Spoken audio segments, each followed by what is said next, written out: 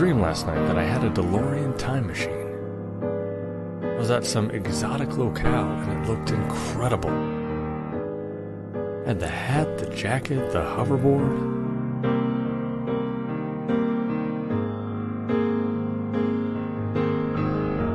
But then I woke up.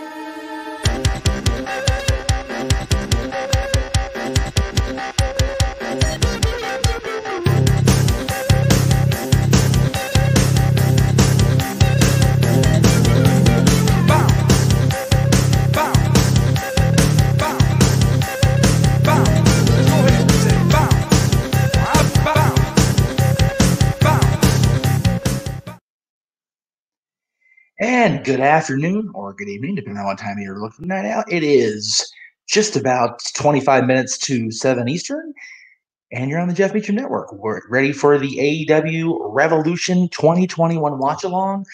First time, and you know what, since I'm wearing the hat, this hat, I'll put on this logo in the corner, just because. Welcome to my first AEW watch-along. I'm looking forward to it. I even bought a shirt because of this. I did. Looking forward to this show, not going to lie. A lot of people I'm familiar with, a lot of people I'm friends with on this show. So it's going to be exciting. But as I said in my post, I was going a little stir crazy waiting for quarter till. So I said, screw it. I'm running the trailers. Off we go. Good afternoon, Liam. How are you, sir? Who's debuting tonight is his question. That's a good question. That is the $25,000 question, isn't it?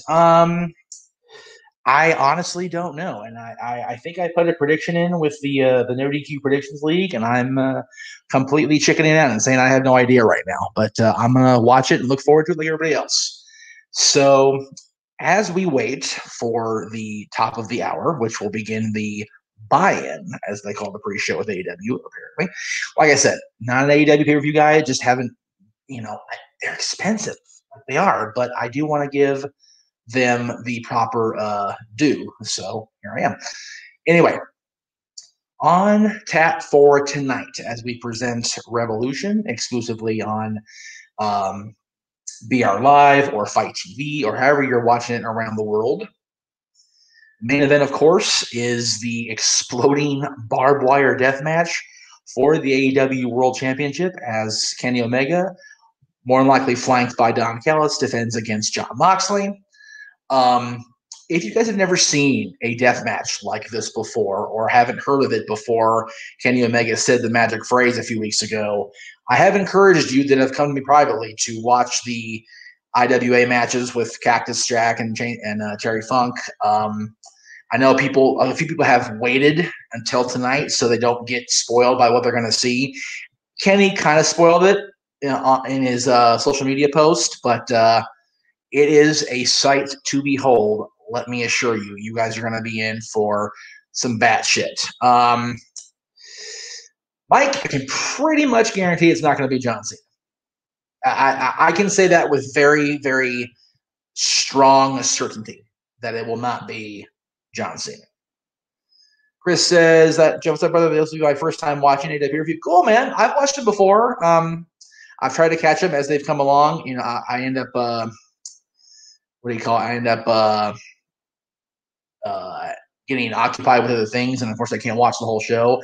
I have a soundproof room to myself, and the monitor's right here. I'm ready to go, guys. I'm looking forward to this. Cody says, is this the right time, in your opinion, for Miro to turn on Kip and go hardcore badass, possibly a feud with Team Taz? I'd be okay with Miro feuding with Team Taz. I'm not a fan of Team Taz, so that works. I like Brian Cage and I like Starks. I just don't like Taz. You guys know why. If you don't, well, you haven't paid attention. Anyway, besides the craziness of the main event, which I guarantee is going to make a few people probably lose their lunch or dinner, whatever time you're watching this, we have a street fight, the return to the ring of the icon, the man called Sting. He's teaming up with the TNT champion Darby Allin as they face the unrecognized FTW champion, Brian Cage, and Ricky Starks, of course, Team Taz. You got to believe Taz will be out there. You got to believe Hobbs will be out there, or whatever the hell his name is. I forget the guy's name. I'm sorry. I truly am sorry. I don't know the guy's name. I'm very bad with that, so my bad. The World Tag Team titles will be defended by the Young Bucks, my boys, against Chris Jericho and MJF, who, of course, will have Wardlow at their side. In the big money match, in which the winner will collect the loser's first quarter earnings for 2021. I believe that's how they're laying it out. Matt Hardy will face Hangman Adam Page. A Face of the Revolution ladder match, where we'll see 5 people, I believe. Yeah, because we have a mystery opponent there too. But Archer and Penta, I believe, and Cody Rhodes and Scorpio Sky and the Mystery Man will be in that match. My prediction for the mystery opponent is going to also be my prediction for the winner, and that's Eddie Kingston. That's what I'm saying there. We will see the culmination of the long Women's World Championship Eliminator Tournament as, pardon my butchering of this lady's name, Riho Mizunami, I think I got that right, challenges the long-standing champion Hikaru Shida for the AEW World's Women's Championship. We will see Miro, who we mentioned earlier, and Kip Sabian with his fiancée Penelope Ford as they team up against the best friends, Orange Cassidy and Chuck Taylor. Of course, Trent, I believe, is out with injury. Could be wrong there. Help me out if I am. The Casino Tag Team Battle Royale, where I forget the winning prize. Again, guys, I'm kind of going into this kind of blind because I wasn't sure I was going to do this until last weekend, and it's been a crazy week. I've been gone from the office half the week, so I apologize. And then during the buy-in, which will start in about 20 minutes, as we talked about, we will see Thunder Rosa and the former women's champion Riho. Actually, they're both former women's champions in their own right. They're both Thunder Rosa, of course, the former NWA champion, Riho, the former AEW champion, will take on my favorite lady in All Elite Wrestling, Dr. Britt Baker, DMD, and her associate, Reba. So there is where we're at as we approach the buy-in in about 19 minutes, give or take. So that's what's coming up as we, as we in the Championship Network do our first ever watch along of an AEW pay-per-view. I'm looking forward to this night. I got my water squared away. I've got my horribly bad for me candy over here. I've got my sugar-free Pepsi right here to keep the caffeine flow going because I'm tired of shit, not gonna lie. So it's gonna be fun. I'm gonna enjoy myself thoroughly.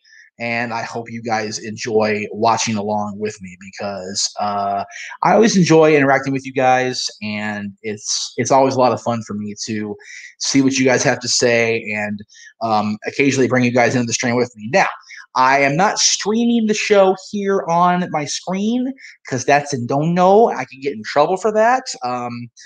If you guys will recall, the very first live stream I ever did, WrestleMania last year, my producer at the time kept bringing the show in, and I got horribly copyright binged for that. So that's not a thing anymore. I don't do that. I can't even put up like sports clips during Stat Boy Sports Bar because I get binged. So ain't gonna happen. So we will be if you want to like put me in a like a picture-in-picture with your computer screen and watch the pay-per-view on BR Live, I won't fault you for that. Computers can do that now. They're pretty cool. So, and if you guys don't want to listen to me babble for 3 hours, that's fine too. I totally understand that. I had originally done what I was doing prior to what the hell is last WWE pay-per-view that we just covered? Rumble. Yeah. I had been putting up the match graphic during the match and then not talking. That way you guys could enjoy the match completely. But I got told by several people that it was really boring and people would bow out. So I do talk over the match. So if you don't want to listen to me babble and you want to listen to Shivani and JR and Excalibur babble, that's cool too. I'm okay with that. Chris, God bless you for drinking the Mexican piss water. I can't do those, man. I've got 805 in the fridge, but those are my sisters. So I'm going to wait till she gets home. We're going to drink those together when she returns home from her anniversary trip. So there you go. Sam says, first time I've been invested in an AEW show since their first show. Khan has everyone talking. I really hope you do this time. Sam, you, me both, man. I am so hopeful for Tony and his entire crew. I'm really hopeful it happens for them because I've said it from the beginning, right? That WWE needs to. Oh, okay. Breaking news as of about an hour ago. Whoopsie. Reba's out. Dr. Britt Baker needs a replacement partner for her tag team match for the buy-in. Who will be the replacement? That's the question. So interesting to see what will happen now. I didn't say this just now. Anyone wants to join my stream? Boop, boop. There you go. All right. Send that to the team. All right. Again, you can watch the pay-per-view. Let me it's in the description on the video, Alien, but you can watch it on BR Live, Fight TV. There's a whole bunch of outlets. So check them out. Under me here. Let's see if I can right here under me on YouTube. Check out the description, and you'll find out exactly where you can watch the pay-per-view tonight. Okay. Chris says, hey, Jeff, happy Revolution Day. I'm looking forward to the event tonight. I hope you enjoy the event tonight with your family and friends. And my question is, what match are you looking forward on seeing? Well, I'm watching by myself, unless my streaming buddies come on in with me. Because, like I said, I got a soundproof room to myself. I'm at my sister's place, and I'm loving it. I was able to get a little bit of a break.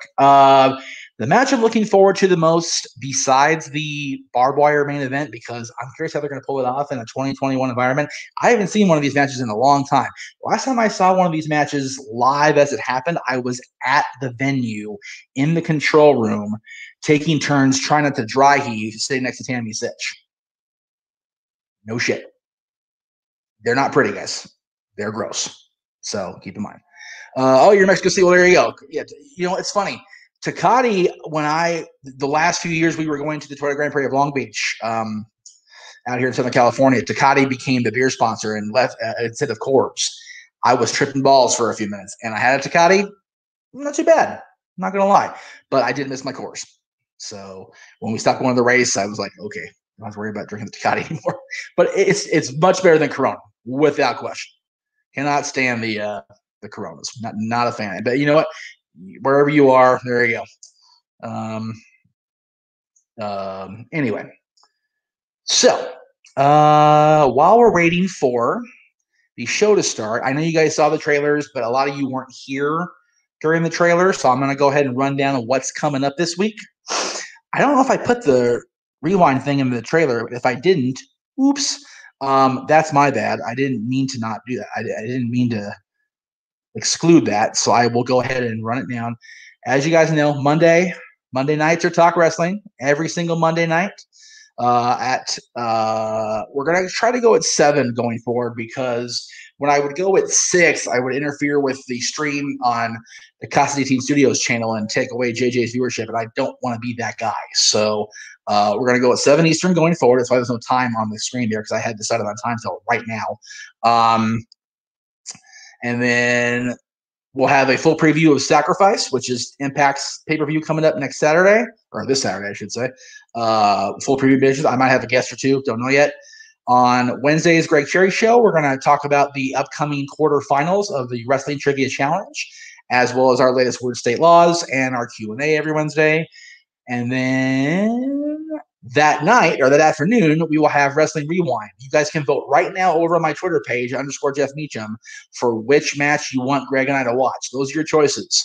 Triangle Ladder match from WrestleMania 2000, the Angle Benoit Showdown from 17, Hogan versus Rock from 18, and Michaels versus Jericho from WrestleMania 19. Those are your choices there.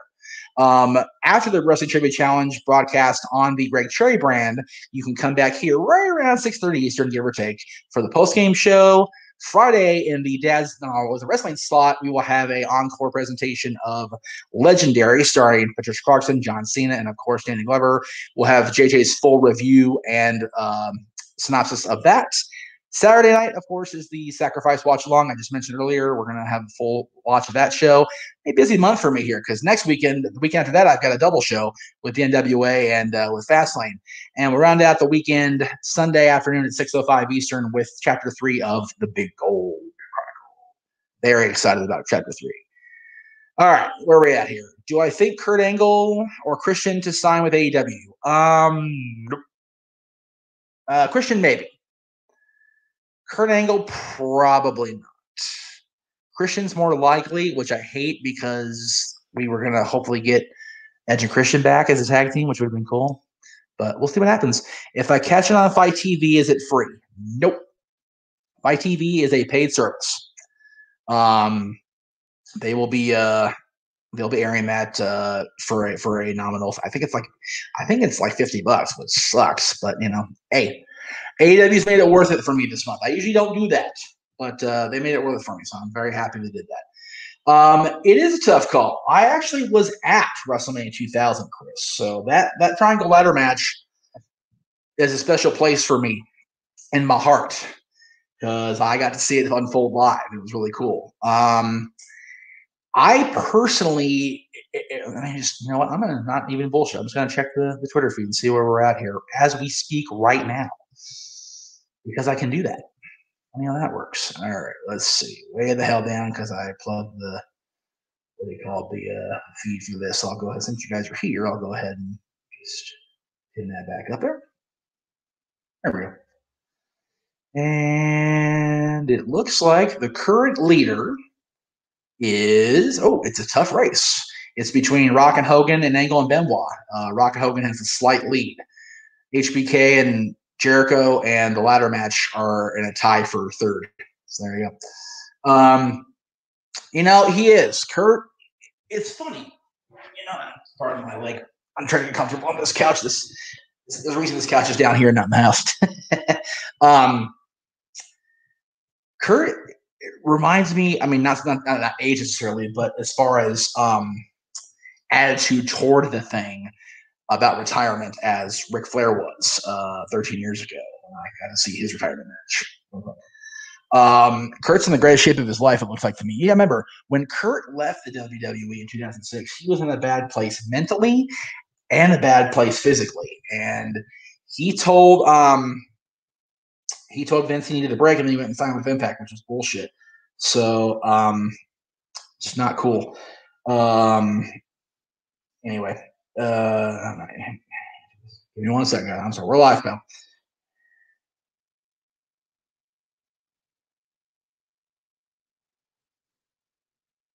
Need a smiley. There we go. Okay, very good. Actually, I want that back up. All right, cool. Yeah, it wouldn't surprise me necessarily if it was Kurt Angle. I just don't know how. Because when he came back to the company a few years ago, he mentioned how loyal he was to Vince now, right? So I don't know if that still stands or if he's willing to break away again and try something different. We'll see what happens tonight. Sam says, given the criticism from some fans AEW have had for signing older talent, are you hoping that the future Hall of Famer signing should be a guy that can go for 5 years on weekly TV? Yes. Yes. And the thing is, Christian's that guy. Christian is in ridiculous. Jay Resso is in ridiculous shape right now. You guys saw him at the Rumble. He looks fantastic. Same with Paul White. Paul White, he's been getting in better and better shape every year since his return against Mayweather, again 13 years ago. That's not live. So there's so many people throwing so many teasers out there, and of course the big one, CM Punk's coming back. Aaron's running the promotion, by the way, over on No DQ's Twitter. If Punk comes back, you guys can win. I don't know if it's a No DQ shirt or something, but yeah, go check that out. Aaron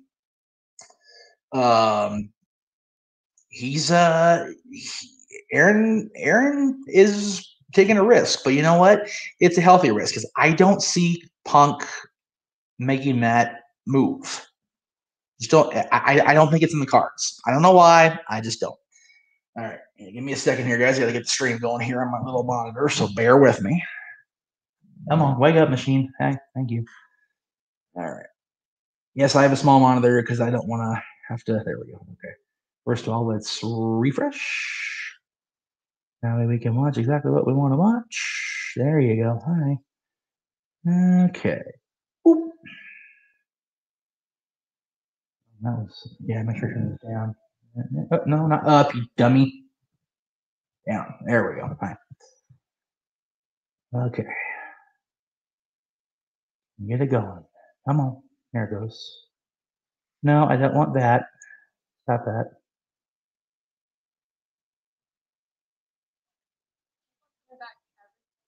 Why am I seeing this? I don't want to see this. Whoops. There's no copyright information there. All right. Well, while I figured this out, well, Bully Ray is your guess. That wouldn't surprise me either. Bully Ray would not surprise me one bit. I won't be surprised if the future Hall of Famer is a woman who ends up being Britt Baker's tag partner, even if not, it could be a woman. Two people assuming it's a man. You know what? You're right, Chris. You're absolutely 100% right.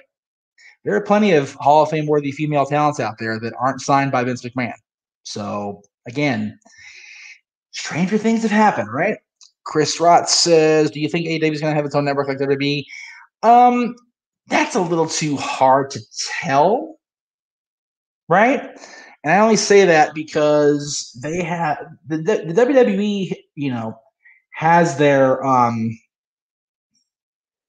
what do you call it? Their network, but they also have their deal with NBCU or Peacock or whatever the hell it's going to be now here in the United States. So I don't know what they're planning on doing with the WWE network side of things. I don't know what the plan is, and I guess I won't find out until 2 weeks from now, right? Which I love being in the dark. It's so much fun. As far as AEW, yeah, remember, guys, they're only like 2 years old. Give them breathing room. Let them establish themselves and see. Why am I looking at this? I don't want this. This is ridiculous. I don't know why this is not working. I apologize, you guys. I don't know why. I mean, no. I say, give me 1 second. All right. Now, AEW is still a baby, compared to WWE. And remember, WWE's been around since 1963, officially as the WWF, right? So that's coming up on 60 years of existence compared to 2. Impact having its own network makes sense. They've been around for 19 years. WCW, if they'd have stuck around and had the NWA content behind them, that would have made sense too. Jim Crockett Promotions would have had that, it would have been a thing. That would have made sense. But to have a fledgling, almost brand new still company have its own network, it really doesn't make sense. I agree with Chris here. Maybe in 3 to 5 years, but not now. It's too soon. Don't want that. Come on, just work.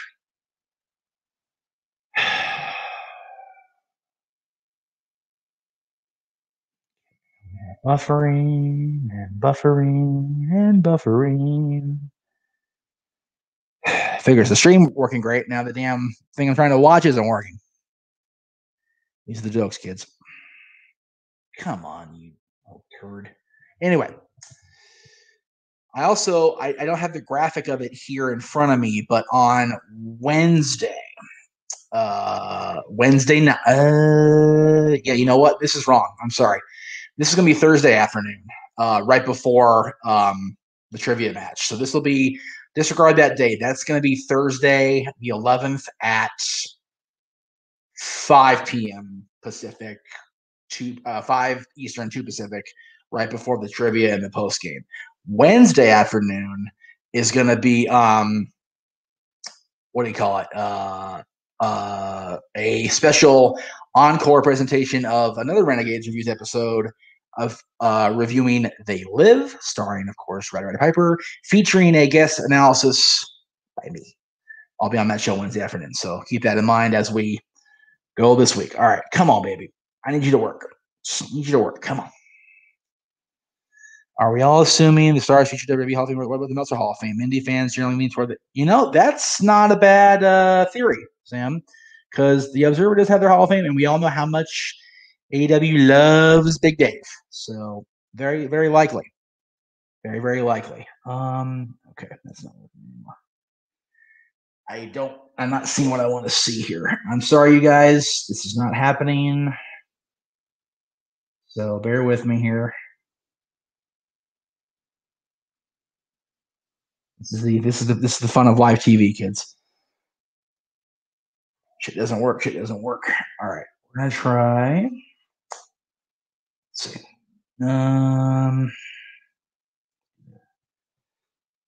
Very frustrating. I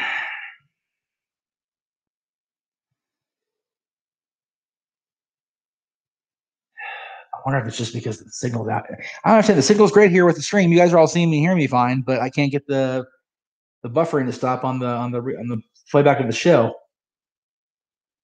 Never have everything go right at once, you know? This is why I need super chats, because I need to pay for better equipment. Say it every time I'm on the air. Super chat me, please, pretty please. Super chat's good. All right, come on.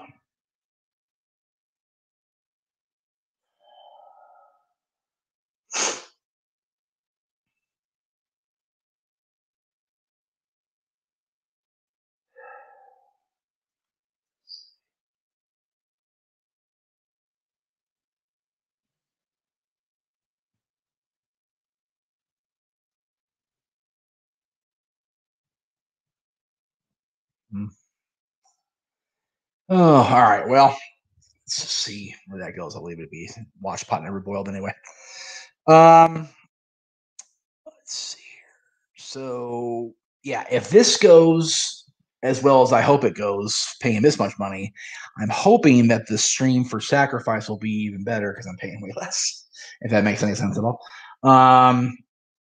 I just, I just want to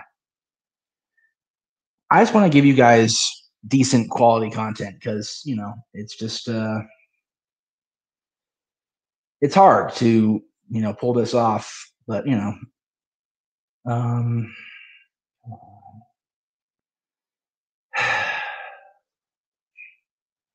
on, it's 7 o'clock. I know it's on. God, this is frustrating as hell. I don't want the damn thing for. Oh, actually, I do. Okay, well, we'll see. Wait for now, eBay.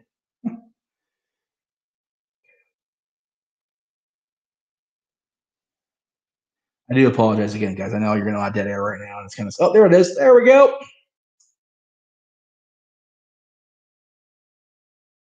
There we get bigger. There we go. All right. Run business. All right. If you guys can hear that, let me know and I'll turn it down.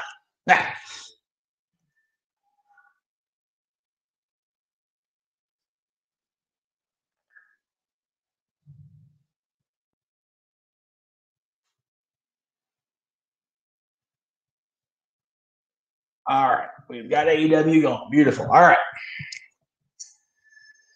So if you're watching the stream right now on BR Live or wherever you're watching it, you should be seeing the preview of the Sting's return to the ring.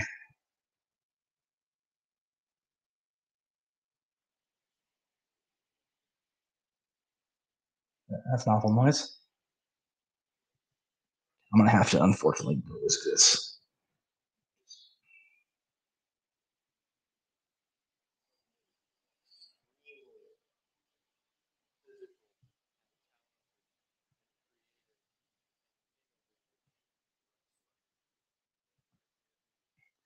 So, question for the room. What do you guys think of the whole snow presentation with Sting? As far as when he comes out, there's the snow flurries and the whole thing. Like I'm on the fence about that. I haven't decided if I like it or not yet. What do you guys think? Am I just being too analytically or too critical, or am I on base there? It's a little bit much.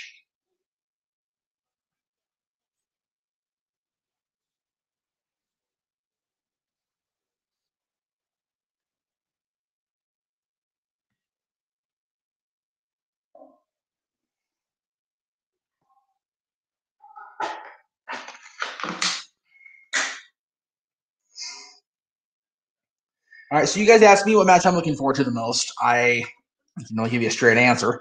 It's probably the Sting match, just because I'm curious how he's going to do, how he's going to perform. He hasn't competed regularly full-time in many, many years, but as far as at all in 5 years.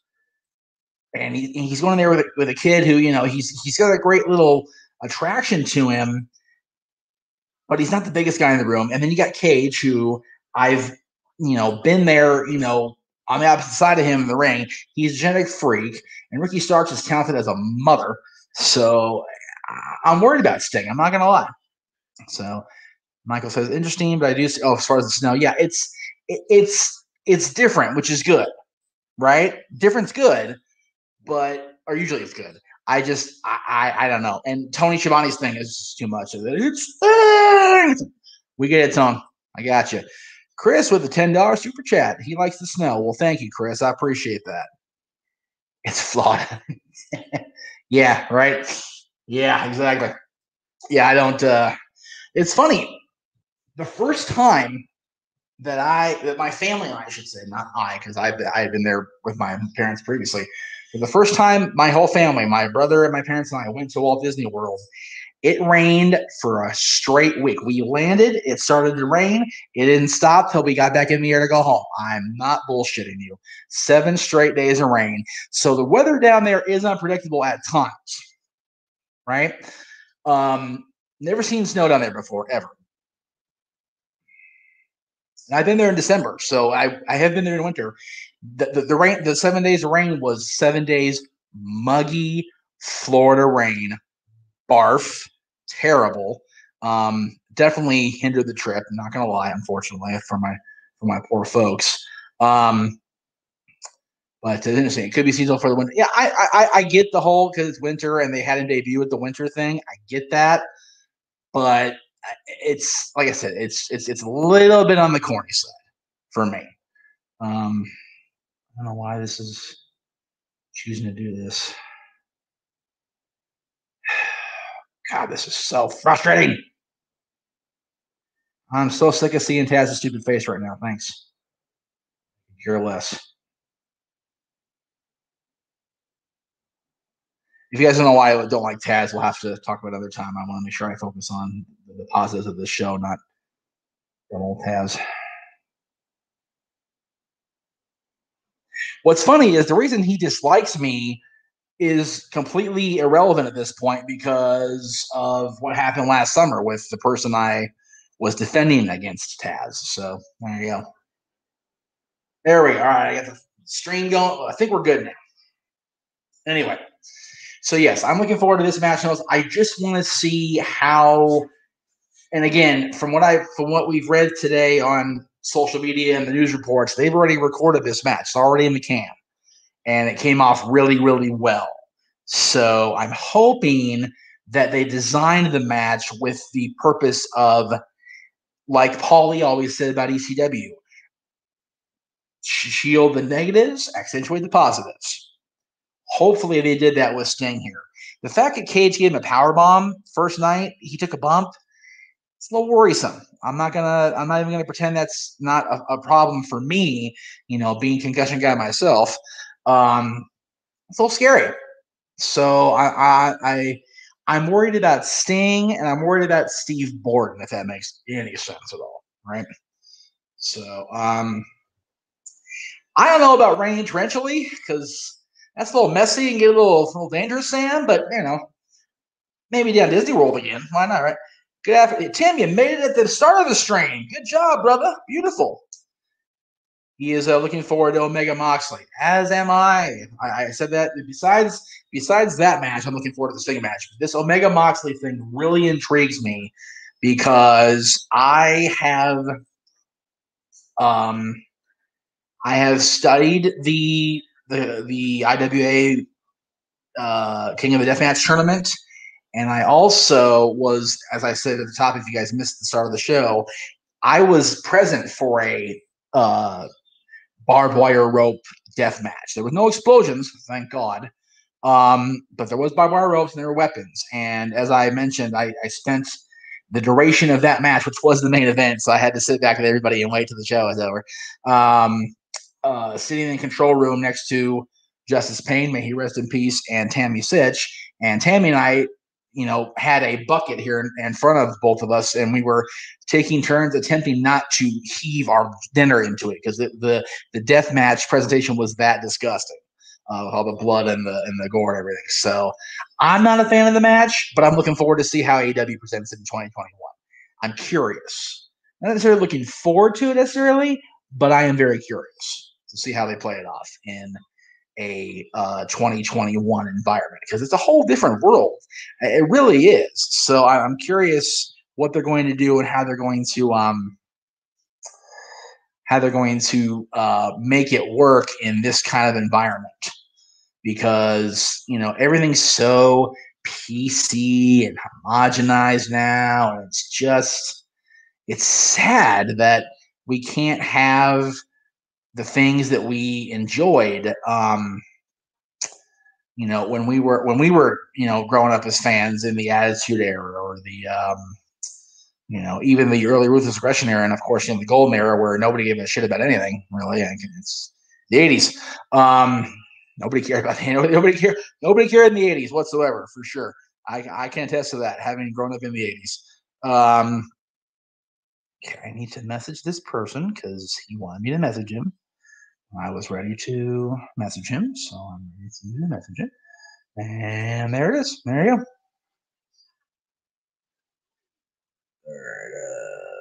Yeah, got that on. Very good. All right. Again, if you're watching the stream along with me, I appreciate that. They're promoting the women's championship match right now. I watched the tournament because I was curious who was going to be, going in to face Hikaru Shida, but I'm not familiar enough with the participants in the tournament to really be heavily invested, if that makes any sense. I mean, yeah, remember, I knew of Nyla from previous presentations with her, but I really didn't, get a good look at anybody else that's been in the women's division so far as a champion. The women's division is still, they had a great tournament, but they're still struggling for recognition, right?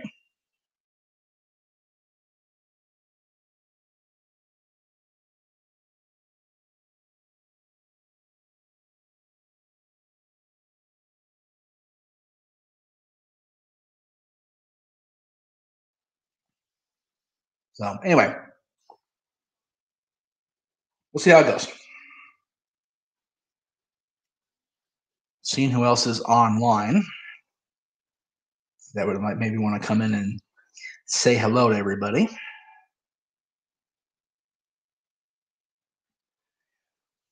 I'm very intrigued about the Young Bucks match with Jericho and MJF. I get accused of name dropping on my streams, and I do that quite a bit actually. But it's okay. But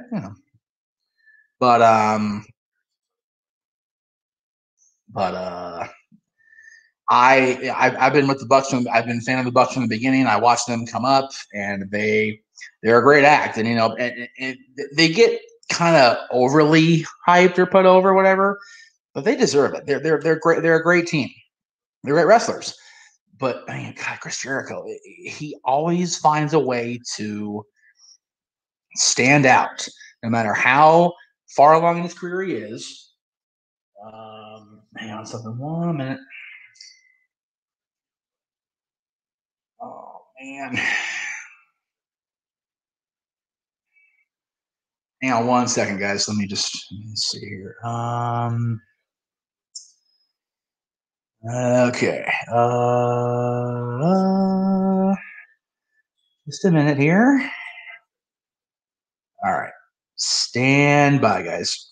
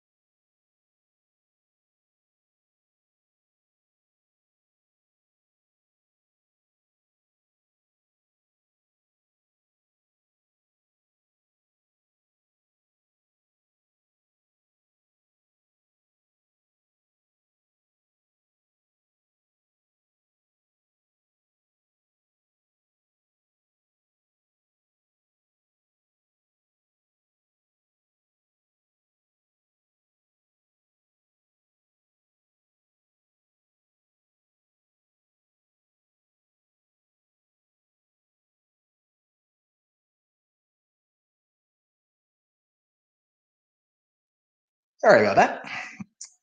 Had the boy call me. He was trying to get into the stream himself. Called me. Why did Ken call me? I don't know. Hang on, guys.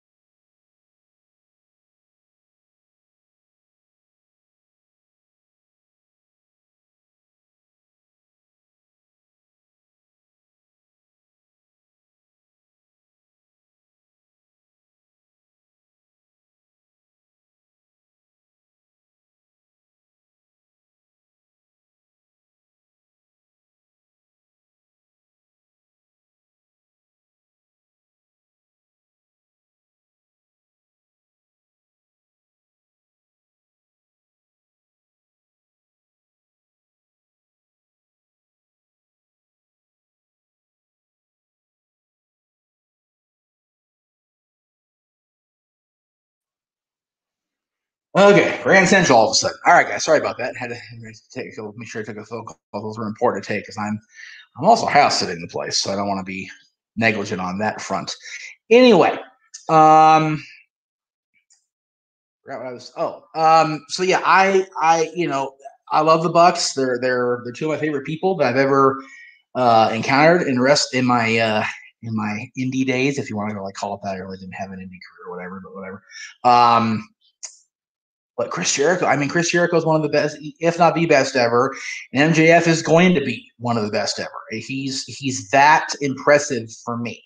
He is an amazing talent, and he's on the cusp of something.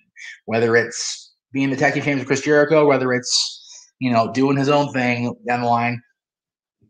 This match here also intrigues me. You've got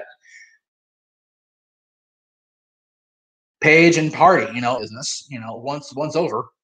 More than once over. And you Hangman Adam Page, who I don't really know a lot about other than he's part of the Elite, but I'm not really I don't follow the Elite like I should, or I didn't follow him like I should back in the day. So I'm still getting introduced to him. So it's definitely a different experience to have somebody I've watched more than my adult life against somebody who I'm very unfamiliar with. But I do have I want Page to do well because he's talented and he's got a good look to him, and he's a good wrestler and he's charismatic as shit. So I would love to see something go well for him. This big money match is really, really intriguing because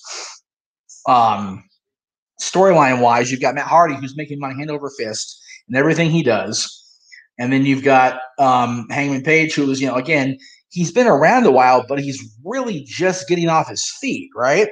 So, and then you have the Dark Order trying to court Hangman Page, and that's a weird dynamic to it too. So, there's so many things in the air on this match that I'm looking forward to see how it all plays out.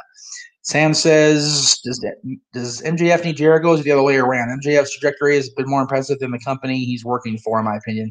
He's such a great heel. He is the purest heel I've seen come along in the post Monday Night War era.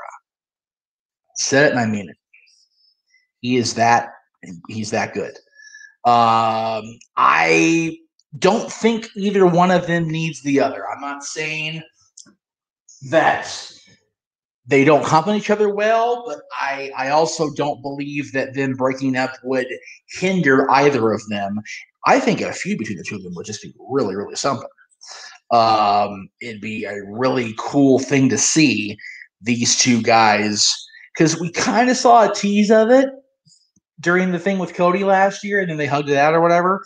I want to see them go toe-to-toe for real, because the promos alone would keep me entertained for weeks, like for real. So I'd be totally okay with that, 100% okay with that. This ladder match is also intriguing. Chris says should be solid. I agree. I'm curious who they're going to throw in there as the mystery person. You know, the winner gets a shot at the TNT Championship, currently held, of course, by Darby Allin. A lot of what that championship is and has become was built by Brody Lee before he passed away. And the guy that's showing right now for me, Scorpio Sky, he will forever be one of my favorite people ever. I love Scorp. My son loves Scorp. So Sky, rather. We've been watching him forever, and we're both fond of Cody. We watched Cody. We met Cody when he came into Port Wainini with the NWA Championship, and that was a really cool experience. And I met Cody when he was still no longer dashing, when he had the mask on, and JJ did the whole paper bag thing, which was just tremendous. Such good shit. Anyway,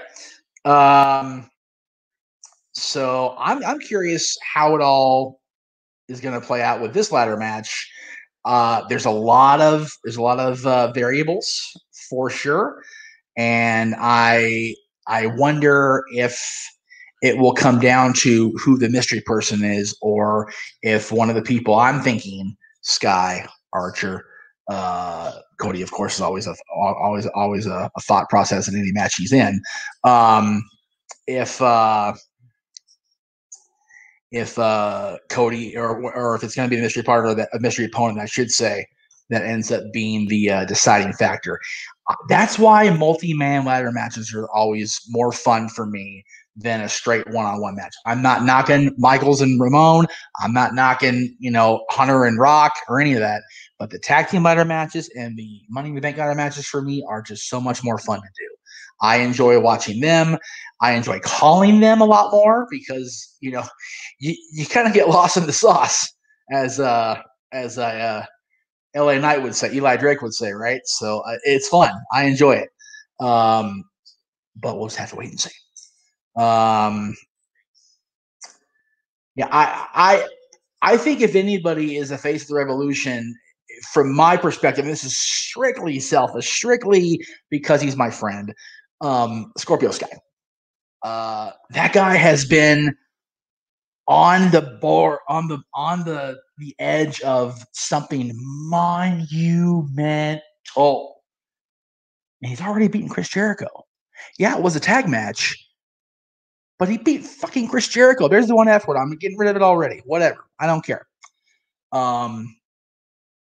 You can't mess with that stat.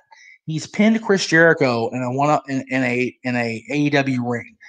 So for me, I am wanting Sky to do even more, and winning this ladder match and then winning that TNT Championship. He really, once he lost the mask in PWG and really broke out of just being in PWG and the local stuff, he really broke out when he hooked up with NWA Hollywood and became the television champion and made that championship what it became over the next couple years. He was a fantastic television champion for Marquez, and just did that title such justice. My God. And his theme song was freaking amazing in that run. JJ, if you're watching, dude, you can vouch for me on that. Just, it's good shit. So yeah, Sky's my want, but I think it's going to be the mystery guy. And as I said, I think the mystery guy is going to be Eddie Kingston. I'm pretty sure the mystery person is not going to be the big debut. But and I only say that because that matches the face of the revolution thing. They're not going to have a debuting person be the face of the revolution. That's dangerous to do. They tried it with Kurt Angle on Impact Wrestling. It worked briefly, but Impact ultimately lost its identity as a result of that. I don't care what you say. JJ will back me up on that too if he ever pops in, because we talked about that the other day either on the show or just two of us talking. Christian coming over was a false step in a different direction. Angle signing was, okay, we're trying to copy WWE. We're trying to sign their castaways. Christian had a chance to make his own identity, and he did very well for a while. Angle was Kurt Angle no matter where he goes, which is why I don't think he's the mystery person here. as far as the debut here. I don't think it's Kurt. I could be wrong. Been wrong before. I'm not perfect, right? So, yeah. There you are. So let's see who's awake or alert or online. And I'll throw them a link and see if they bite. Let's see, Mikey's online. I'll unplug him. If you wanna pop into my AEW watch along stream. Boop. I love Jericho's commentary when the Good Brothers showed up with Kenny. Jericho lost his damn mind. It was funnier than hell. I like the dynamic of having Impact interact with AEW. I also like that Impact pay-per-view is only $10. That's good for me. I did like that that Kenta came over and got up in Mox's shit, and Mox still beat him to retain the U.S. title for New Japan. So very, very good. I mean, we got New Japan, AEW, Impact interacting. It's a very interesting time to be a wrestling fan.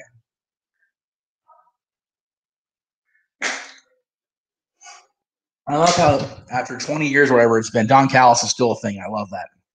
I love Don. Great personality.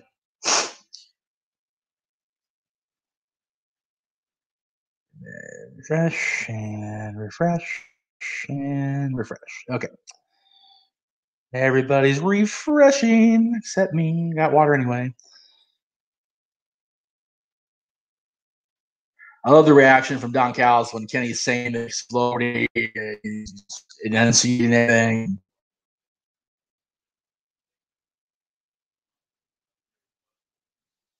Oh.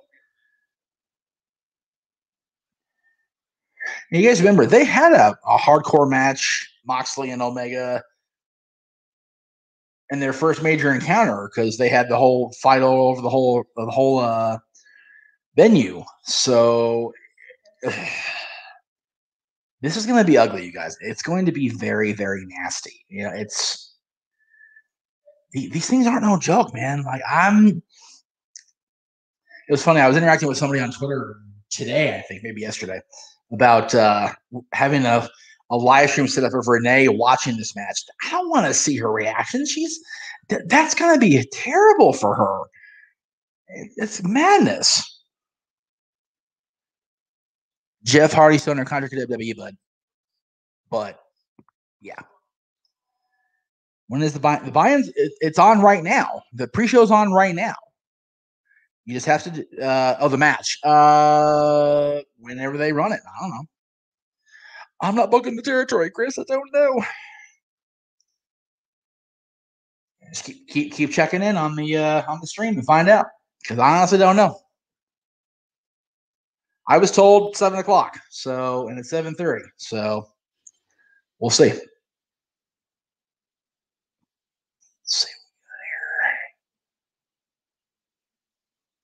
we got here. I'm gonna have myself a Kit Kat because I want a Kit Kat.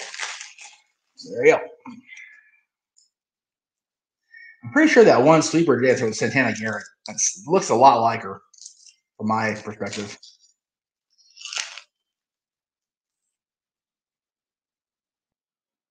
Okay, they're showing the credit. They're showing the lower third for the thing here. So I'm thinking they're going to go to the buy-in now. There we go. Yep.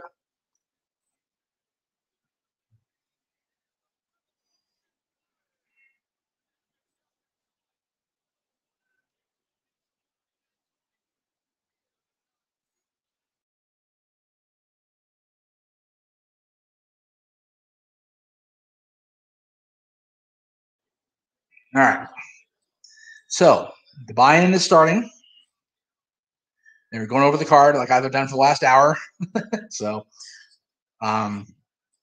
once the Britt Baker, whoever teams with Britt, I'll be very curious to see who they replace Reba with because that's another surprise we don't know about now. It's a night full of surprises here at AEW Revolution 2021.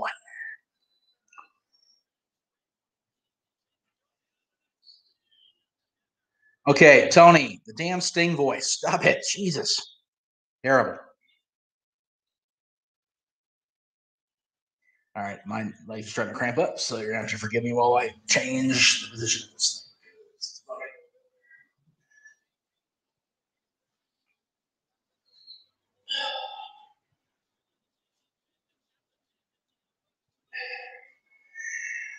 I think I paid $50 for it, Scott. I don't really know. I didn't have to pay for it because it was paid for me.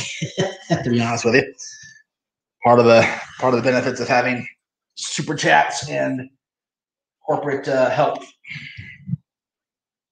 All right, try that again.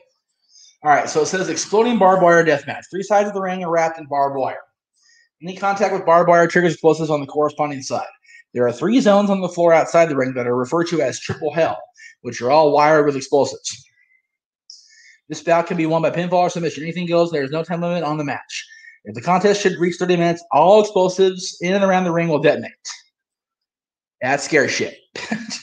That is straight up scary shit. That's gross. Ugh. I'm going to turn this down just a smidge. I don't want to get pinged. I really want to be able to watch this and still be able to call it without getting shut down. All right. Now I can't hear anything at all.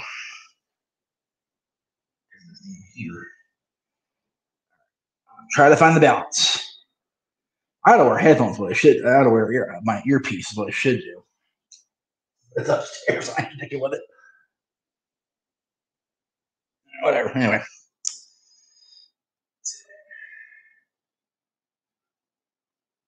I guess I don't have to have the headphones on until somebody pops in with me, right? So, there you go. Now I can hear it. Let's see. All right, so like I said, you guys asked me what I'm looking forward to. I told you. A few of you said what you're looking forward to. I got 10 people here. What are you guys looking forward to the most tonight? What match has you wanting to spend this $50 or whatever you spend on this show? Throw it out there, guys. Feel free to super chat it too, like Mr. Goldsmith did, please. Like the APA need beer money, I need equipment money. Michael, you're not totally by yourself in that opinion. I'm not a fan of them myself. I've seen what they can do. They're not, especially now, but even 20 years ago, they weren't really all that necessary, right? So I agree with you, sir. I do. But again, I'm not booking the territory. So I don't have my opinion means what it means to me and what it means to all of you watching me, and I greatly appreciate that. But at the end of the day, Tony's going to do what Tony wants to do. John and Kenny are going to do what they want to do with their bodies. And if we don't want to watch, we don't have to watch. We can just catch the highlights on Wednesday, or catch fast forward through the stuff on demand later. That really is what it is. So, I'm okay with them not happening, but a lot of people like those matches, a lot. So I kind of don't want to come down on the people that do like it, but I understand why you don't, and I agree with you, Mike. Like I said, so. All right. Guys, let me know if you can hear that too clearly, and I'll turn it down because I don't want to get copyright pinged because this is my first watch along of an AEW show, so I really want to have it go up and make money. Here comes the doc. Like I said, I haven't watched in a long while. I'm not gonna bullshit about that, but her stuff with Tony Schiavone was freaking gold when it was happening. I loved it. Mainly because it got Tony Schiavone over in 2020, which is just tremendous. Let's not gloss over that fact. All right, let's see what Miss Baker, Dr. Baker, excuse me, has to say.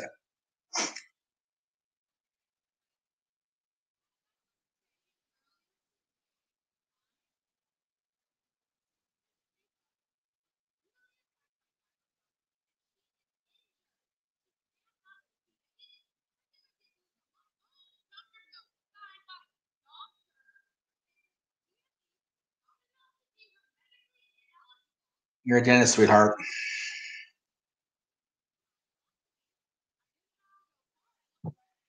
Jerry will be a commentary after the buy-in. Yeah, Sam. Yeah, he doesn't do buy-in commentary. It's Jim Ross. He does the big shows. Love you, Jim. You know that. Who we got? Who's going to partner with Britt Baker here? Oh, here comes Rebel now. Reba, whatever the hell.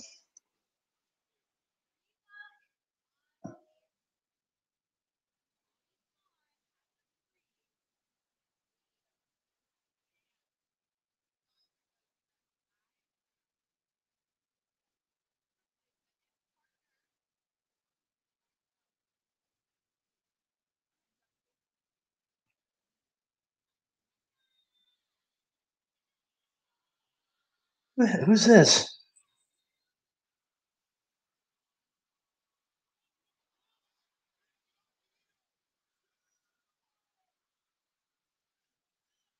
Maki Ito. I don't know who this is, but people seem to like it. So cool. Reminds me of strawberry shortcake. My niece's old favorite.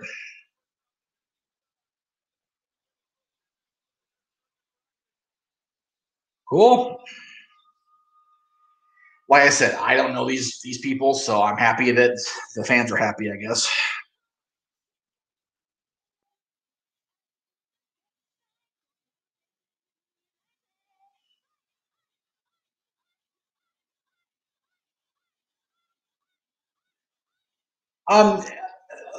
Okay, I can't air that on my network, folks. It sounds like when Harry met Sally in Japanese. I know, I'm terrible.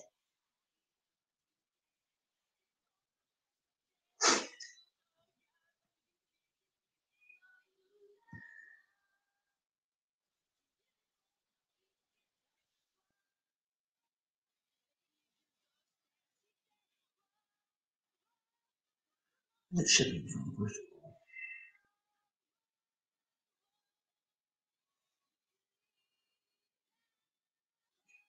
Where are you? Oh, Washington. Why is it so much to ship it? I wonder. Anyway. Makito, she's from the same training camp as oh, okay. I was going to say, Cody, she kind of reminded me of Asuka and Kari. So there you go. There's this girl here, Thunder Rosa. She is super cool. When I was trying to make nice with the NWA after the fallout with their former executive, her and I connected. She's great. I love Thunder Rosa. I hope the NWA gets back rolling here in a couple weeks. That she's a part of the presentation. She's just too good to not be everywhere she wants to be. And then you got Riho, who was the champion, and she kind of disappeared. So.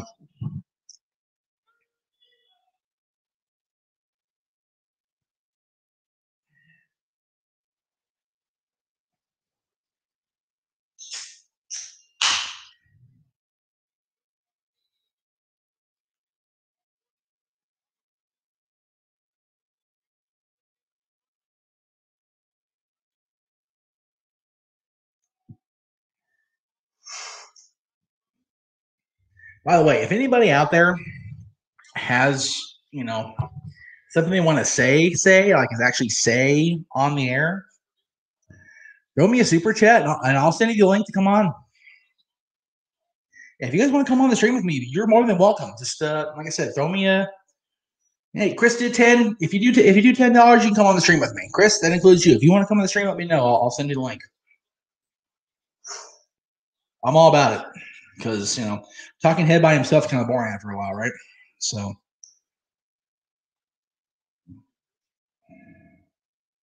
What did he do? Oh dear.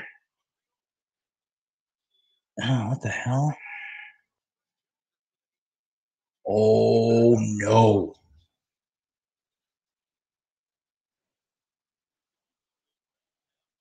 Pardon me, guys. Give me a second. I want to read what this says.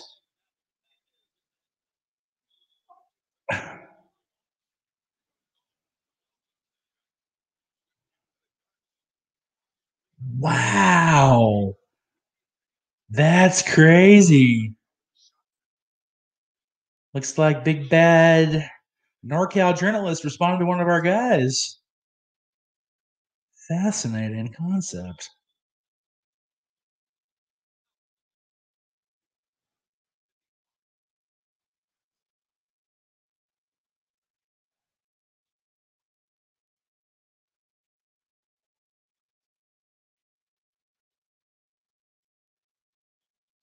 That's freaking awesome.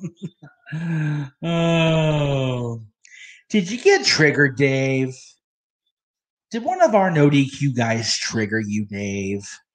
Poor Dave. That makes my day. That makes my whole day when he gets triggered. He's such a jackass. He wouldn't be a damn worth of shit if Bret Hart hadn't given him credibility after Montreal. I said it, and I mean I'll keep freaking saying it too.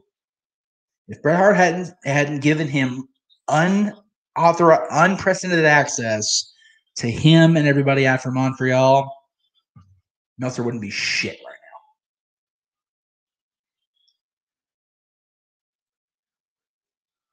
now. Now, his co-host, Brian, he was good to us. He was on Extreme AM a couple times with us.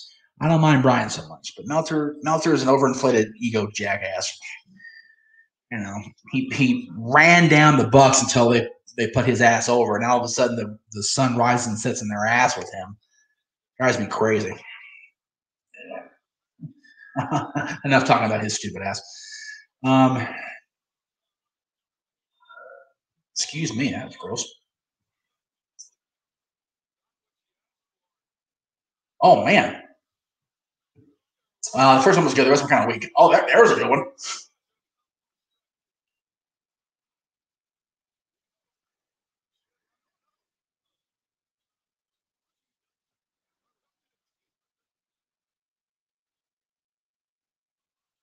Did she stop her foot? What the frick?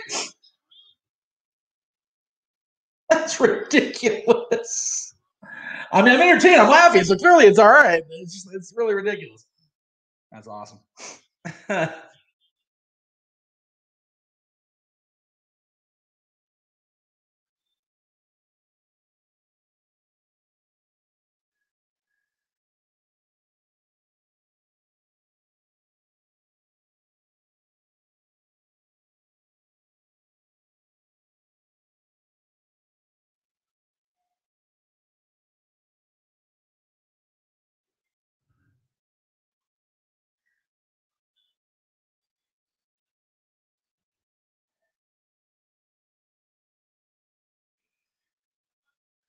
What the hell? Okay, okay. Is this like a shtick? Oh, hi. Sorry, Mike, didn't see you. Hey, bud. Hey guys. Hey guys. Mikey's here. Dory's in the background. They're calling from Tennessee, y'all. Yeah, we're working on our southern and our drawl down here in good old Pigeon Forge, Tennessee. And if you saw the, can I have the bottle? I gotta show the bottle. Oh God, here we go with the bottle. Always the bottle. We have broken open. Yes. The salted caramel. Yes. Sunshine. We had this like 2 nights ago. Last night. We had this last night. No, 2 nights ago. More drunk Mikey. More drunk Mikey. I am an enabler. I don't care. Ain't that the truth? Hey, you missed me running down Meltzer's stupid ass a few minutes ago. You always do that to Meltzer. That's nothing new. Well, apparently one of our own no DQ guys was bitching about the lack of access to the pay-per-view because he doesn't have a device that can stream BR Live and he doesn't have regular TV. So he doesn't have pay-per-view. So Meltzer basically called him out on it to be a dick, and Robbie was a dick back, and Will Davey got triggered. Really? Oh, yeah. I'm not missing much, am I? Nah, screw him. He's such a dickhead. I said it back a few weeks ago, and I mean it. If Bret Hart hadn't given him access after Montreal, Dave Meltzer wouldn't be shit. I see. Yeah. Michael Gonzalez says, how's Tennessee? He's been so far, Stat Boy. Now, I meant to tell Mikey this before he left. Your draw has to get twangier than Dolly's, but not more than Reba's, or you're screwed. If you get twang worse than Reba's, you're in deep shit. I don't think that could happen. So far Tennessee has been quite nice. It gets cold at night, but I mean we actually got below freezing. We hit 27 degrees last night. God damn, no thanks.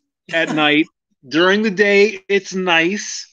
Yeah, 50s to 70s somewhere. No snow yet. Right. As far as Dollywood's going, I had my new hire training. I have my first day of games training on Tuesday, and the park opens on Friday. And we've just been hanging out in the hotel room. We actually took a little exploratory trip to Knoxville today, and we're just getting our lives together. That's all we can do. Yes. Mikey's sporting that ever-present quarantine/gray beard. God bless him, man. Looking good, brother. Looking good. Love it. I love it. Yeah. I love it. And I found out during my orientation, if I go to clean this up and I miss and I end up getting rid of it, I'm not allowed to grow it back until after the season ends. Won't screw up. I won't screw up. Yeah. So I owe you an apology, and I've done it privately, but I'm gonna do it publicly. The last 2 weeks of not having Stat Boy stats is my bad. 100% my bad. That's fine. It's okay. 2 weeks ago, sick as a dog. Not gonna lie. Yeah. I didn't do shit that day. Last week was just poor planning. Didn't get enough done, and I had stuff at home that I had to handle more than being on live. So that's my bad. We didn't miss much stat wise because the NBA is a circus, and the NHL West is almost like the NFC East right now. It's so crazy. I mean, it's not bad. It's just crazy. Like the West changes with every 5 minutes. It's bonkers right now. Right. I will do my best if you do send stats along this week, because I am doing a full preview of Sacrifice, which is this coming Saturday for Impact Wrestling. So if you do get stats to me in your Tuesday time slot, I will endeavor to get them read on the air this week. Oh, yes. Stats are still going to come in. NBA is going to be a little bit less changed because it's All-Star break, so they're not going to be affected much. We do have the baseball stats from last season. The spring training. Spring training has started, but I'm really not keeping up with spring training. I think the rankings will be a little bit more important when the season starts. Of course. Although the Angels and the Dodgers are both winning right now, so I'm a happy boy. Yeah, they're actually doing the game's quite well. Shit, but they're winning, so it's okay. And hockey, of course, you guys are almost in the playoff spot, and we're trying to fight our way up to the top. Of course, the Wild have a 2-point lead over the Kings right now for the fourth spot. Is just smoking through everybody. Fudge me, man. Good grief. All I gotta say is this: I joked with my dad last night because the Kings won, which is good for the Kings. Vegas won, which is good for me and good for the Kings, I think. But Dad told me the Ducks winning was good for the Kings. Yeah, we had to go to overtime. Getsy with the game winner last night. So I told Dad I'll keep my vomiting in my mouth to a minimal. Be happy if the Ducks won. Well, at this point, if anything helps the Kings, I will go everywhere short of selling. No alcohol yet, I promise. I will go everywhere short of selling my very king soul to get the Kings back into the playoffs. So I won't buy a Ducks merchandise, but I will mildly go, yay, if it helps them, if they don't. Okay. Now, I understand about the weather because, as you know, I'm out in the high desert this week, not in Santa Clarita, because house sitting for the nieces, and it's cold up here in Victorville. I heard.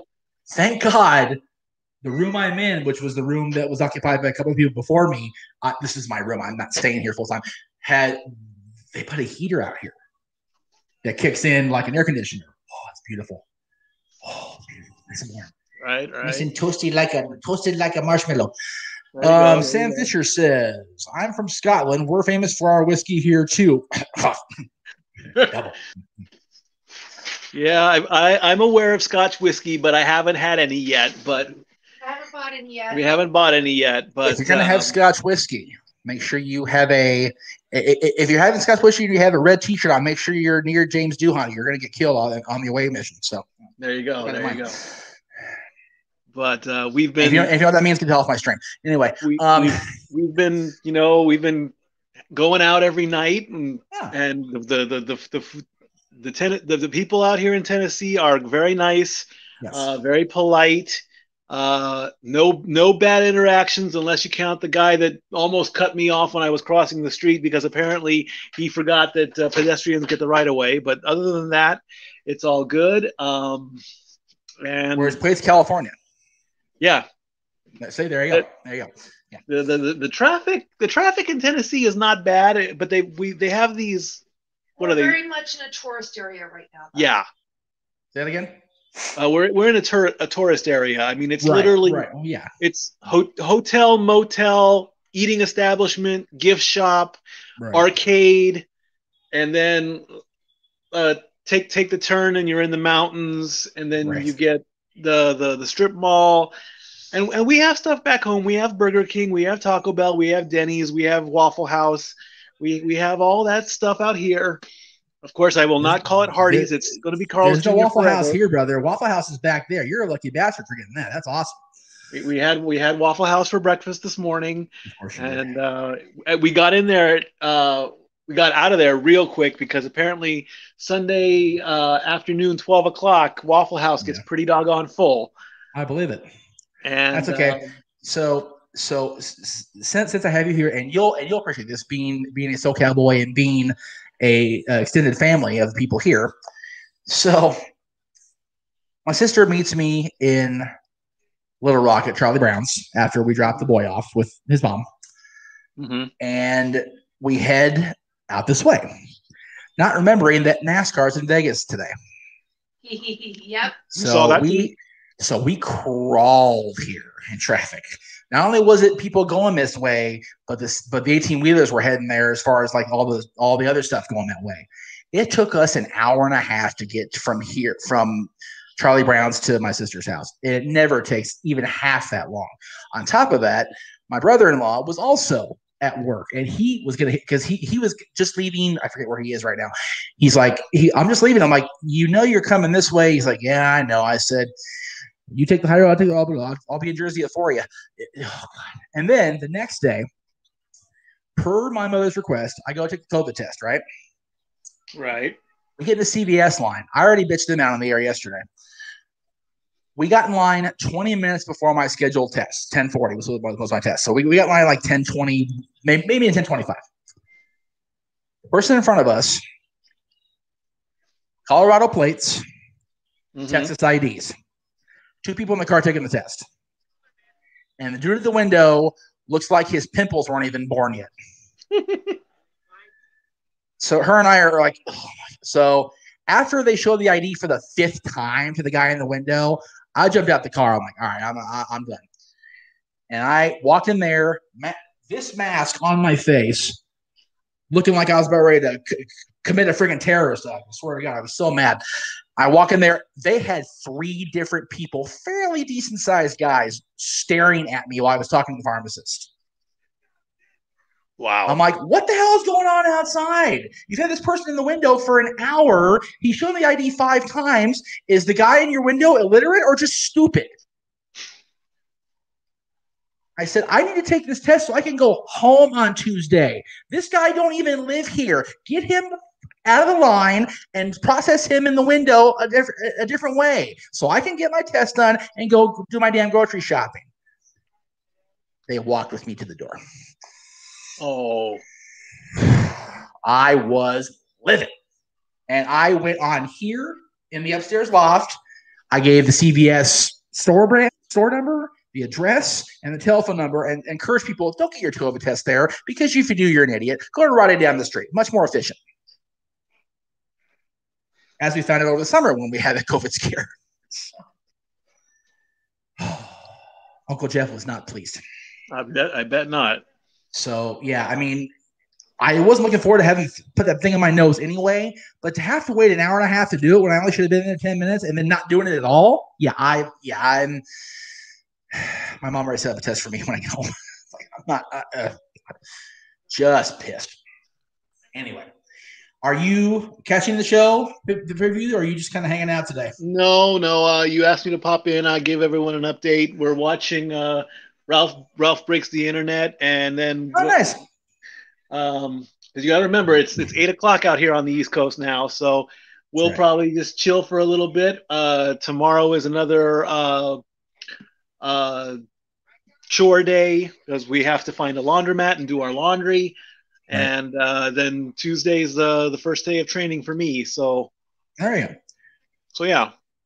Well, very good. Like I said, I will check my email.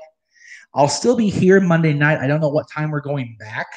I did say TBA or to be determined on the time for Tuesday's stream, but once I get home and undone and in my Impact Wrestling t-shirt for the preview, I will definitely get your stats out there to the world for you.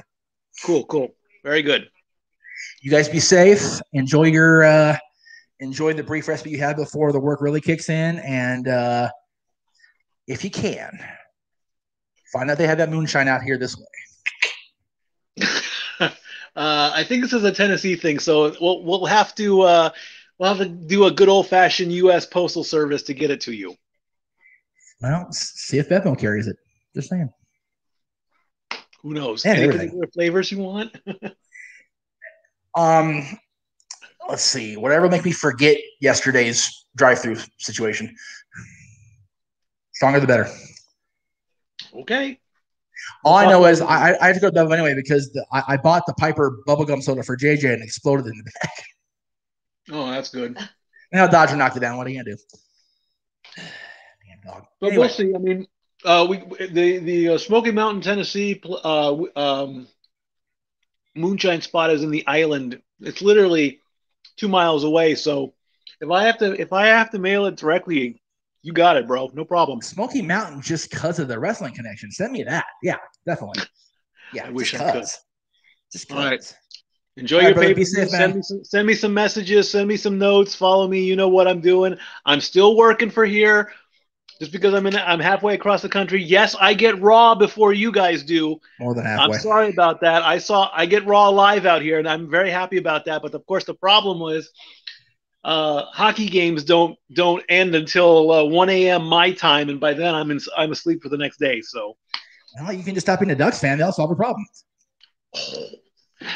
Even from the other side of the country, he's still a jerk. But I love him. Dory's a Minnesota fan. How about the bandwagon, brother? They're kicking ass. There you go. The Wild is doing a good job, and as long as they're happy and she's winning and she's happy, I'm happy. Problem solved. Dude, Uncle Mikey, you're a freaking mega hopper anyway. You proved that, baby. Come on now. We discussed this earlier today. We were at Waffle House. I go, do you know the rules of you being you, Dory? She's like, what's that? I go, like, rule number 1, don't piss her off. Right. Rule number 2, don't piss her off. No, rule number 2, do not disturb while watching NASCAR, Minnesota Wild hockey, or Minnesota Vikings football. So Dory's my spirit animal, just the wrong state. There you go. Rule number 3, keep her happy with coffee and chocolate.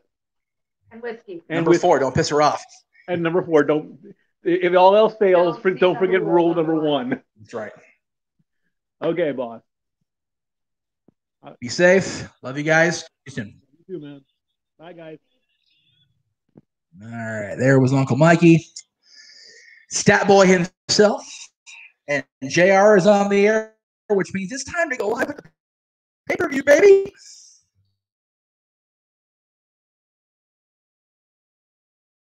All right. I love JR's beard, man. I'm glad Tony's beard is just like it's kind of there, but JR's beard is monumental. I love it. I might not like that again. See what the Kings do. All right. Since they're starting the show, I'm going to take a brief potty break. I'm going to see if somebody else will pop in to cover my shift, if you will.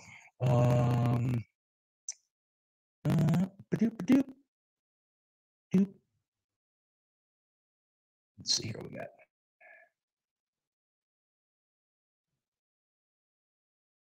What? Wow. They were giving Robbie death threats. That's terrible. What a dick. Oh, well, $10 for Jim Crockett. That's cool.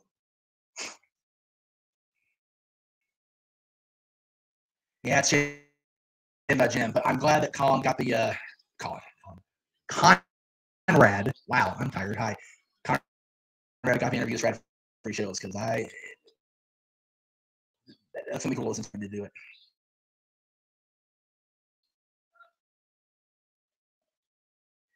All right, I'm trying to decide if I want to bring somebody in or just run the trailers again.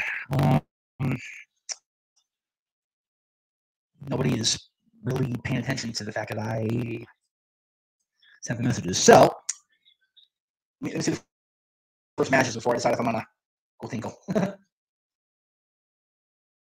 Oh, tag team titles. Here we go.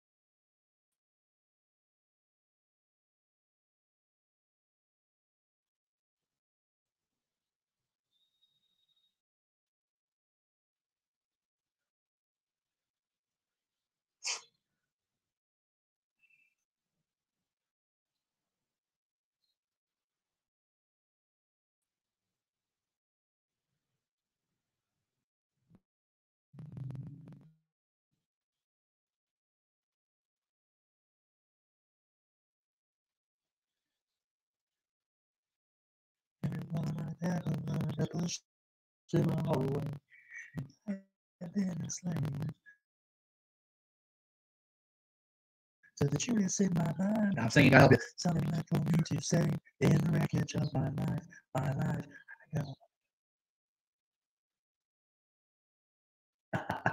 I'm missing in Judas. I guess we're awesome.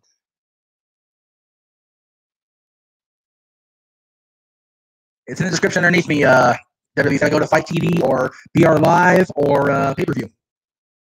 I'm watching it for free. I'm not getting sued or thrown off the air. I'm just a watch along, not a watch. So there you go. You can put me on the side screen. Sierra lost his voice. Yeah, he mentioned that when he first came on the air tonight, Sam. It's going to be a rough show. All right, I guess I'll wait till this match because this is what match I was looking forward to. Oh, crud. Okay. Excuse me. Yeah, I'm so sorry.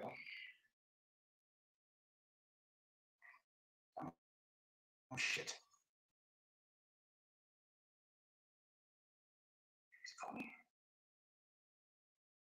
Stand by, guys. Sorry.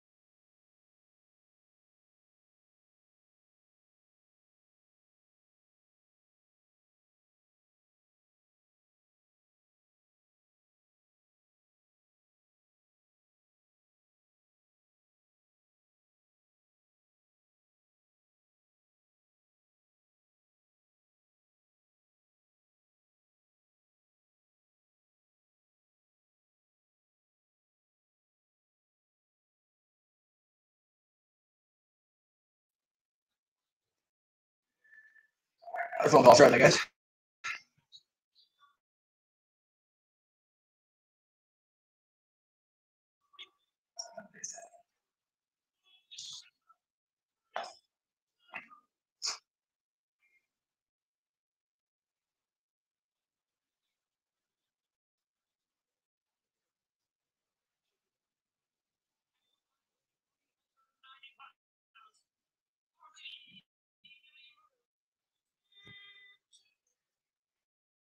So funny to see Matt Jackson with a beard.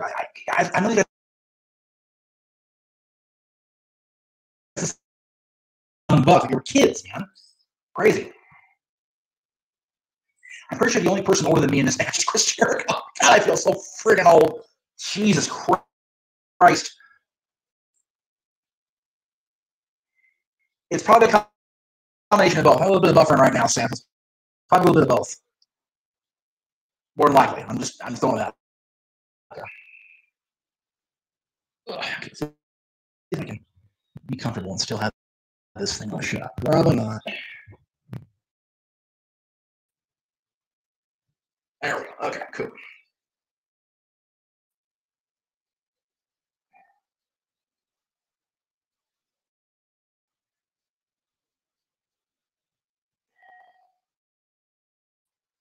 Okay.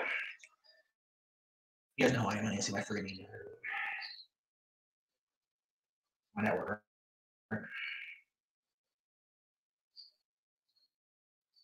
God, Josh sounds terrible. Poor Jen, man. What time to freaking bed? Boys go to shit.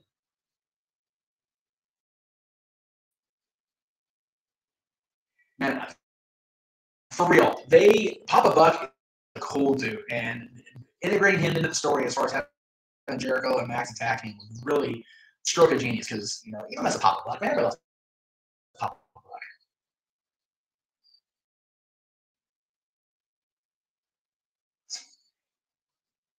All right, let's see what we got here. A wall here. Not a wall, actually a wall. My mic's walking.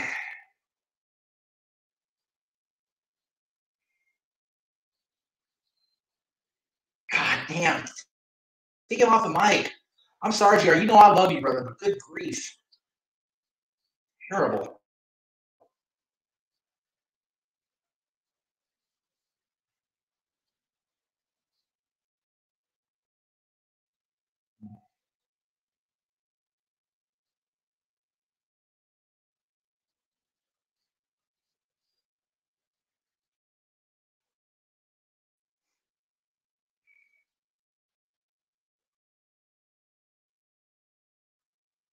Oh, the sharpshooters. There you go.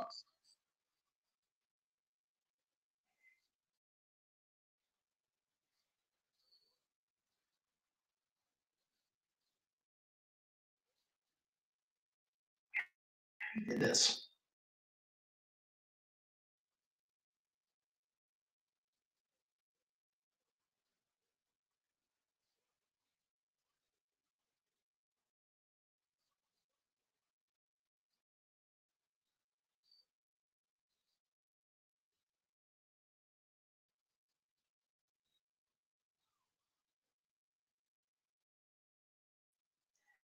For my not paying attention, guys. I'm trying to.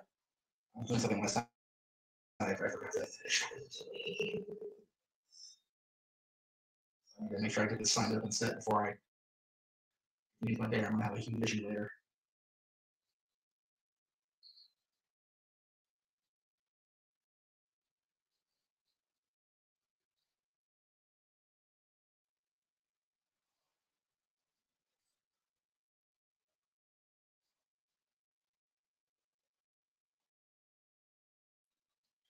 I did this twice already, so I don't know what's going on with Danny. We'll figure it out.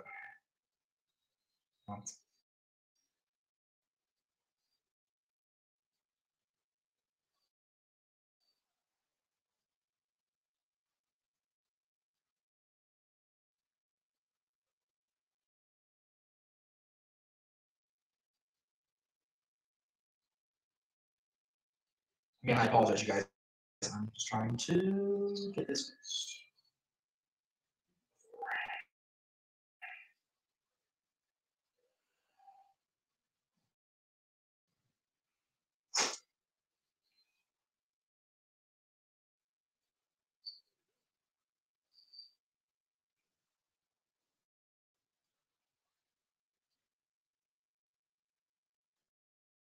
Really? What do you like about AEW programming is the use of names and maneuvers. WWE only tends to use finishers, which names gives a much better sports-based feel. You're right, and that's always been Excalibur's approach when he's called PWG as well. That's been his thing. He's always made sure that was a fight. So. All right. That's all. All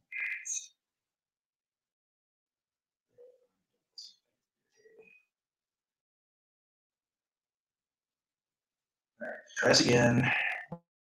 What's one with feeling?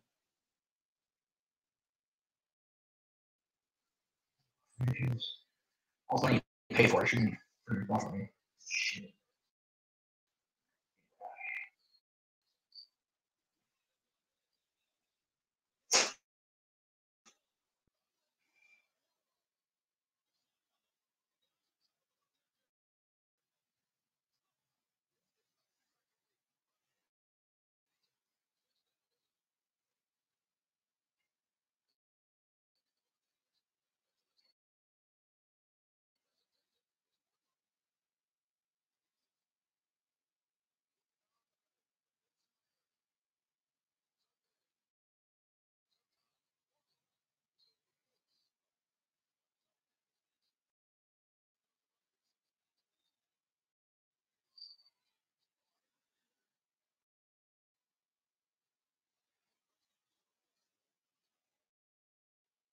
No, don't support those. He'll kill you.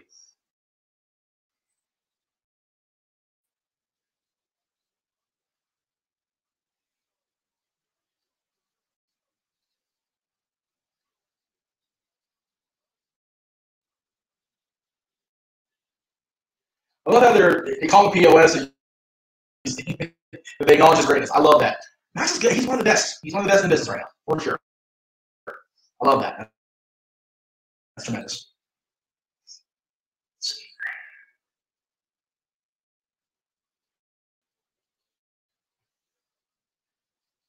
Stay in your wheelhouse. Stay in your lane there, Chris. What's going to kill you?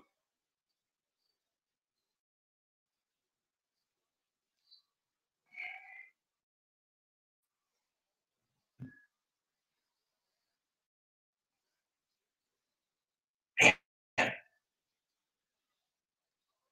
Yeah, there you go.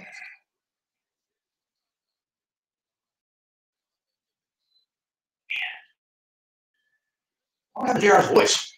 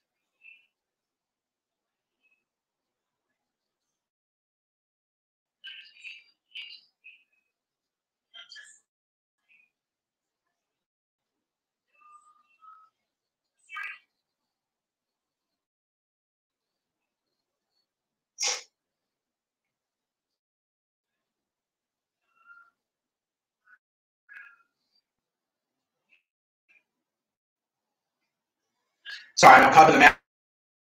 My friends, I lied you live also.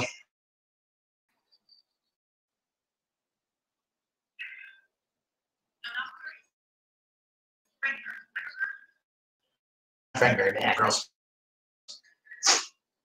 Hey, guess what? You're banned. Thanks.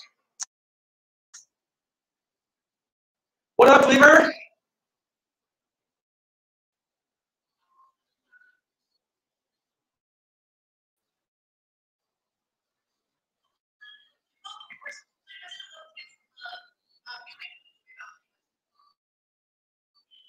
While you're watching, Colin, man.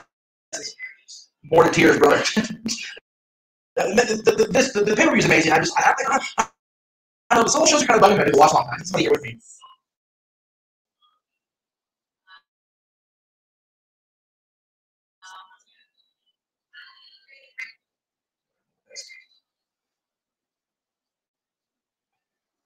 Oh, did he super kick back in the nuts? That's terrible.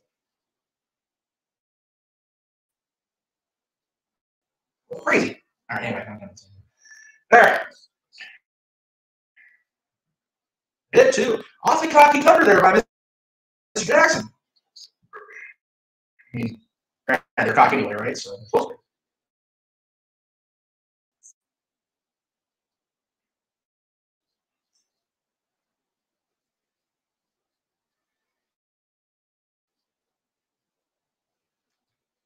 Colin, refresh memory from last season because last baseball season was such a blur the way it went down. Are you a Cleveland baseball fan as well? Because I know the team is going to lose their identity here before too long, from what I remember reading. Which again, I'm not a Native American, so I can't bitch. Right? Not PC of me to bitch about that. So what do you do?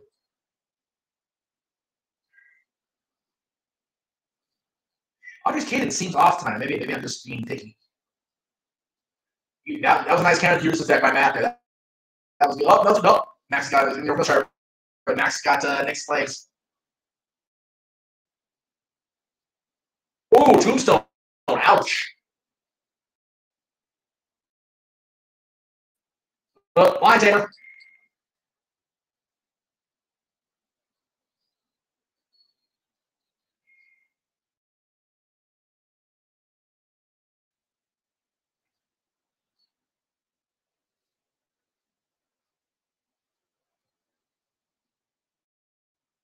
Wait, is this? He's got Matt in there. No, yeah, is it Matt? Yeah, no, he's got Nick. Yeah, he's got Nick in the ring. Matt was on the apron. Okay, so I love Dragon was watching.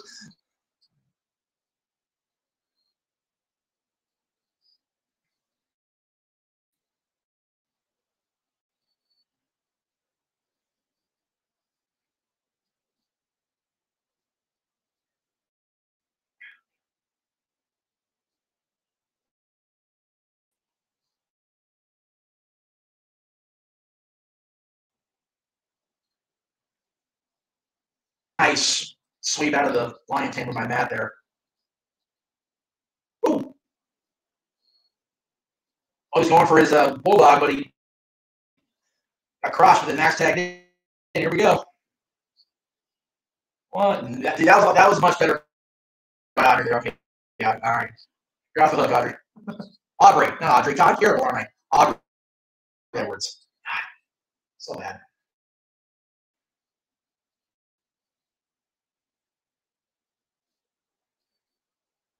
I'm not sure why it's running slow, Chris. Like I said, I don't know what's going on.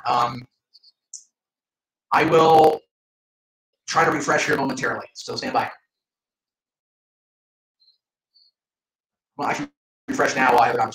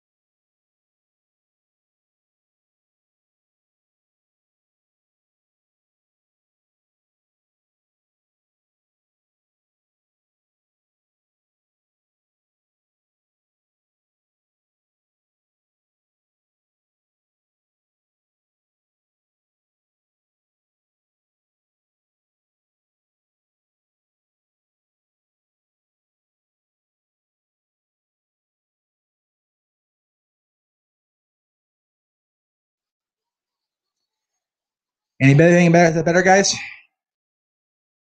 Let me know in the chat room. Am I sounding any better? Looking any better? Slower? Faster? Medium? Oh, God. He clubbed him in the face. Good grief.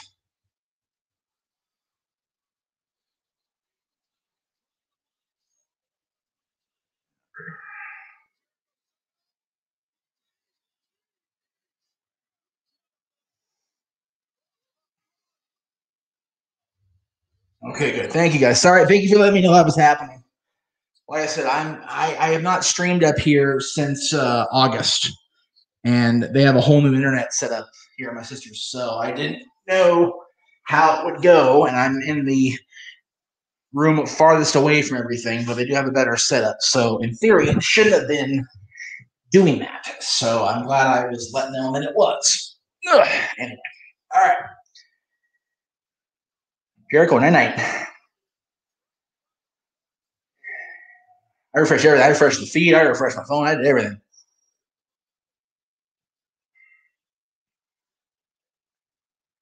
I'm going for the Meltzer driver. Screw you, Dave.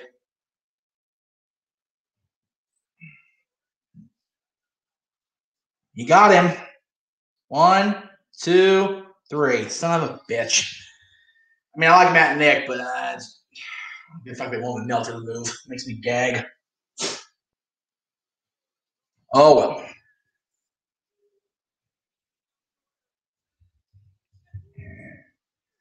I'm going to hang these up until somebody else pops in because they're making me neck sweat, and that's gross. So, all right. Anyway. So the first match of the main show in the books. Not a crappy Meltzer driver, but, it's a crappy move because it's a crappy person. So what are you going to do? Anyway. If anybody out there would like to pop in and say hello, that'd be tremendous. I'm dying on the vine, I feel like. I don't know. For me, I find myself boring. I always have. So, maybe that's just, like I said, I never watch myself. I rarely listen to myself back on any platform I do. So, yeah,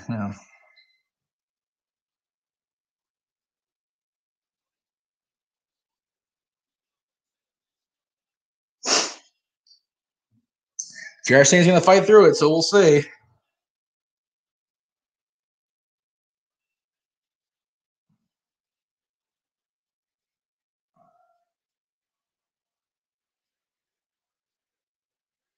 I don't know why it's showing that message on here when I don't. The Messenger app is really acting stupid here lately. I'm just throwing it out there. No new messages. 0. The frick.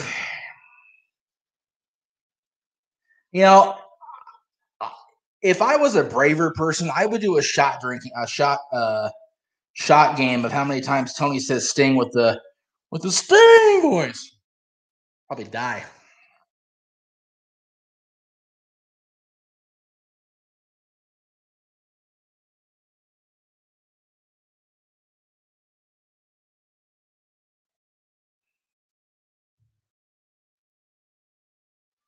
This freaking death match is like I said, I talked about it earlier. I'm not a fan of these matches necessarily.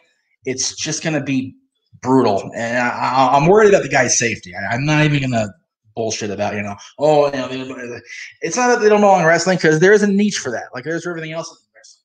I just don't like it myself, and I'm scared for the guy's safety. So that's just me,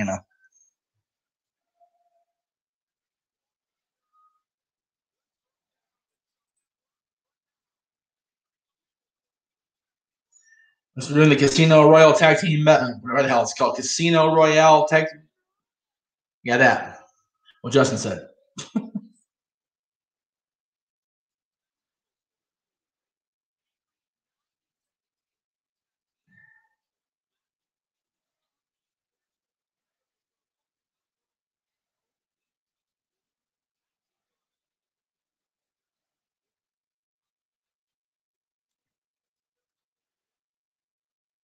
So the winning team gets. Okay, for some reason, I read that wrong earlier. I don't know why I did that, but I did.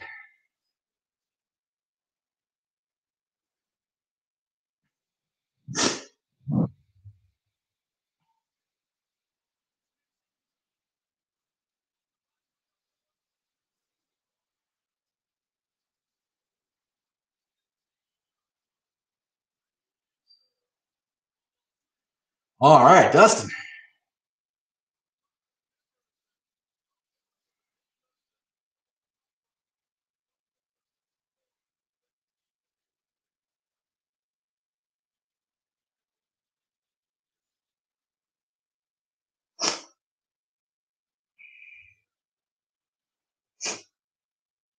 Yeah. Like I said, Sam, if you want to throw out a damn thing's buffering again. There it goes. Right. Throw out a what do you call it? A super chat. You're more welcome on, Sam. Just saying, brother. Ugh.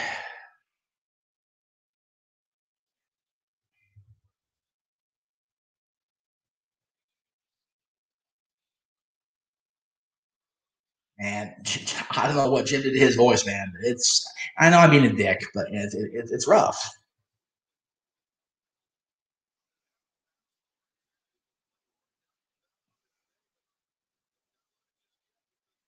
I like Dustin's color scheme here. It's kind of cool. Blue and black. I like that. Kind of a royal look. It's cool.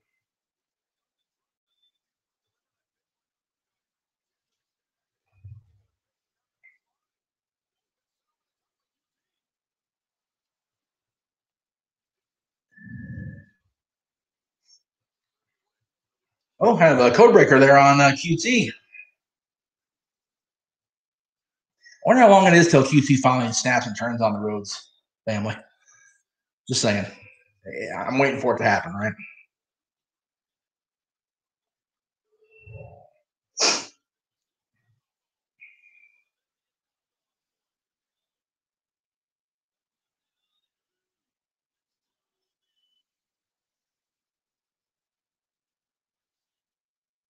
Oh, the inner circle. Here they come. There you go.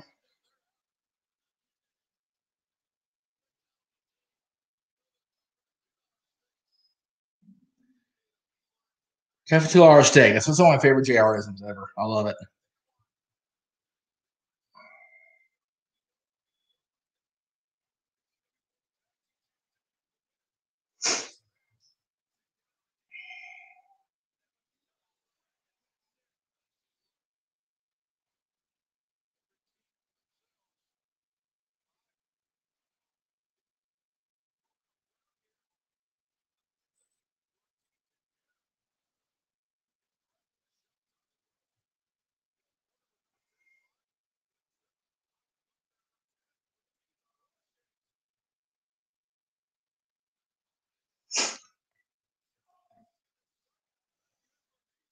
Jeez.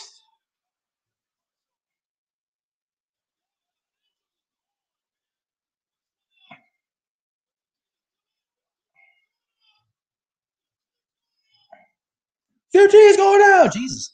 Got JR's voice is rough, and Tony's freaking every moment's the greatest moment in the history of our great sport. As always with Tony Schiavone. Brief. Next team out. Gonna be. Oh. No, Matt and I said, oh, Matt said, oh, okay, cool.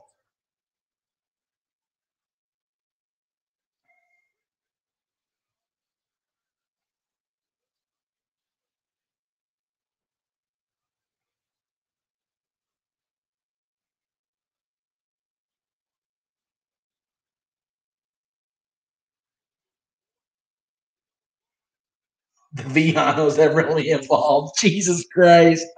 I love you. Good mic work, Greg. Good Lord. Tremendous.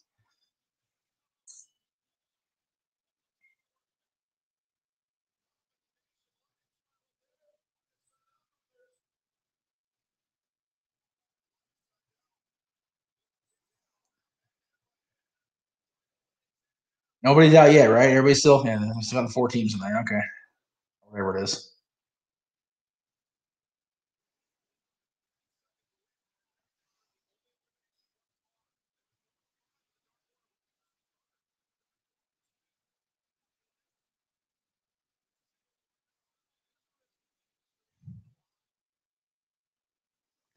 This buffering is driving me knuckin' futs, man.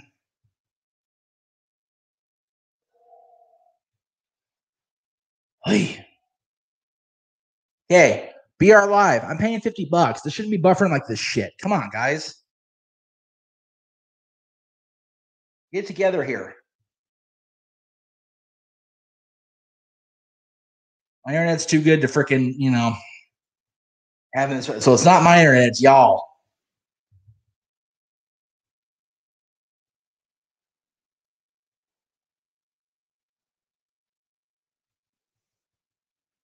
Live is that okay? So we've got the Dark Order out. Okay, good. That's good to know.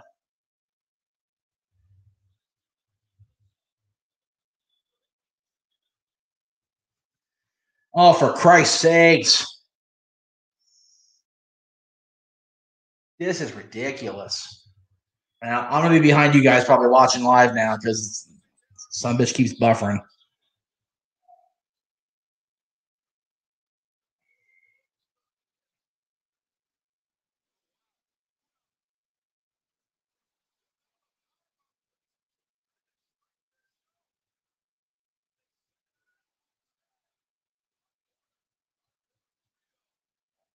Excuse me.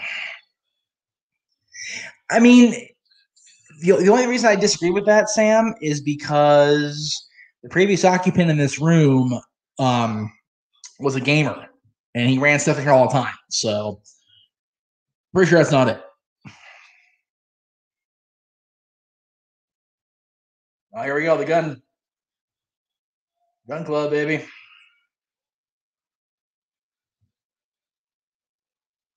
Right.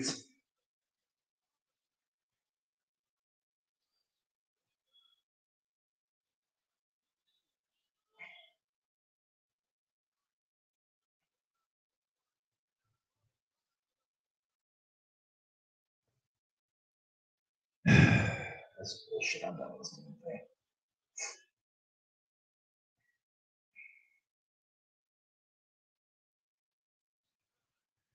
All right, guys. Be right back. Give me a second.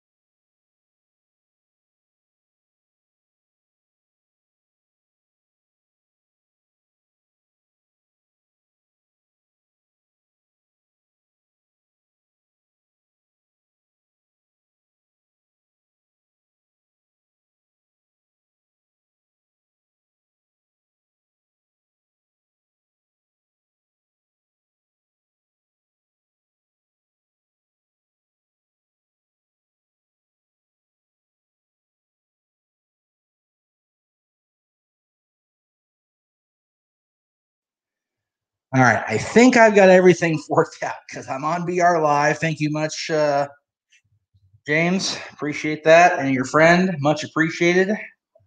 I will attempt to come to the Discord data. Not much on Discord, which is not good because I have several memberships and things that require Discord, and I'm lazy about it. So I'm a shit. What can I say? Well, it looks like I have a solid feed now, so that's good. I don't know why mine didn't work. The NPR Live. What the frick, guys? Come on. Pay all that damn money for it. I want a refund if it works the rest of the way. Anyway. Oh, nice counter by Jungle Boy there. How am I sounding now, guys? Everything going now good? We good? We good? Good to go? Turn the damn thing off of the, what do you call it? Off of register so I don't get some calls from important things.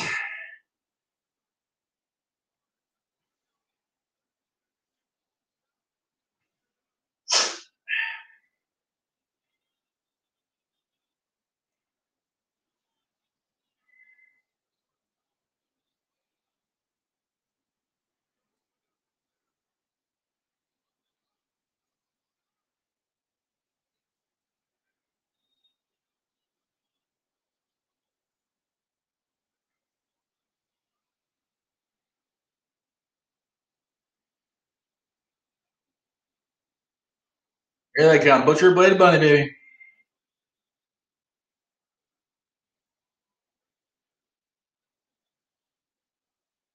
Oh, I don't.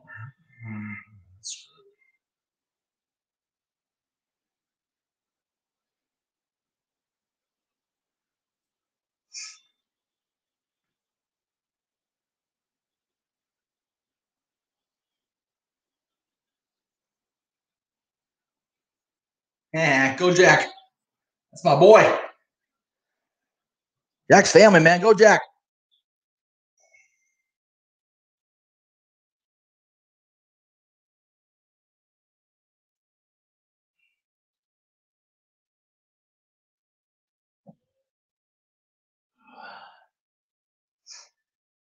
Hang on there, Dustin.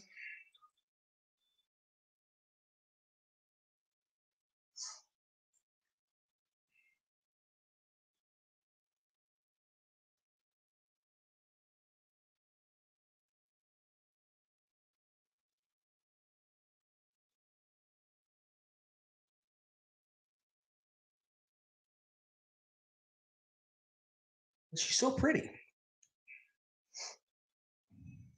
Sam says, I said at the start of the stream, I'm an AEW skeptic most of the time, but I have to say this match is showcasing their tag team division very well. Bear Country, Guns, all. Yeah, exactly. Yep. Here come the Hardys, boys. Oh, I agree, Sam. Absolutely. Absolutely.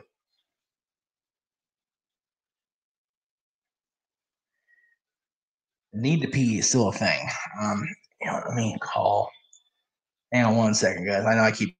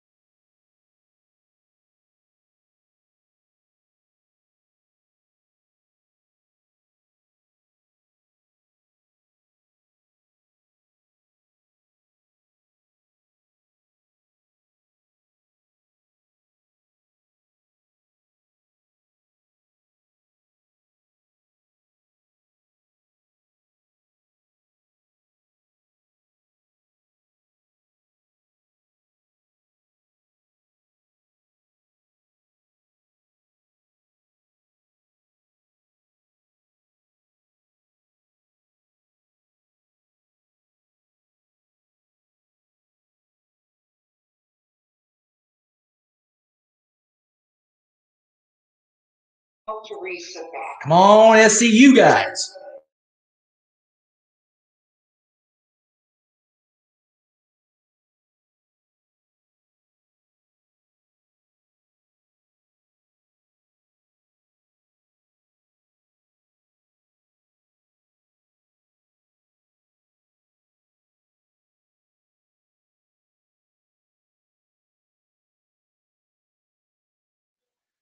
All right, nothing resolved. What a surprise. Okay, so we'll have to wait on that till. Anyway, I'm rooting for my SCU boys. You know, it's. I've known Chris and Frankie for. Well, Aaron's known Christopher Daniels for 21 years. I've known him for just about that long, probably about 19, actually. Frankie, I've known since 2004. So 17 years this year. How are this match ends? I'm going to pee, y'all. Sorry. I'm going to explode here in a minute.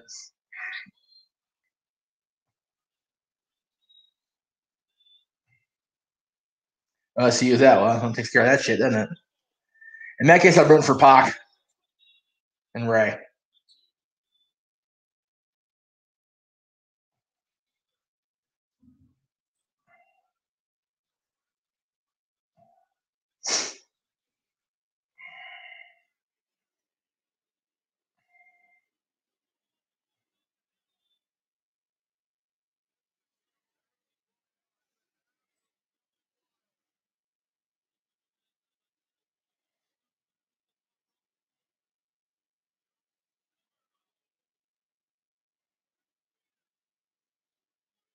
Hold on, John. Hold on, John.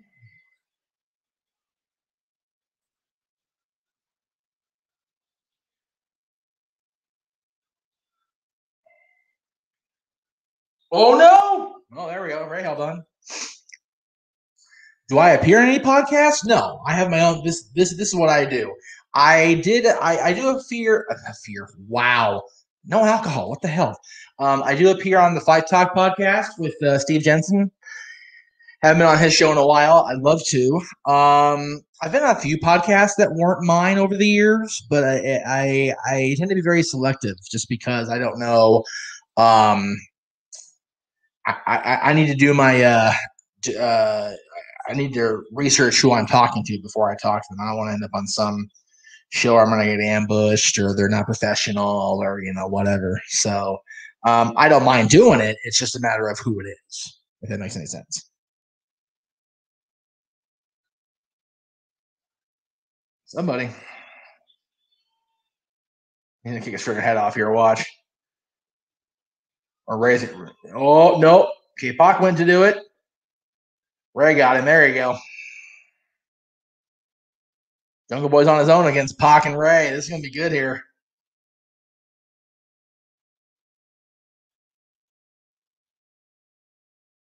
It's a great team name, the Death Triangle. It's fantastic. Love it. Love it.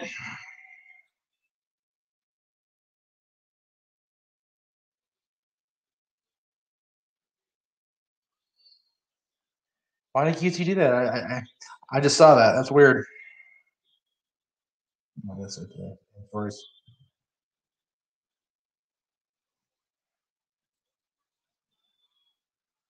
Axel, here we go. It's down to one-on-one. One team's going to win it now. One team's going to lose for sure.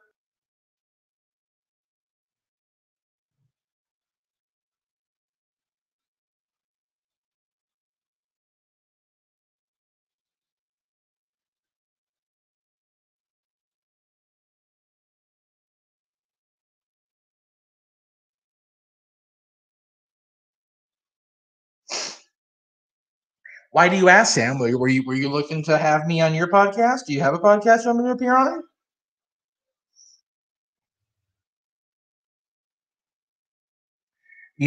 I was thinking Mickey, but I also know that Mickey James' husband works, of course, he's an NWA champion. So she very well could appear there in 2 weeks. I would love it. And say, that'd be, you know what? I would love to help you guys get off the grounds. I won't be on every week or every show or whatever, but if you need a guest, I'm your man. I can do that. Go for it, Sam. You got me.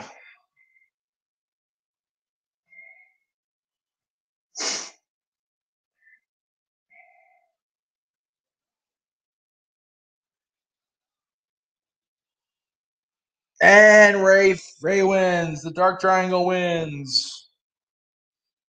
There we go, brother. I love it. Good for Pac. I love it. Death Triangle. Sorry. Dark Order. I'm awake, really.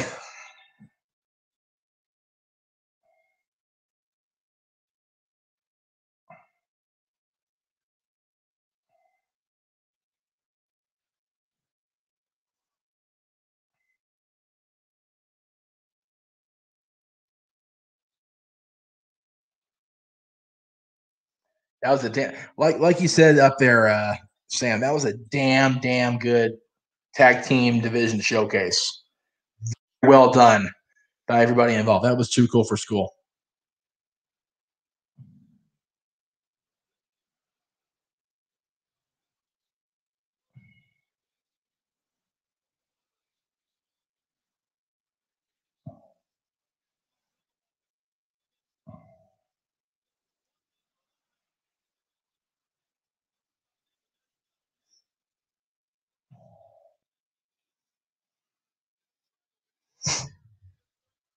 And with that match being over, we're going to welcome in Big G. What up, Big G? What's up? What's up? I should put my headset on so I can hear you, huh? That might be a good idea. Can you hear me? I'm awake, really. Promise. I can't hear you. Hear me? All right, hold on. There we go. I got you. Okay. All right. Watch when Paul White debuted. He's looking good, man. He's looking slim. Good for him. Yeah, he is. I saw that tweet or whatever what Jericho had posted, how like WWE mistreats their legends, and I mean he kind of had a point. I mean, like you Sting, and he had a good couple matches for whatever he was there for. What he literally had two matches, and one of them ended early. Yeah, like and Big Show. I mean, they didn't know what to do with him, so they just turned him heel face, and I'm sure he got sick and tired of that shit. Dallas is there. Nice. Uh-oh. And Paul Walter House is there too. Wow, man. Man, Dallas is looking old. What is that? I love you, D. I'm just saying. Look familiar. Al Snow, nice. Al Snow's there. I'm pretty sure that's his wife, and if he's married to the same person, he's still married to former hardcore champion, the Godfather Ho, Bobcat. Okay. I think. Okay. I'm not disrespecting the women, not by any means, but I called you in here because I got pee, so I shall return. Not a problem. All right, so let's see what this match is about. Hikaru Shida and Riho Mizunami.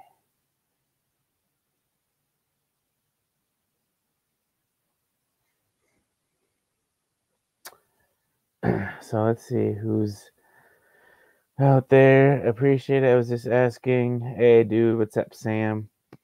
I was just asking because you might have some advice to share.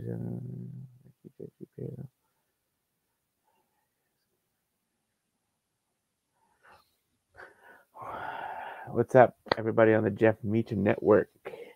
Big Baller G stepping in for a couple minutes. So yeah, we got the women's match coming up now. See how that goes. They're doing the promo video. This Rio Nazumazi or whoever this chick is, I have no idea who she is because I don't pay attention to New Japan Pro Wrestling or Japanese wrestling whatsoever. So if you guys have any questions for Big Baller G while I'm here, go ahead and ask them. She got the sunglasses saying I heart something in Japanese. I don't know what. Let's see. The Tag Team Battle Royal was a pretty decent match. Pac and Ray Phoenix winning was pretty cool. Hopefully that means Penta wins the ladder match. That way they all have something. But I think I picked to be determined to win the ladder match, honestly. The first match with MJF and Jericho was pretty good.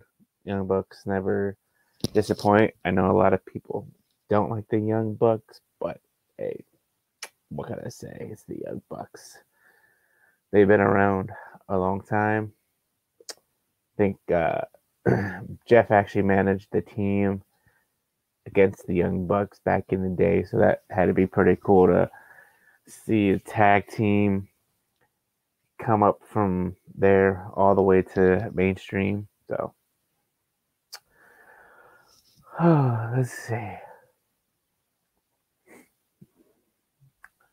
Yeah, this they need to make the women's title a little bit bigger. Do we know who the big signing is yet? No, we do not. I want to say they're going to save that for either the 9:30 or 10 o'clock hour, and we'll see who it is. I mean, a lot of people are saying it could be Christian, it could be Lesnar, it could be CM Punk, Kurt Angle, but Kurt Angle is a Hall of Famer. Ryo Mizunami. Okay, so there you go. So we are starting the women's match now.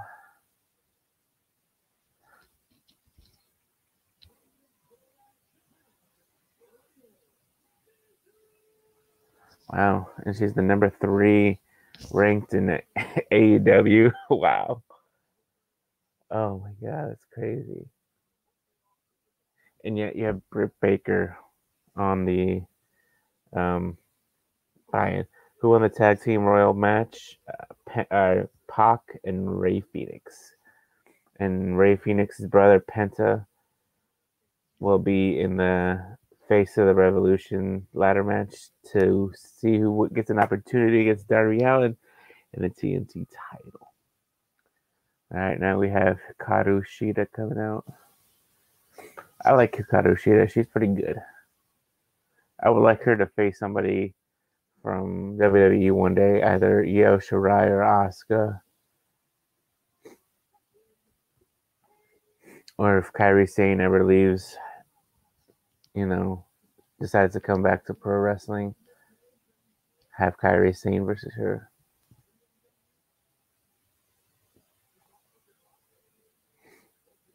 I like how she comes out in traditional. Jesus, how long was the hype video? I didn't miss the match? No, you didn't. Jesus. I'm not on camera because my hat's off and I'm trying to order dinner. Okay. Yeah, I was just rambling on. But just so you can see my pretty face, I'll go ahead and fix that at least. There you go. Yay! Chris, the dark. No, I answered it already. I said Ray Phoenix and Pac. Like, what the fuck is their name? The Death Triangle. Jesus Christ. Yeah, Death Triangle. Like every time I hear like the beginning of their entrance theme song, I'm like, what the hell am I in? Am I some like underground like world or something like that? Going down to the club or something. Right. All right, let's see here. All right.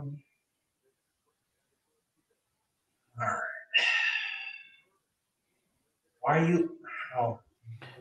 Yeah, when that Ryo Mizunami came out, she was ranked number 3 in the AEW women's rankings. I was like, how is she ranked higher than Britt Baker? Well, because she won the tournament. Yeah.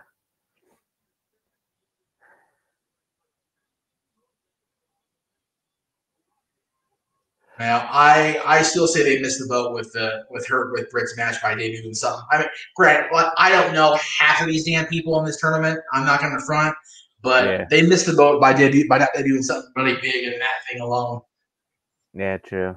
Somebody earlier mentioned Mickie James, and I pointed out, well, Mickey's husband's the NWA champion, so if she's going anywhere, she's going to go there. Yeah. Isn't she still under contract with WWE, or is she not? I'm pretty sure she is. Because, I mean, they haven't done dick with her in a while, but she was on that, whatever the hell they called the old school show this year. Yeah, that Raw Legends night or whatever. Whatever the bullshit was called this year. The last time we saw Paul White on a WWE show sitting on a chair.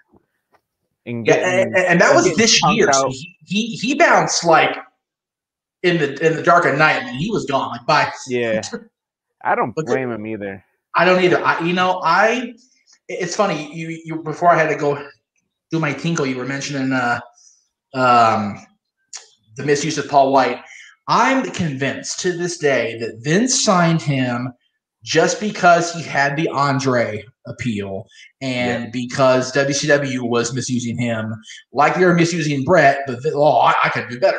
The problem is they signed a Paul White who had been, smoking half the year, and he was lazy as shit and, didn't want to work.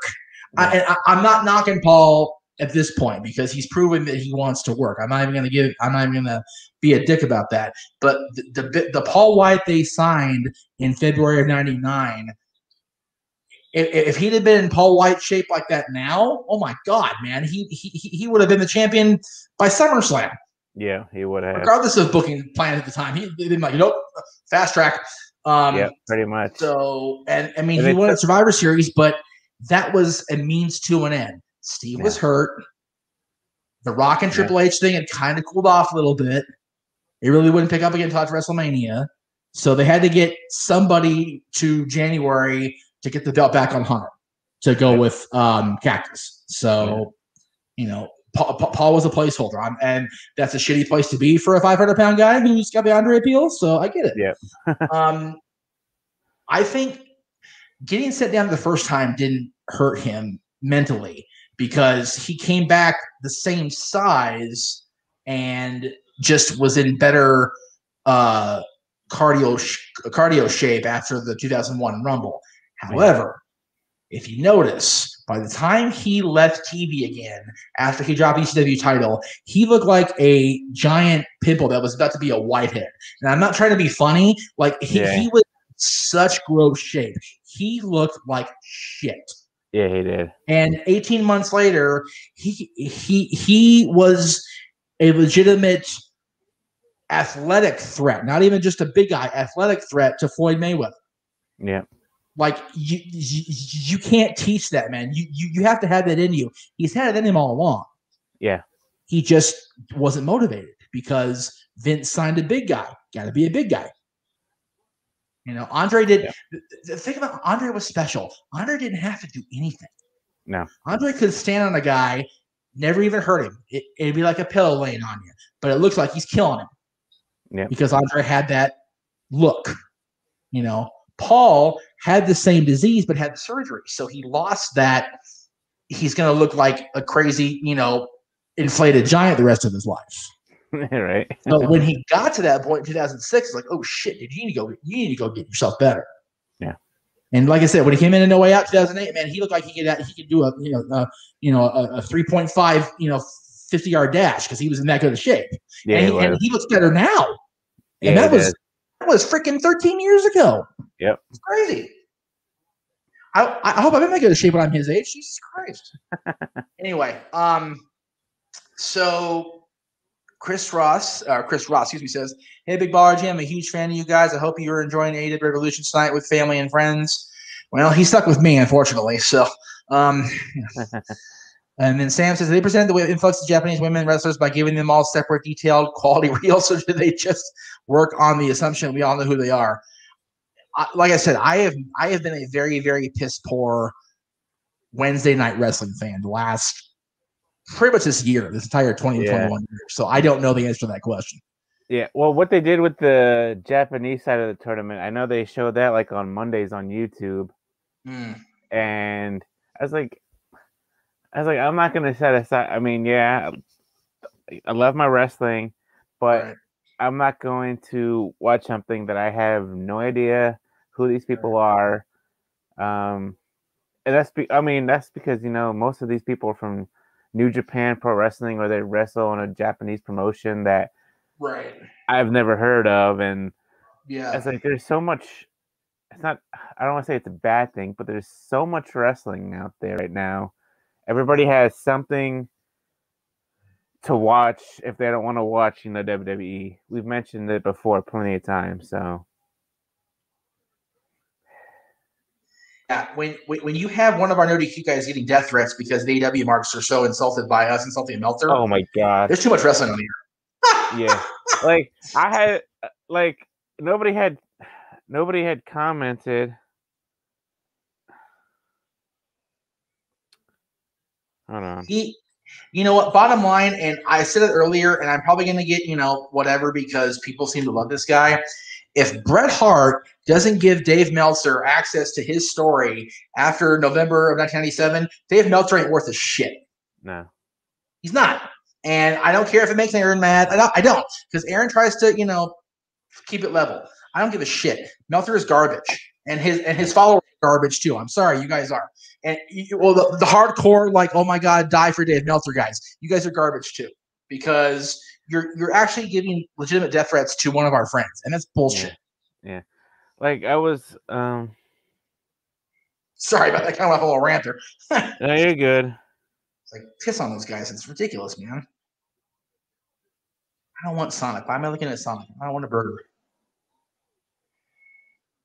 I got more burgers, I guess.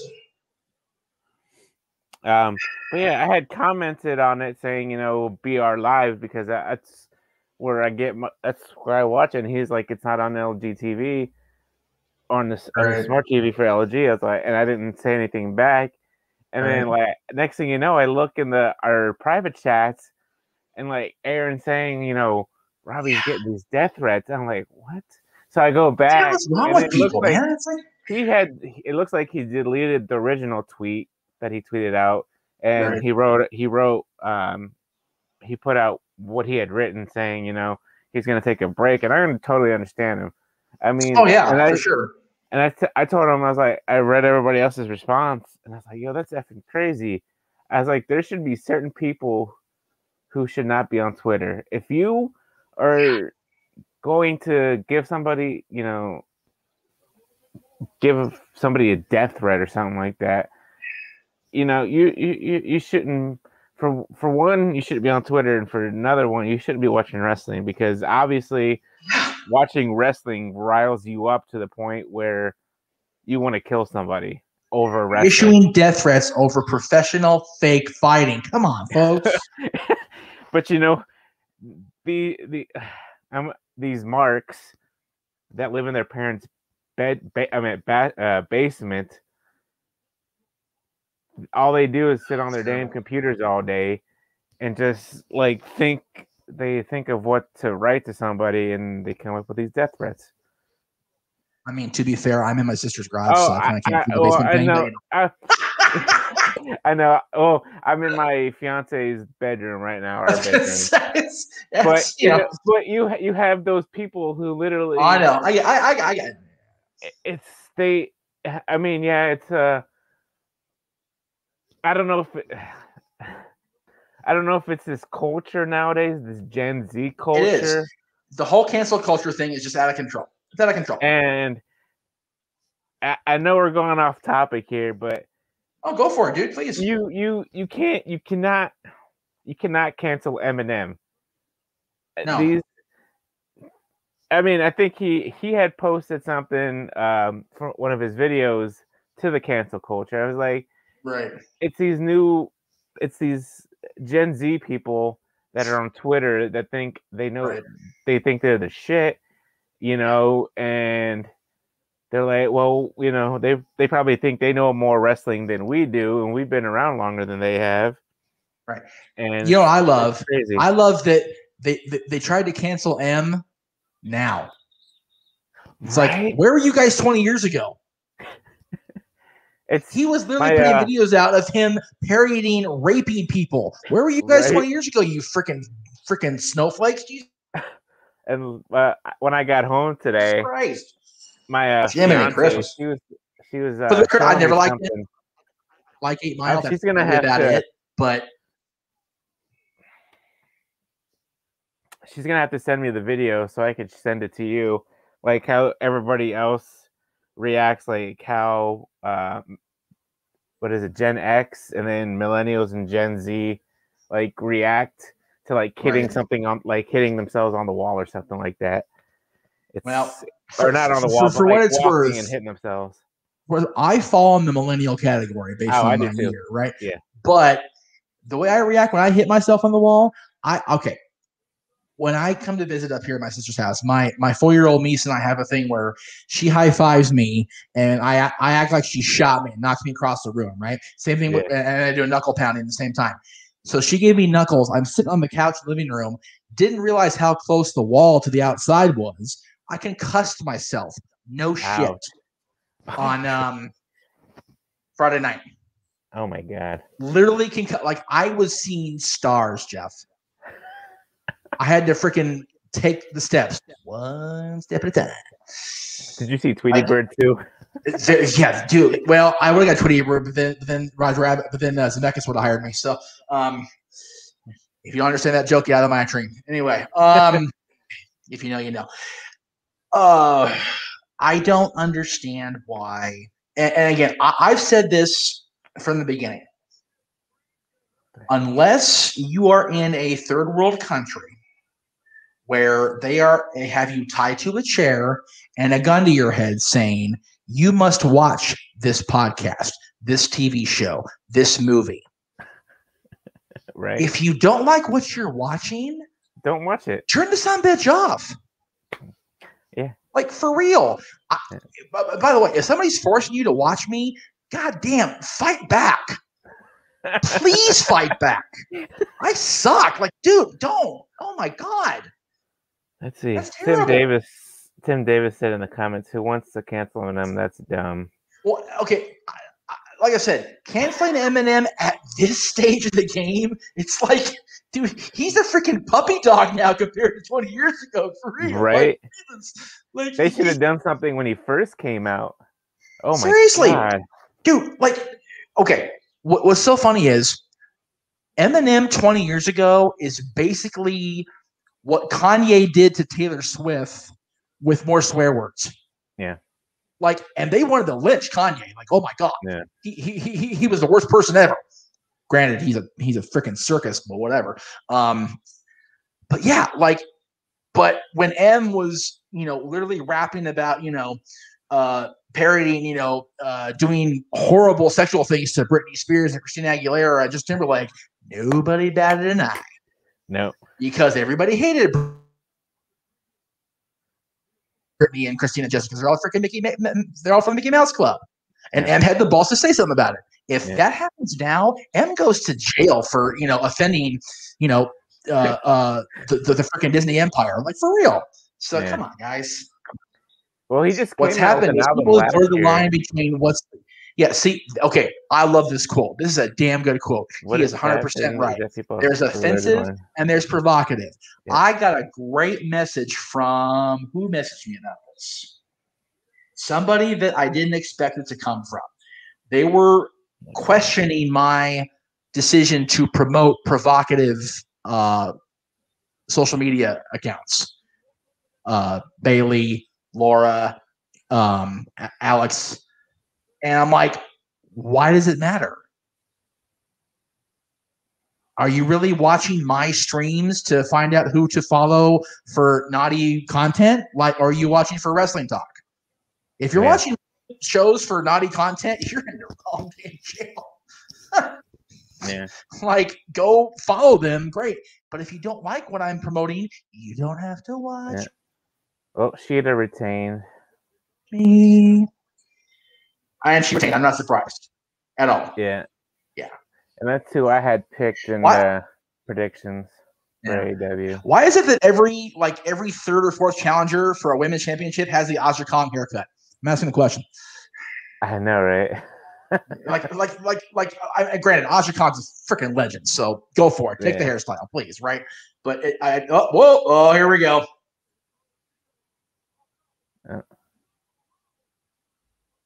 I think I'm a couple seconds Vicky's screaming. behind. Here we go.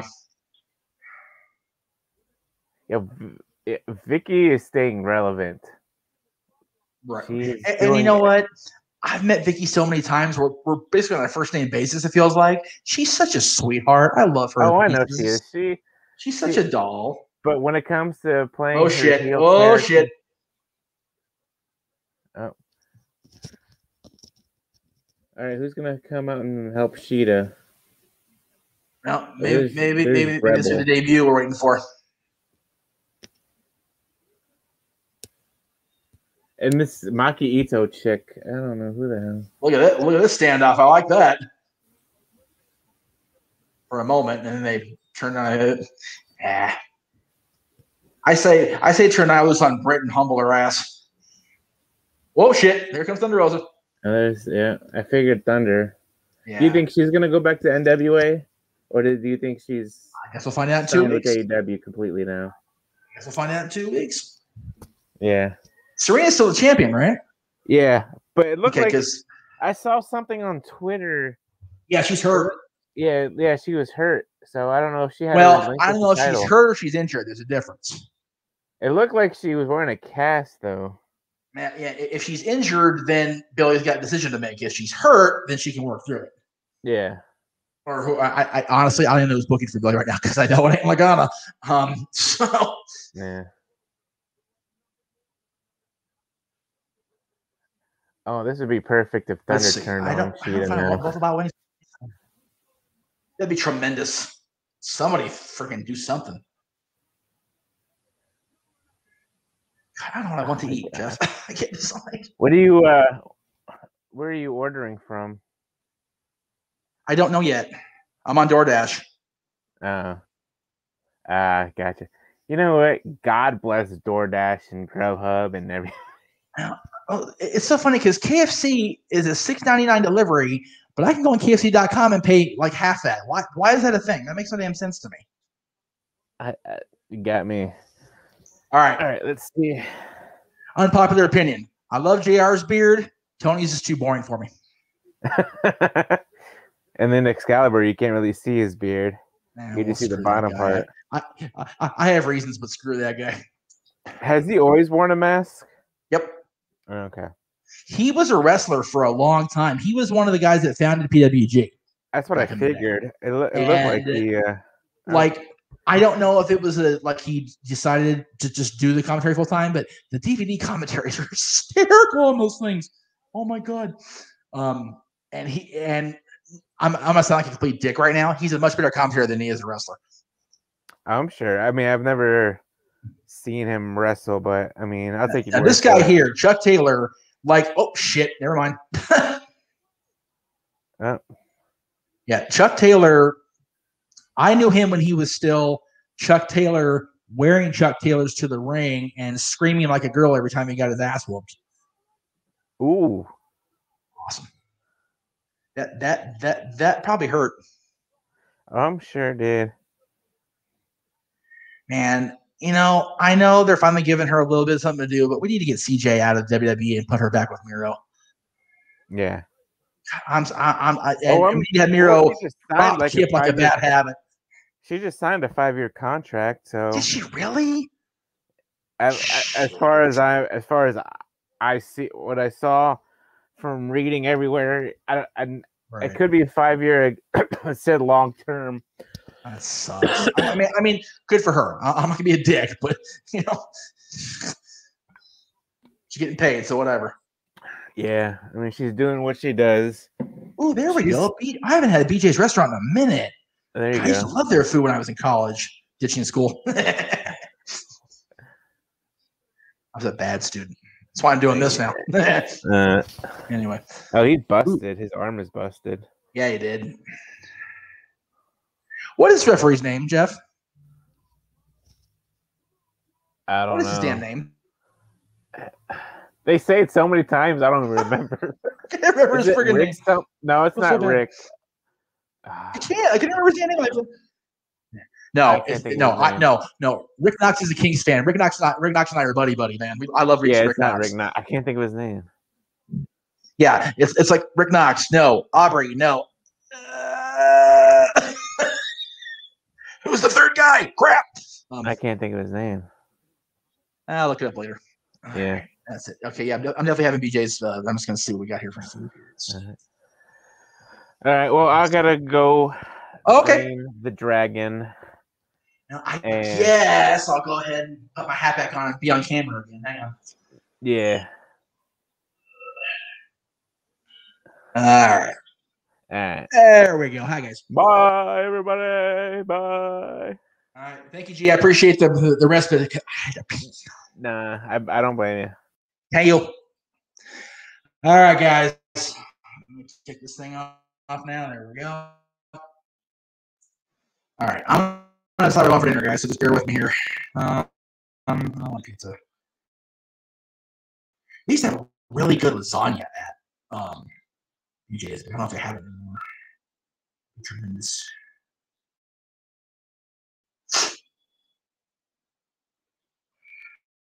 That either. I don't want that.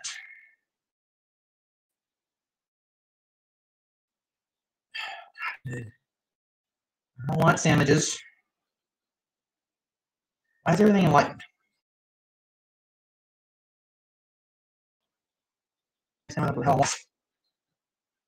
Yeah, Tim. I full disclosure. I don't know what the hell. I'm sure Kamikaze was good. I just don't know what it is.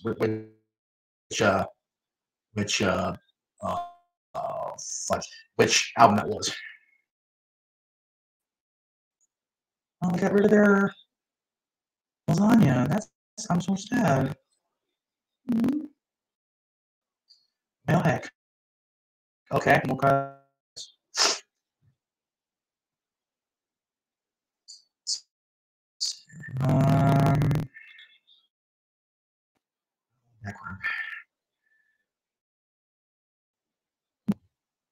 Anybody a BJ's Restaurant Brewhouse fan? What do you recommend for me for food? Throw it out there, guys.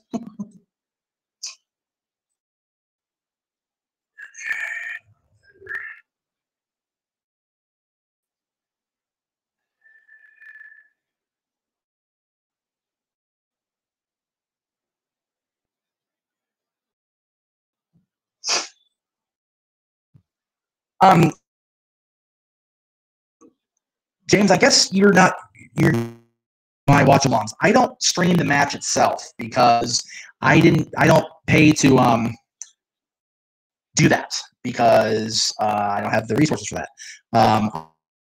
I do a watch along where you watch the show on different screens and you listen to me or watch me or whatever. So yeah. All right, so we will reset Dragon. Stand by.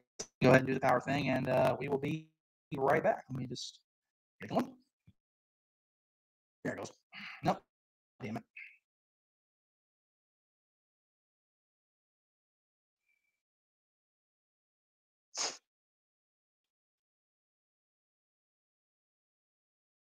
What the hell?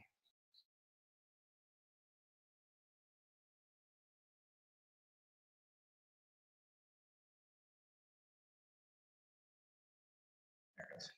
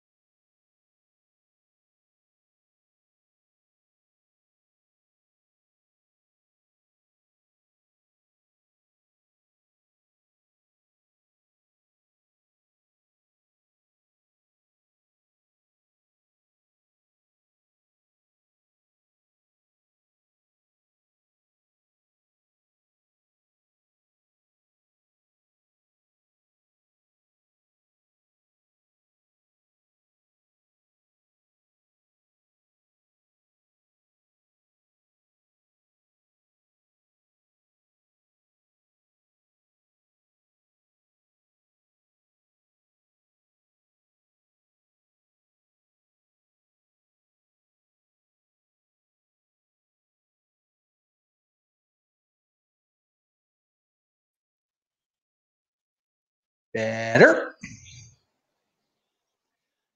Testing 1, 2, 3. Testing 1, 2, 3. How we doing? Any better, guys? Yeah, sorry, James. Like I said, I've been doing these for a year. I tried to show the stream once during WrestleMania. Well, my producer did. I choose that, make a decision on my own. And I got dinged for a copyright, so I decided not to do that no more. Pardon my lack of attention to the screen. I'm trying to still decide what I want to eat for dinner, and it's getting to be later here. No, you stupid. Ugh.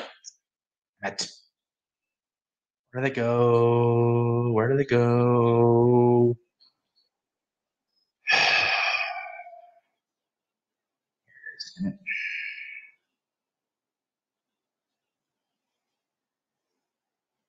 All right, let's see here.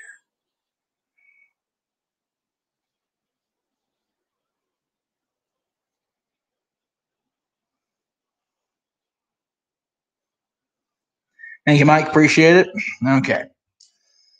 Let's see here. I don't want pasta because I was counting on the we call it the lasagna.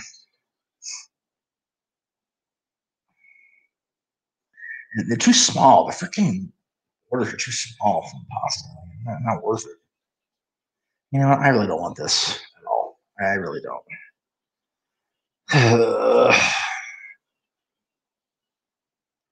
Decisions of a fat man, more to 11. God, we were talking earlier about Paul White and how WWE wasted him. This guy here, WWE had a perfect opportunity to take an organic star made and just go to the moon with him, and they blew it. It was so bad. Got him in the accolade, whatever they call it. No, you got him. He's tapped out. Nice. Nicely done by Miro. Oh, man, he's hurting. He's got him locked in tight. Does he have an integral set too? Did I see that right? That's fantastic. God bless him.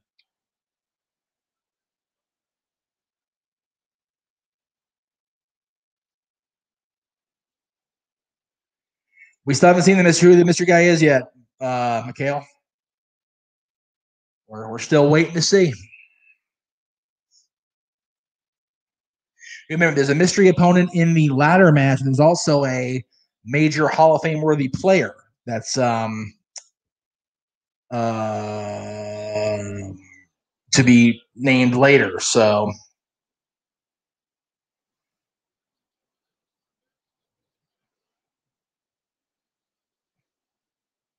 Oh, Jericho and MJF.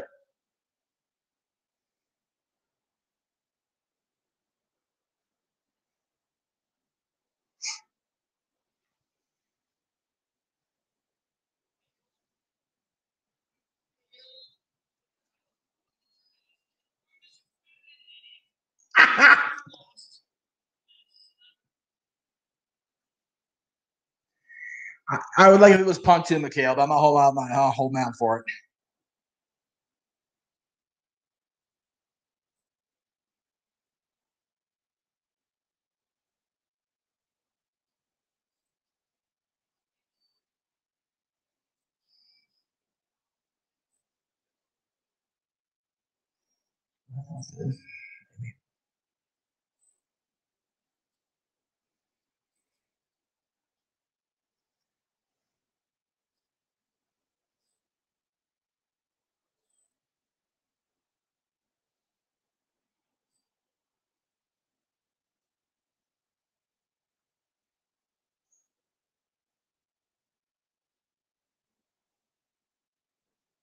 I don't like the way Max sounded there.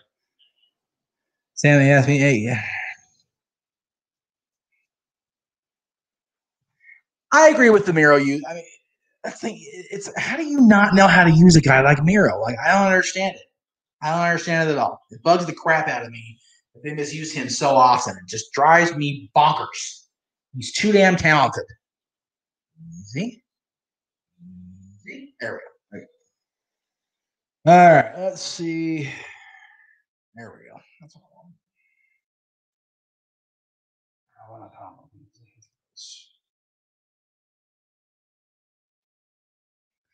want. I think that's a little bit too much to hold out for. I don't see them doing that. Like, it'd be cool, don't get me wrong, but I don't think they need to go backwards with either one of them. It was a great act in the moment when they were together. They were one of the best tag teams that I've seen in the last whatever it's been 10, 15 years now when they were together. But you know what? Their time is done. They're both completely different performers now than they were in 2009, 2010, 2011. So I don't see a need to go backwards for either Paul or for Chris. So basically the answer is no. That's what I was trying to get at after telling you how to build a watch and asking how your time was.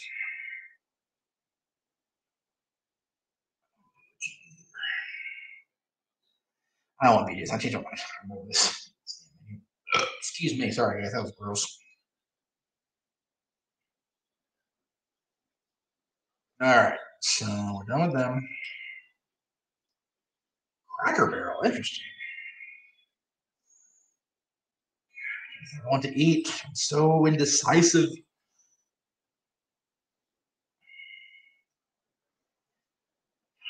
No, Arby's would be good. I just.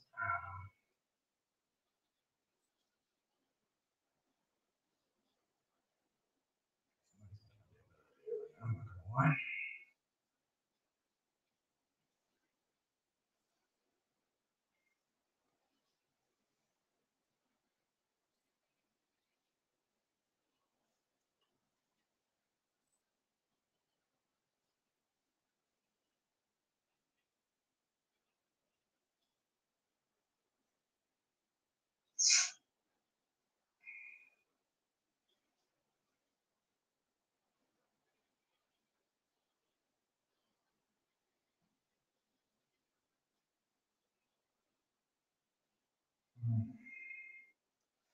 I'm so indecisive when it comes to food. You wouldn't think I am being so fat, but I am, man.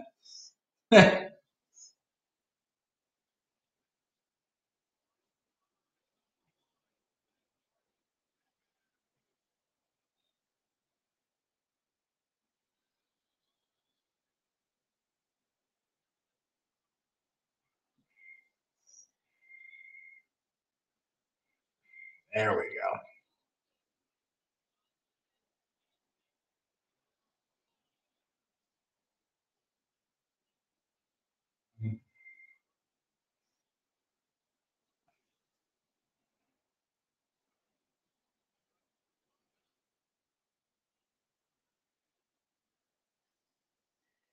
Who you guys got in this match? Matt Hardy or Hangman Page?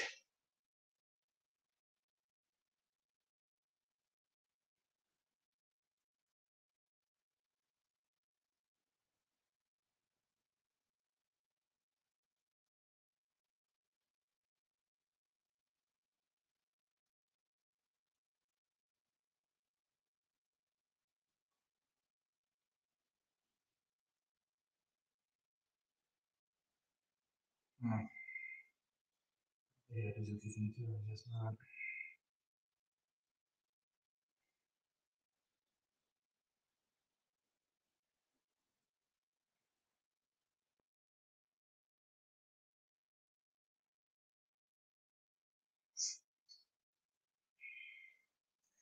Always meant to be a big attraction on AEW.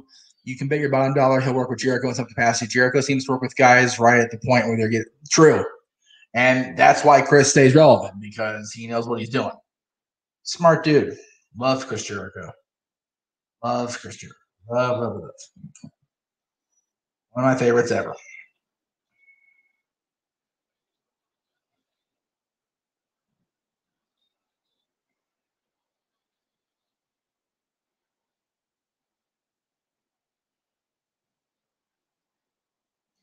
Let's see.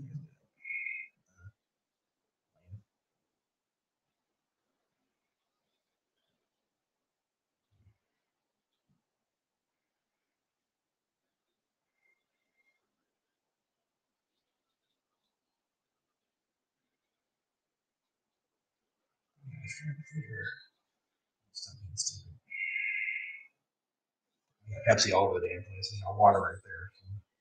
You know me.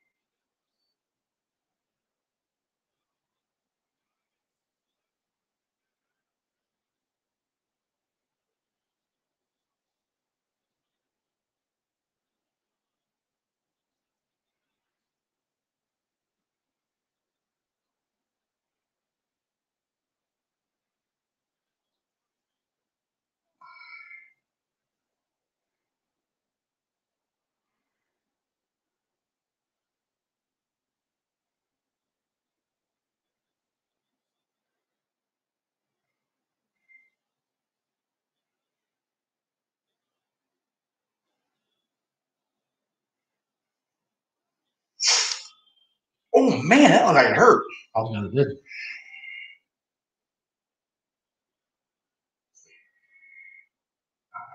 Okay, cool.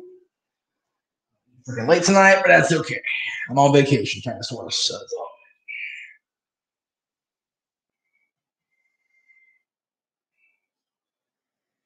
Anyway, by the way, if you guys have been around with me for 3 hours, God bless you guys. It's been kind of a train wreck today. I know I always say that during the live streams. This has been a really interesting one today. So I'm sorry if you guys have been kind of watching me flounder today.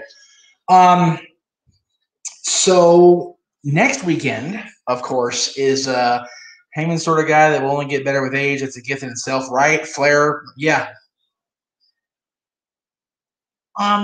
You know, Sean actually did stay pretty good as he aged. I'm not gonna lie. The match with DX and the Brothers Destruction was a bad example, but he was still awesome when he retired originally against The Undertaker at WrestleMania 26. Brett didn't age well. He also had a lot of mental shit going on with him as far as Montreal and his brother and the little shit with the concussion and the stroke. So Paige definitely has it. You're absolutely right, Sam. I don't know whether they talked to Paul White earlier, AJ, so I don't know when they're going to reveal the new sign. They're probably going to string us along and make us wait until it drives us crazy, because that's what wrestling's all about, baby. String you along. Dangle that carrot in front of you. All right? It's a brilliant strategy. It's worked for generations and generations. Let's see here.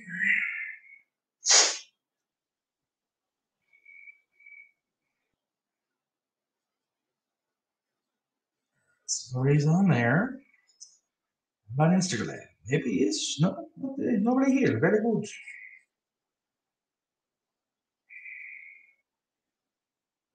Oh, by the way, somebody earlier mentioned that it could be a woman. That's the mystery. Tony Khan flat out said it was a guy. I totally forgot he had said that. So it will be a man, a male personality. So, and nobody can outwork him, according to Paul White.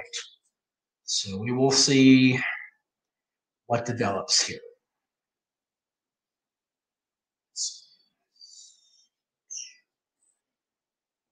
Excuse me. Sorry. I apologize.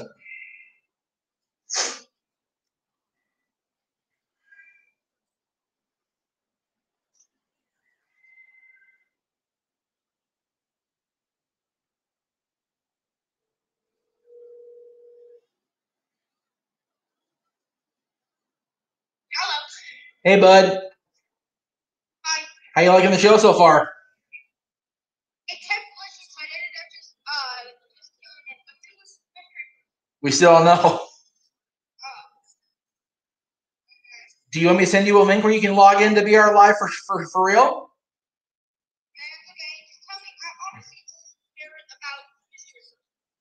So you don't want to watch the death match then? All right. Did you watch the one? Did you watch the one I sent you of Did you watch the one I sent you of Cactus and Terry? I sent you a link when you asked me a few weeks ago about the match, and I sent you the link to the match between Cactus and Terry. Did you watch that? I told you, Bubba.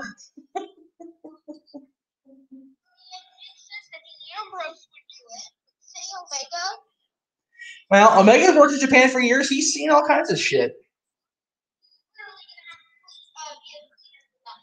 Right? You forget, bud, I cleaned up a wrestling event after a death match. I know exactly what's going to go down here tonight. So, all right, well, have a good rest of your night, bud. Right now, it's Adam Hangman Page and Matt Hardy, the big money match. Yeah, exactly. I still think that's going to be Jeff Hardy. The reason being is because he isn't really any big program, and he is easily asked to be released. He didn't ask to be released. He could have. He could have, but he didn't. But he just signed a new contract recently. Yeah. I still think Punk's a possibility. Well, it ain't gonna be Dave. They just interviewed Paul White-Lawillo, and he said, I don't think anybody can outwork him. So Punk's a good possibility. Kurt Angle's a good possibility. Christian's a good possibility. So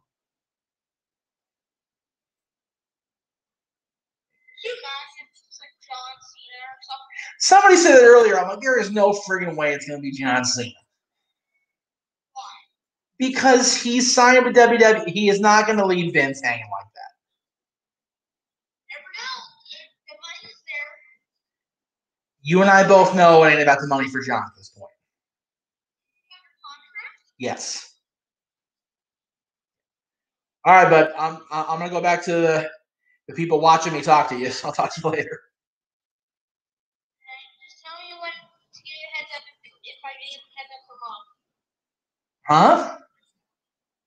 I'll get the heads up for Mom. I mean, as far as what? Do you not remember our conversation No. with the house? Oh, yeah. It'll be all right. Don't worry about it. Oh, Sorry, brain fart. I haven't slept. Leave me alone. I love you. Love you too, bud. Bye. Next day I say hi. Huh? So that day I say hi. I will when I come back out of the garage. She's up in her room doing her thing. So, love you too. Bye.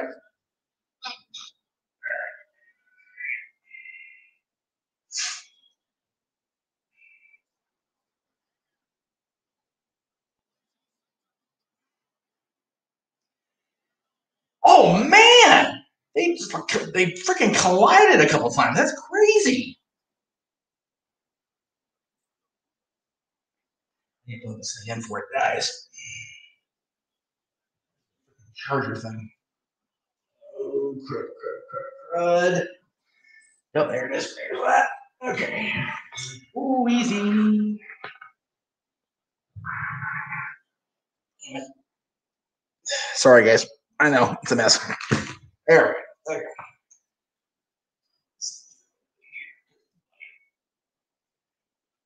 I hate these damn whiskey because they're never right the first time.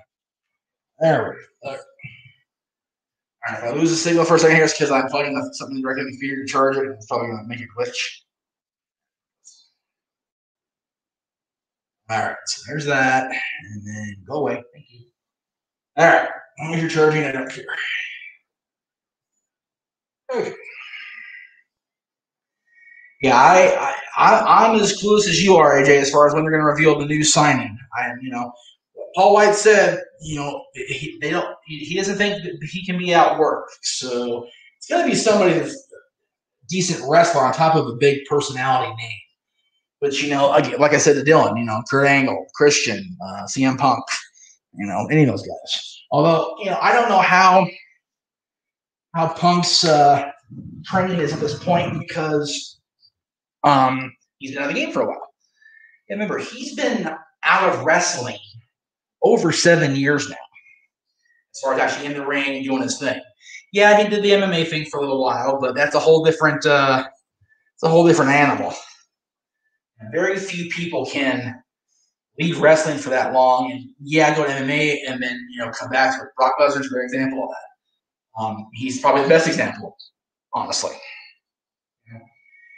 There is a thing, and I've learned this through my journey the last almost 19 years now.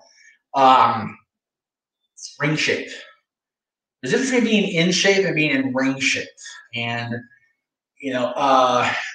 bump card is a thing. And, if your bump card gets light after a few years, you have to retrain the body sometimes. Although, if you believe Tough Enough's instructions, once you learn how to bump, over and over and over again, you can, fall in a grocery store and not get hurt. So, believe who you want to believe. That and the garage when it gets here.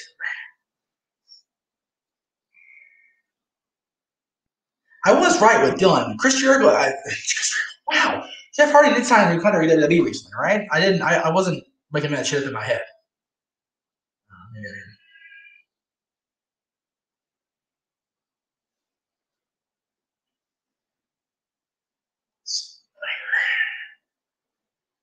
Just check my mail real quick here since we're having a whole interaction in the chat room. It's a fake. Nope. Grab it. Nice. Whoop. Alabama Slammer. Oh, ooh. Damn. I don't know what he calls that, but it looks like it hurt. Freaking Matt Hardy's team is messing with it. That ain't right. Come on now. Come on, Knox. Take care of that shit.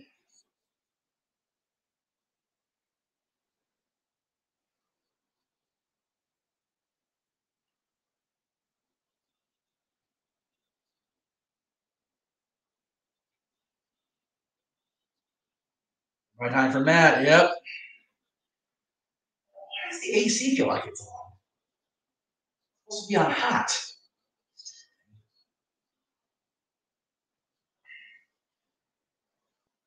Oh, jeez. I almost took that guy's head off. Man, he booted that guy's head off.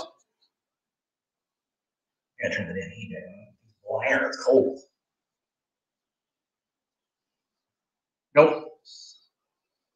Oh, side effect. Oh, no.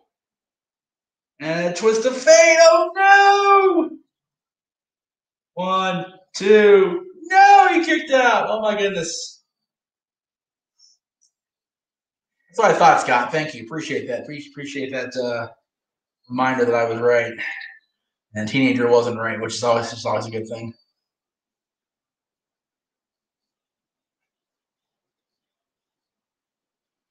Oh, there comes the Dark Order to help Adam. Here we go.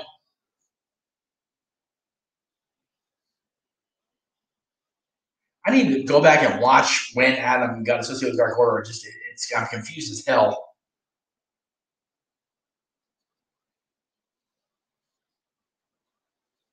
Oh, shit. Boom, he got him. He beat him. Nice. That away, Paige.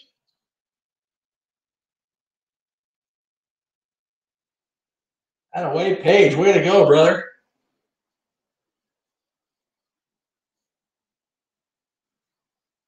That's awesome.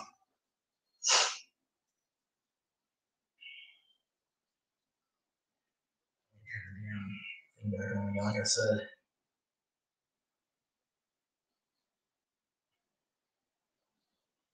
Hang on 1 second, guys. Sorry, I gotta turn the air back to heat because it's cold. It's not as cold as it is. Heat. Move light.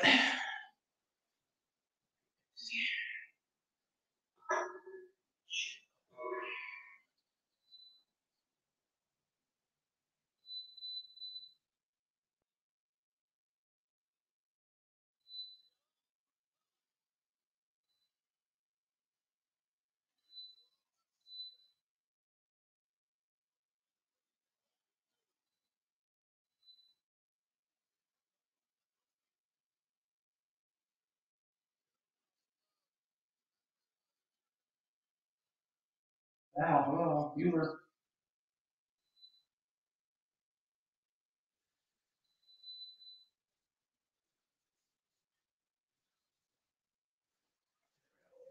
There you go. Cold out here. I had the heat on. Ugh. Good for Adam. I like it. That's cool.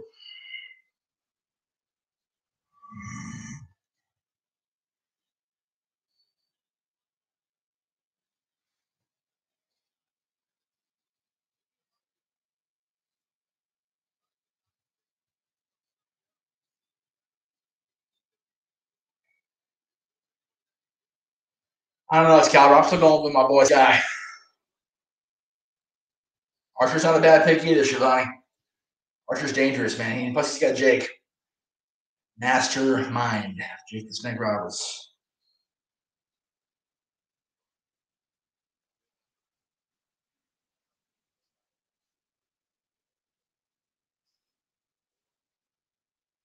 Oh, yeah. That match is brutal.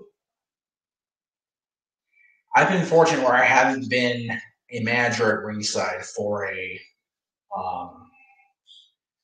managing somebody ladder match. They are terrible. They are so hard on the body and hard on the soul. They really are. They're it's rough. They're really rough. I'm not gonna lie.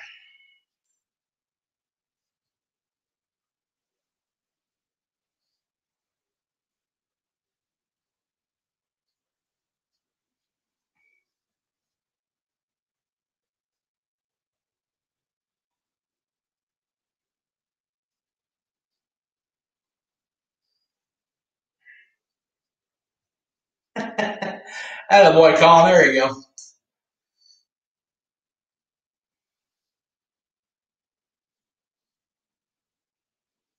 Who you got in this one, Colin? Who you picking in this one?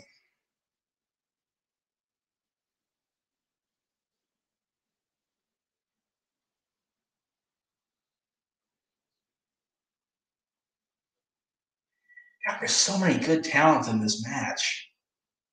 And then you have the mystery opponent who you don't know who's going to come out here right now.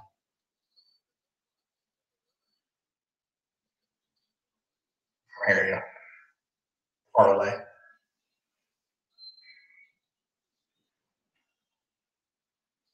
wish this couch extended a little bit in it. There we go, heater. Slinging.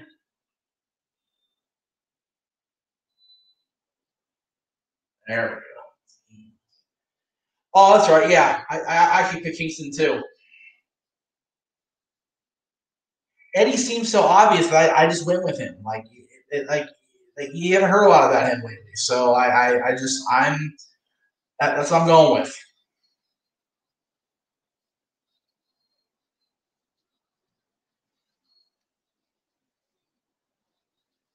Here, this guy here, I forget his name. Sorry, reminds me of Zima Ion, DJZ, who's now in NXT with Escobar.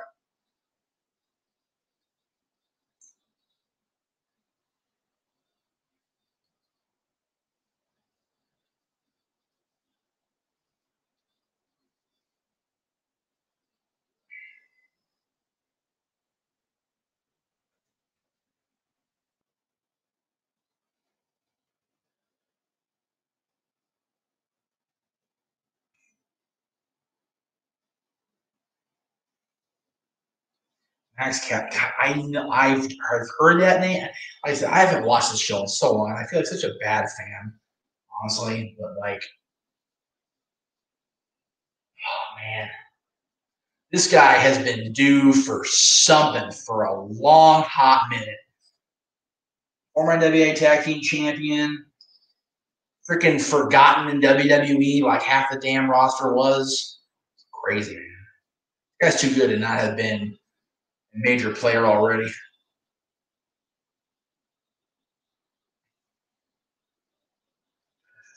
Thank you, Mr. Heater.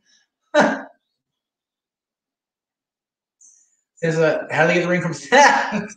It's funny. I actually almost ordered from Sonic tonight, Cleaver. I'm not going to lie, but I ended up ordering somewhere else. Ryan, they have not. Big Show did an interview saying, I don't know if anybody can outwork the person he's going to introduce. So I don't. Again, I'm watching like you guys are watching. So there you go. I love Cody, but someone pointed out that his chest tattoo should be on his neck, and his neck tattoo should be on his. Yeah, I'm not a fan of the neck at all. I mean, more power to him, whatever he wants to do. Seriously. But I think it looks silly, and that's just my opinion. And if I'm a dickhead, I'm a dickhead. I think it looks ridiculous.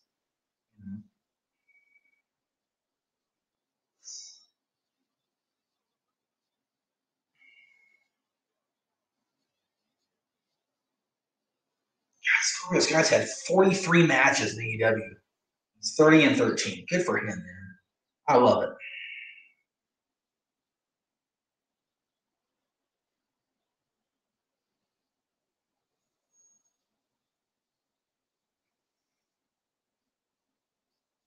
And honestly, like, the problem with Sonic for me is I almost always get that when I come out here and see my sister. So it's kind of like become like a fait accompli. I'm just gonna actually ordered from BJ's Brewhouse, which not BJ's. Where the hell did I order from? OG's Bar and Grill. I got lasagna. I was craving lasagna, so I ordered that. I just had lasagna on Monday for my birthday. I love my pasta. What can I say? Maybe Sonic tomorrow before I go home Tuesday. We'll see. I'm actually just curious to see who the Mishra is going to be because I still got another half hour for my dinners here, so I'll be able to probably watch this whole match. At least a good chunk of it.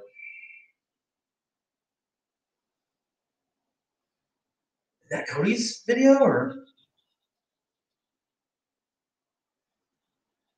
Yeah. I love Cody's entrance, man. It's so good.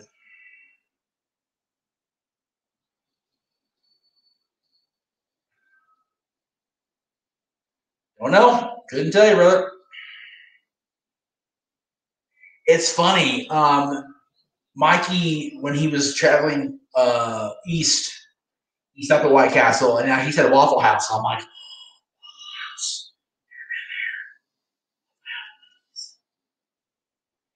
I understand what you mean, Tom. I'm on BR Live, and I'm didn't see WWE at all. You lost me. Yeah, I love Cody's theme. I love the whole Cody Rhodes presentation here, man. I know it's his company, whatever, but he's everything is so well done.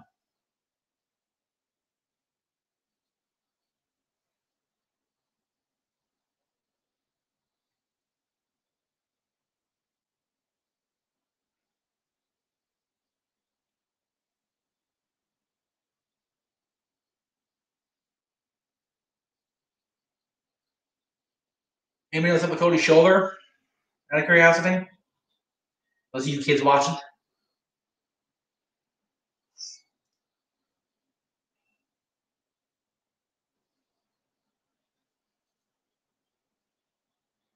See who it is.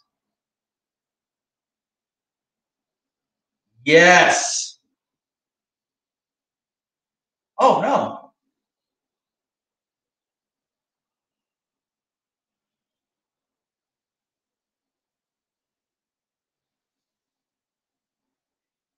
Ethan Page. Wow. That's too cool. Good for him. Kind of figured that was going to happen once he left Impact, so good for him.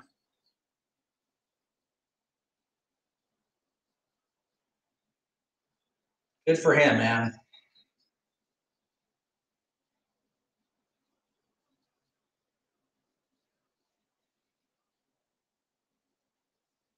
Good for Ethan. I love it. Very nice. Sam, if you want, you can pause me for however long I'm ahead, and then unpause me when you catch up. That's what I usually do when I watch other people's stuff. Hurry at work. Hurry up, prepare and get the shit over here. I'm freaking hungry. Ugh.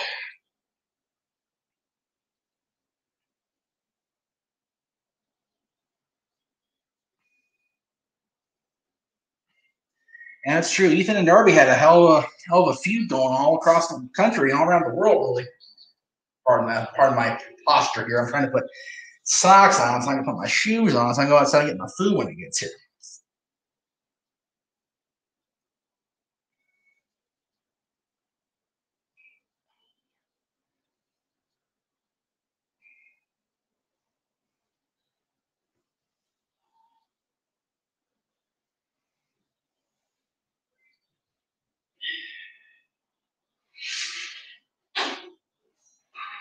Oh, crap.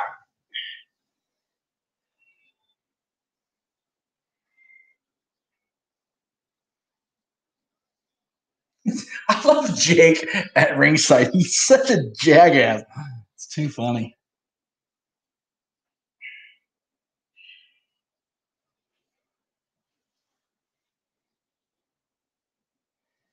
Oh my God, guys! No, they haven't announced the freaking the Hall of Fame worthy person. Y'all, I swear to God, I will say it. I promise. I'll even put a freaking graphic up if I can. For real.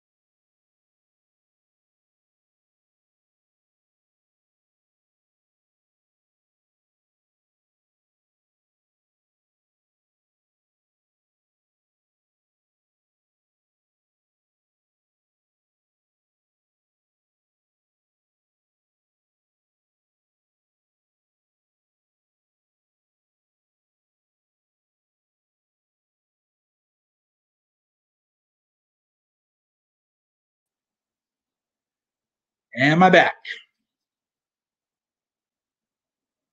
Back now. Hey, guess what, Tom? I think you're not being very nice. You can go sit in timeout for a while. Thanks. Any better? Am I back? Maybe? There we go. Okay. You're not very nice, Tom. So you can sit timeout in 5 minutes. Think about what you just said. I've been doing this for almost 20 years. How about you kiss my ass? How about that? Anyway. Thank you, Scott. Appreciate that.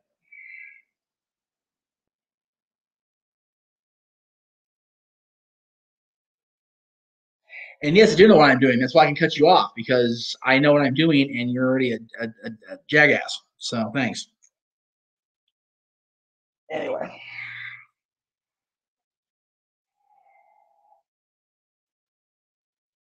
Excuse me.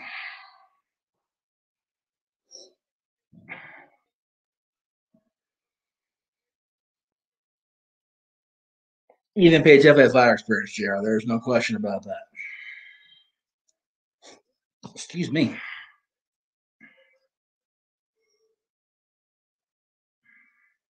Let's see. Who's...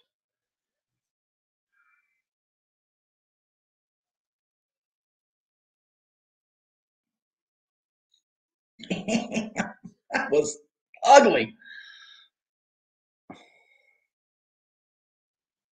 No, you're probably right there, Tony.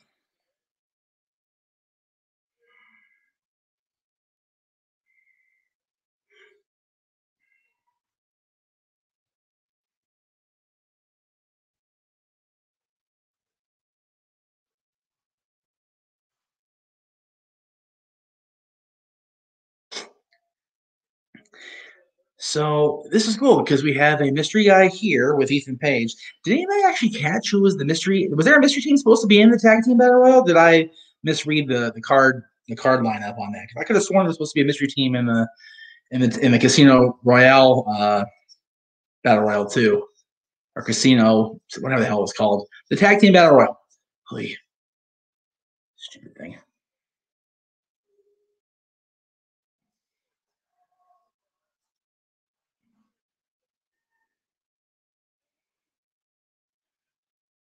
And so, okay, is Penta still with Ray, and is he with Pac and them in the Death Triangle, or are they apart now? Again, trying to find shit out as I go here, guys.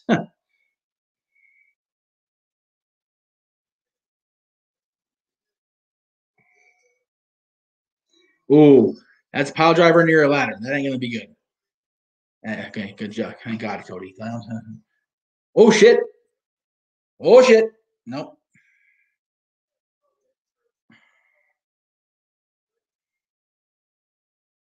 Oh man. Canadian Destroyer, or whatever they call it, whatever he calls it. Oh my goodness, he did it. Ow, ow, ow, ow, ow, ow. Oh, God. I didn't like it when Petey did it back in TNA, man. I definitely don't like it now on ladder. God damn. That's crazy.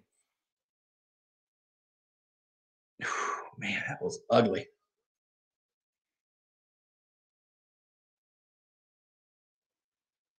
Yeah, definitely check the shoulder, man. He hit hard.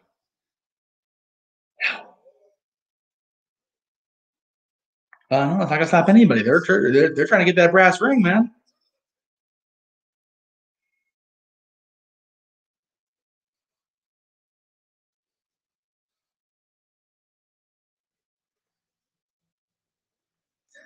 Max is going for it. Didn't get there. Anyway, Scorp.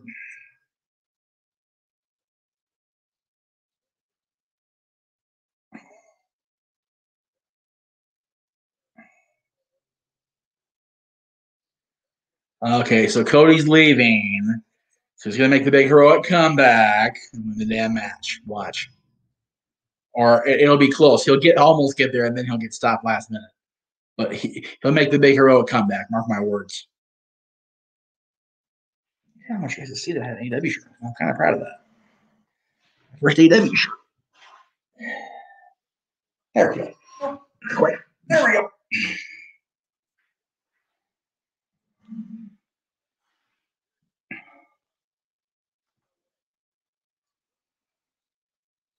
Encourage them to know about a ladder deficiency, that's for sure.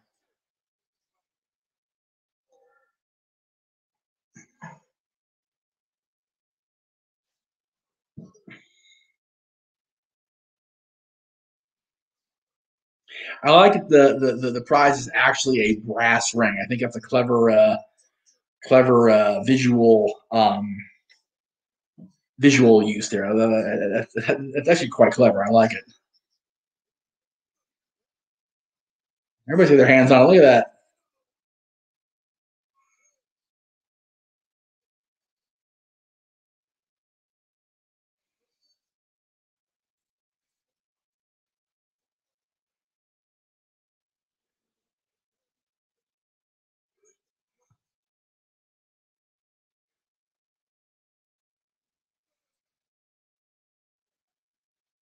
Come on, Sky.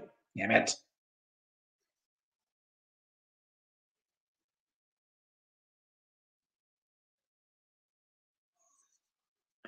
Just checking, Tom.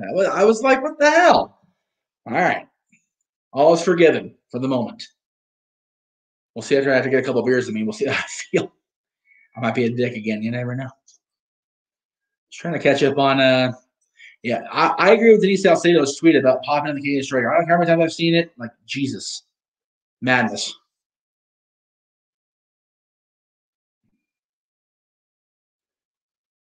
Crispy Kreme. Damn, Virtue. No. It's all the shade from Virtue today. It's too funny.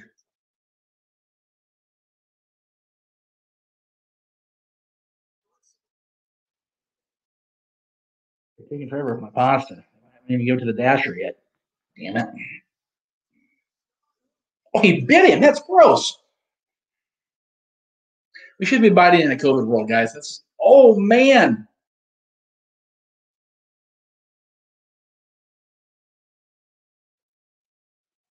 Yeah, he did. He got Skylight really awkwardly there. Oh, Ethan Page has got a clear shot now.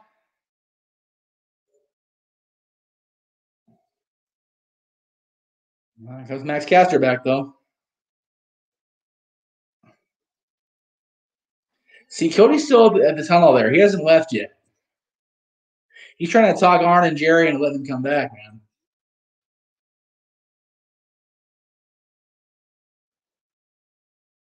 Oh, man.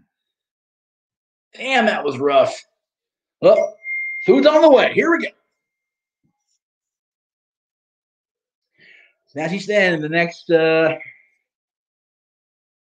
minutes.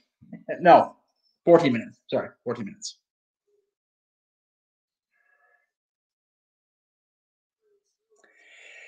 Hey, I'm focused on hockey right now, and my brother's focused on spring training for baseball, which I'm kind of into also. So yeah, I'm not in NFL mode yet. Hockey is my main sport anyway, so I'm all in on the hockey for the moment.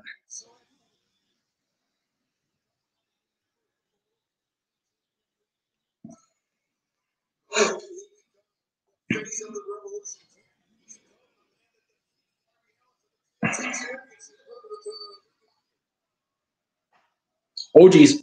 Oh man.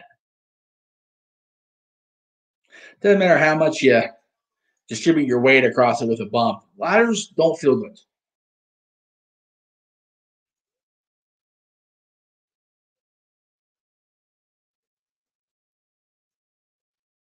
Watch Jake. Watch Jake. Okay. Oh man, that hurts. Frog splash with the ladder underneath the guy. Golly.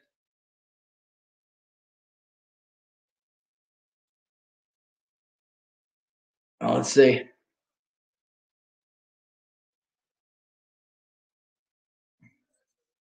Oh, it did. Damn, Sky. Oh man.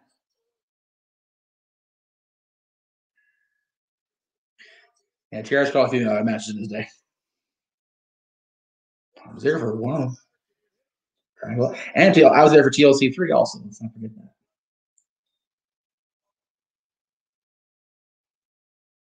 Oh, that's archery. Oh, ow, ow, ow. See, that's exactly what I thought he was going to do. Nice job, Sky. Whoa, easy there. Full moon almost in Jacksonville.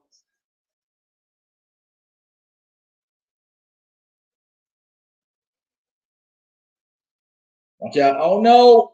Oh, my goodness. Oh, Sky's done. Sky's done for the night. That's it. Shit. Watch Penta. Watch Penta. Got him.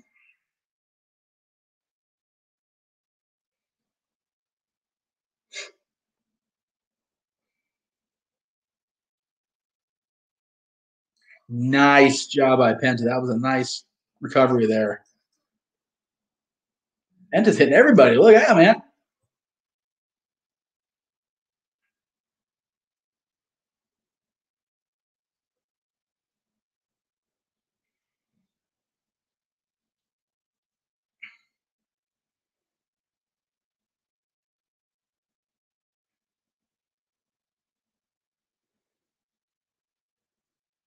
Is Cody still in the tunnel? I can't see. All dark from my perspective.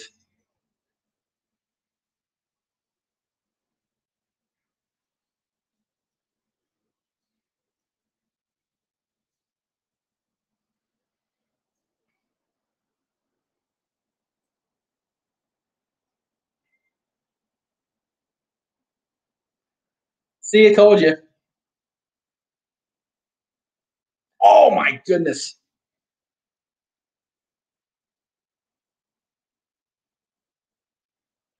Arn and Jerry are flipping their shit at him being back in the ring. That's your career now, Cody. Don't worry about the freaking match. That's your career now, man. Come on. No, Crossroads. Oh, my God, on the shoulder, you idiot. Oh, Cody.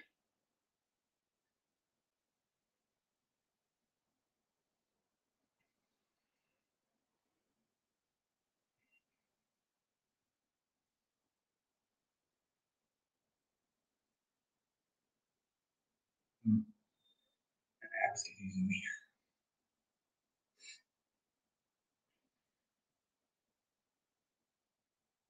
Cody, move the ladder in the center and climb the thing and grab the ring, man. You want your belt back, right?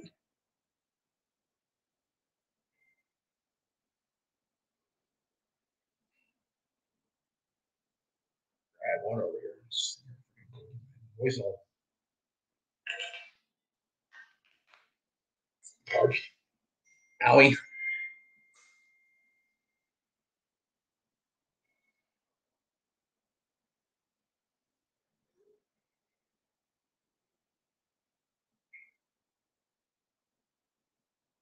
Hit traffic or something running late now. That sucks.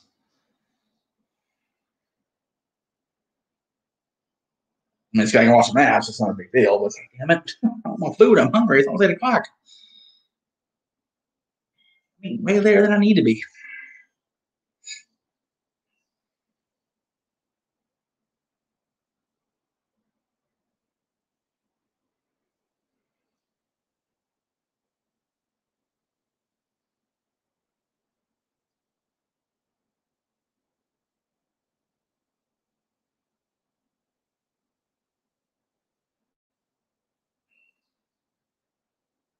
Yeah, a little bit.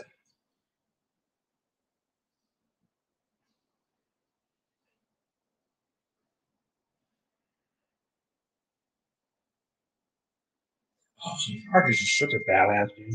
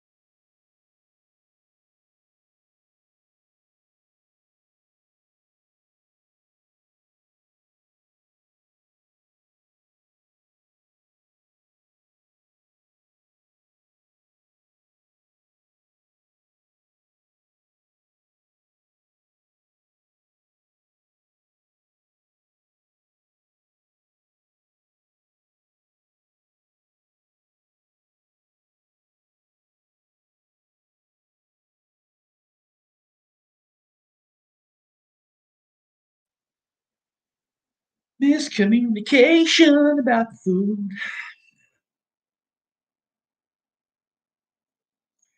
Nothing between Archer and the brass ring now. Oh, there's Ethan Page. Just kidding.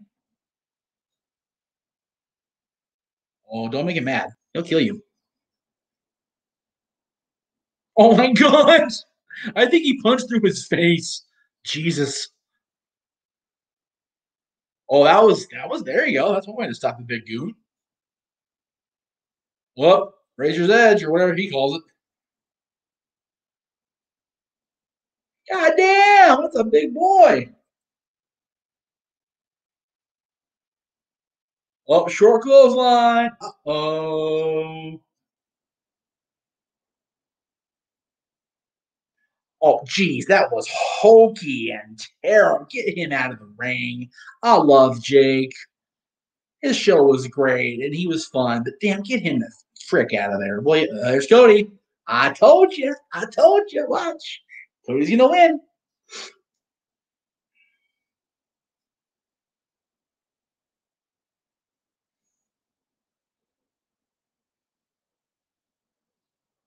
Disaster kick. Kind of a Cody cut. I don't know if he got all of it, but he got some of it. Jesus, guys. This is from the TNT Championship. That's the thing. It's even the world title shot.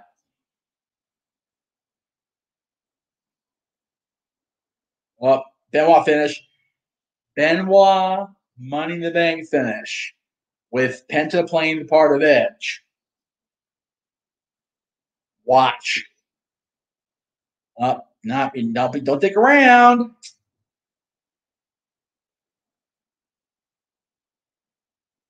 Oh, come on, Sky. Yes, Sky. Oh, my God, right in the foot. Go, Sky. Climb.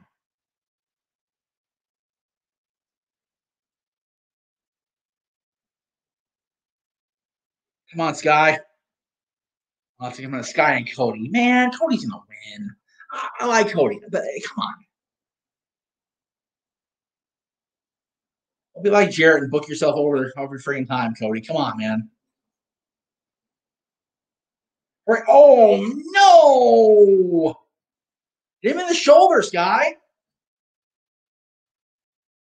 Hit him in the shoulder, Sky. No. Hit him in the shoulder. Yes. Do it again.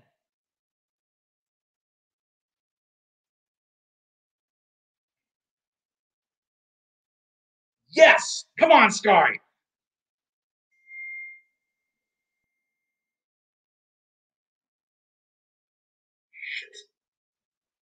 Come on, Sky.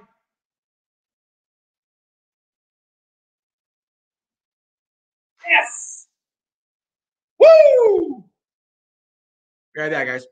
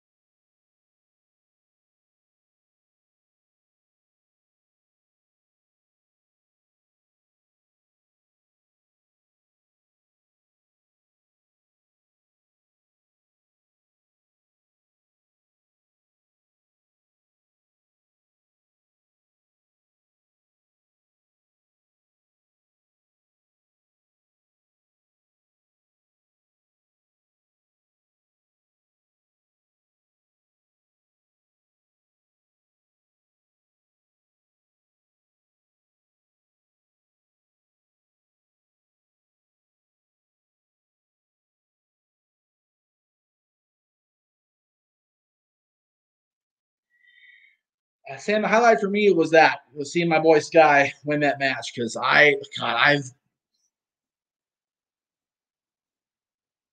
Oh, here we go. Here's the debut. Here we go.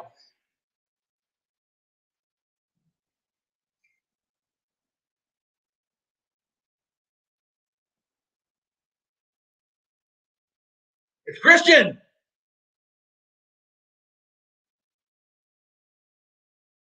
It's Christian. It's Jay Resso. Christian Cage, whatever. Damn. Woo-hoo-hoo, man. Good for him, man.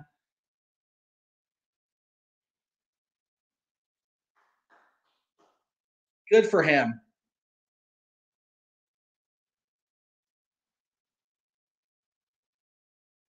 Love it. That's too cool for him. I'm so happy for him.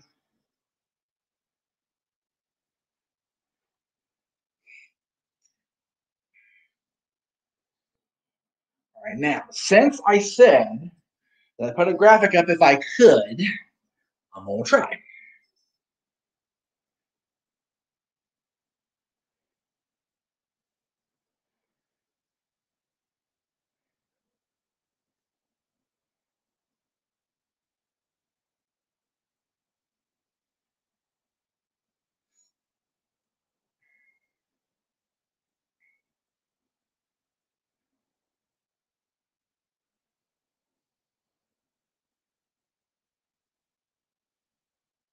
There we go. That's what I wanted. Thank you.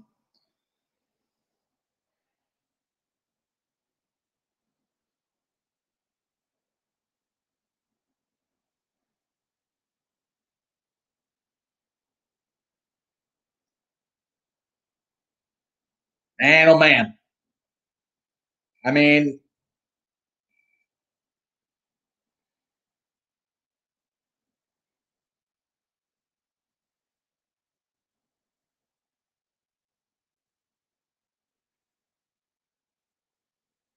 all right. So if you're here watching me to get the news, there's the news right there. Yeah. Christian Cage is all elite, baby. There you go. There it is, guys. Holy shit. All right. So to prevent obnoxious fat man sounds from emoting from my stream here, I'm going to put myself on mute, and we can go ahead and continue on watching this show while I eat my din din. Very happy for Christian. Absolutely, Michael. Absolutely. I agree. Totally deserves it.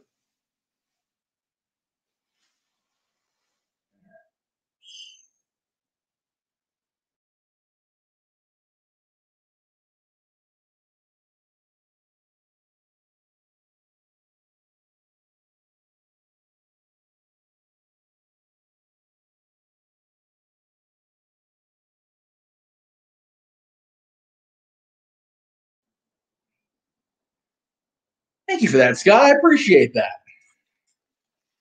Very nice of you, Scott. Thank you.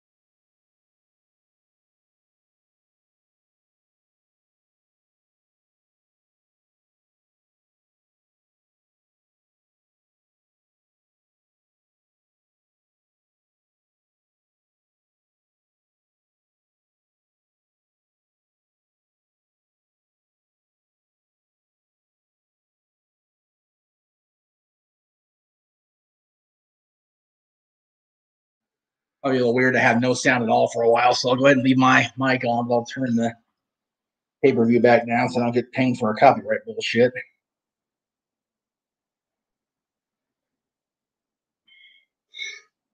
Too theatrical, honestly. Or cinematic, sorry.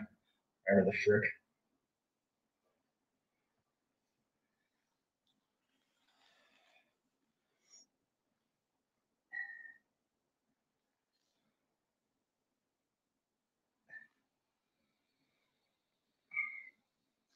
You know, Dustin, I don't know. I mean, he was at the Rumble, and we saw that. I'm wondering if they just didn't think they had anything to do for him. I mean, how do you not have Edge and Christian be a team again? That just screams money to me, but again, I am booking the territory.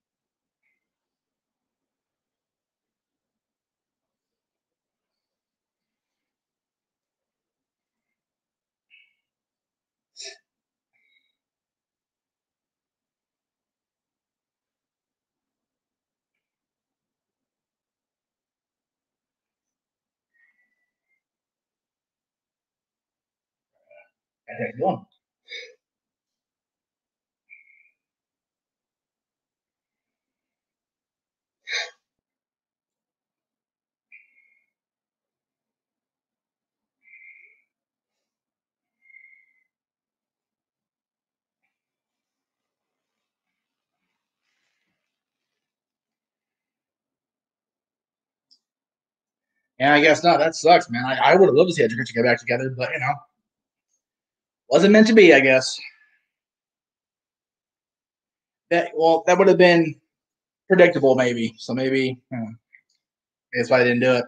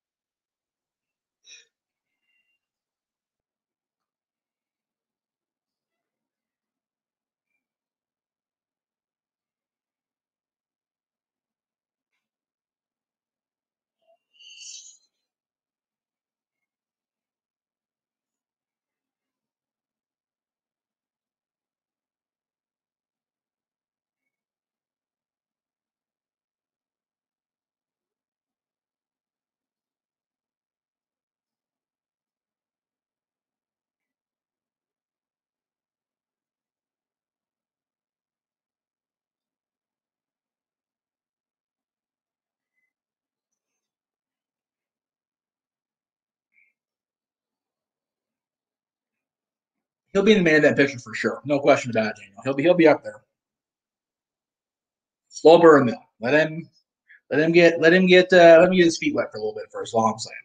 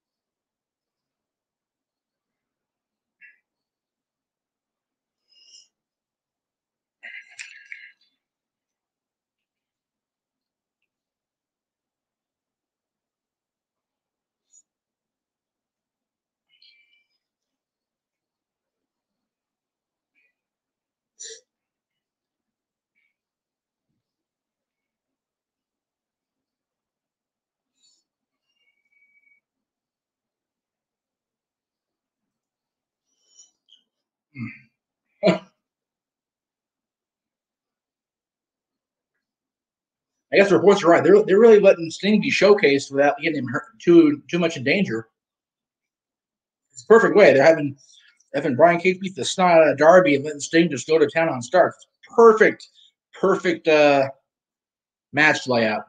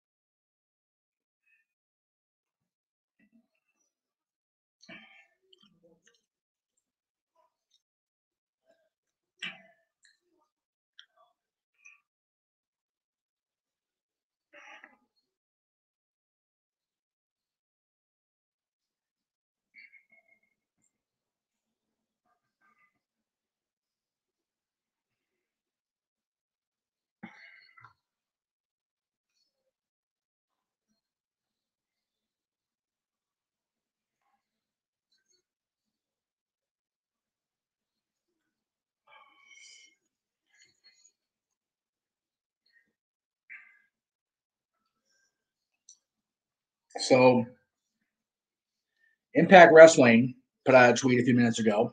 If you're still with me, thank you for that, by the way.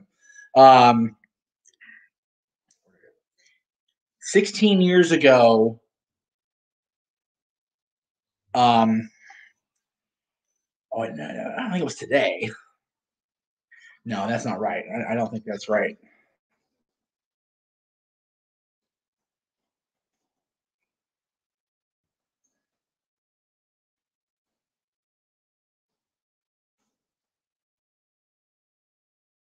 Yeah, I think so.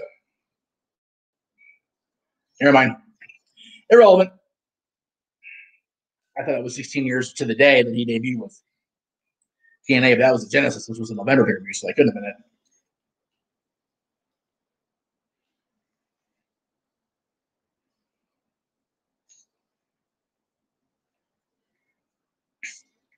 Yes. Cage is just wearing Darby out here, man.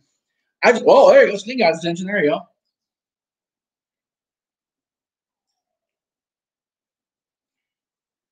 I've seen firsthand how destructive Cage can be. He used to be Ricker's, Eli Drake's partner. He's no joke, man. He's a big, bad dude. Oh, man.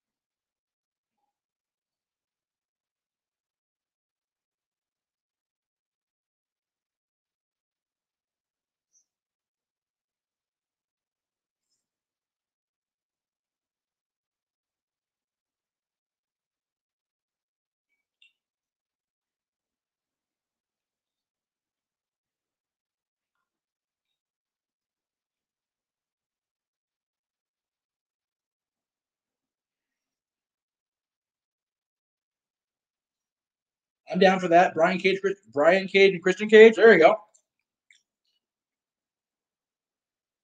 We know Christian can go. He's proven that. And he does well against all kinds of different sizes of athletes. And Brian Cage is a big old athlete. So it'd be interesting pairing. Team or opponents. I'm okay with either or, to be honest with you. I don't want Christian on Team Taz. I don't like Taz.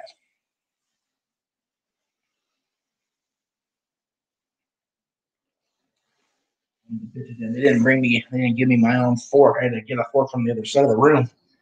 Assholes. All right. Food. They had that looked very cinematic, but I'll take it, right?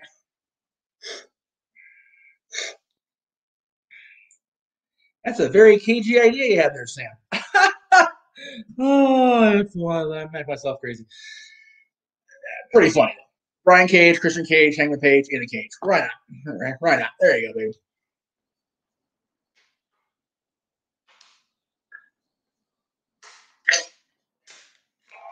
All right. Takes care of you. All right. I'm 1 for 1 today. Hey, me. After this is the death match, right? That's all we got left, right? Or am I wrong there?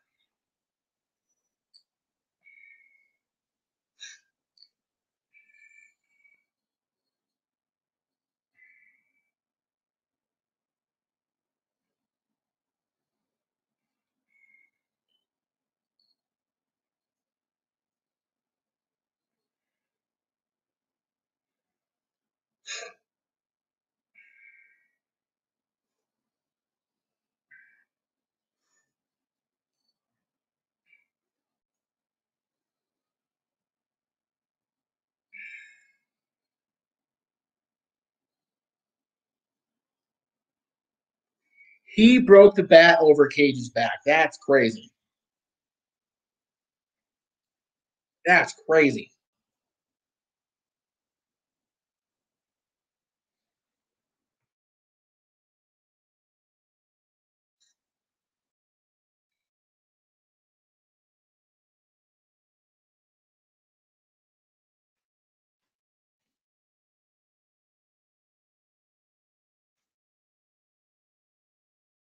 Dude, Darby, I think Darby killed himself, y'all, on live TV. Just saying.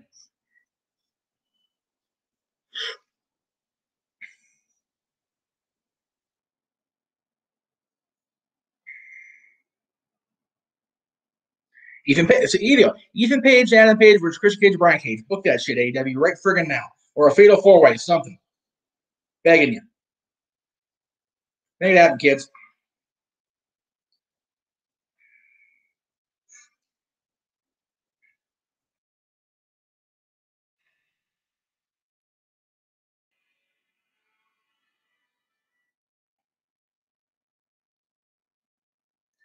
Dylan texted me.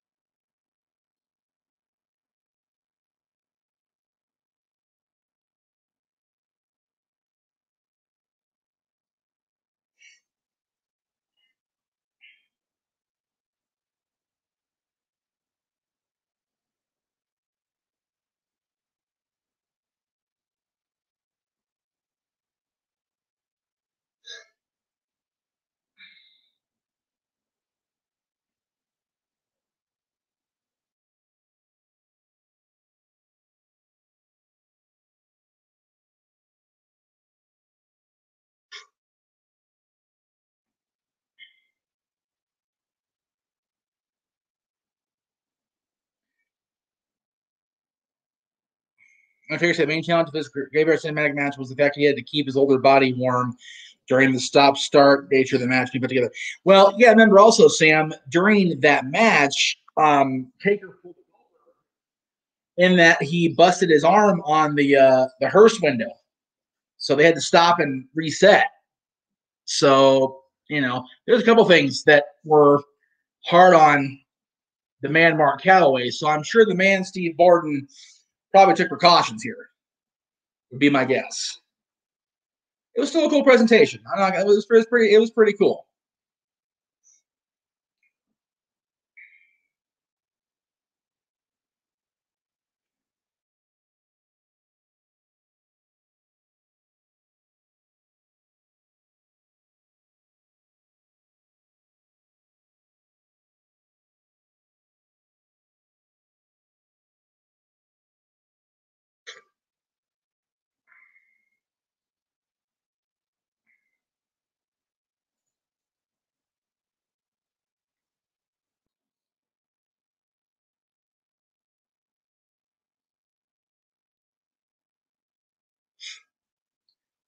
Coming up in May is Double or Nothing, baby. Sunday. All right, well, there you go. There's my next AEW watch along. Sunday, May 30th.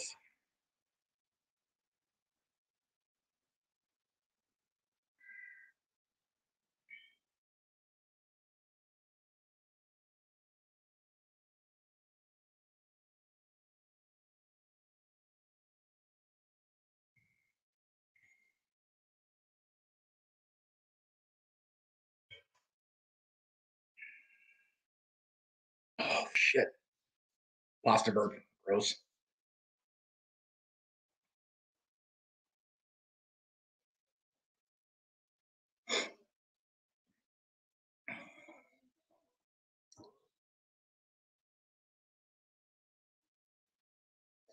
There has the stuff for Wednesday. Inner Circle War Council. By the way, you're not going to see this, Rosalie, but thank you to my big sis, Teresa's mom. Oh, hello.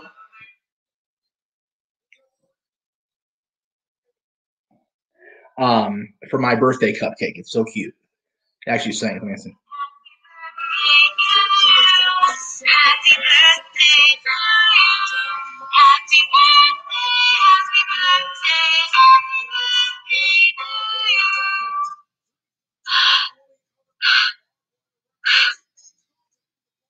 Get a boy up. Isn't that cool?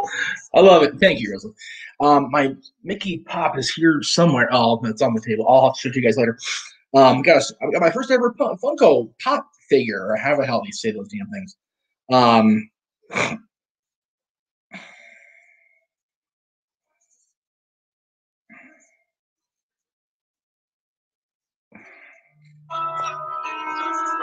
all right, shut up, damn phone.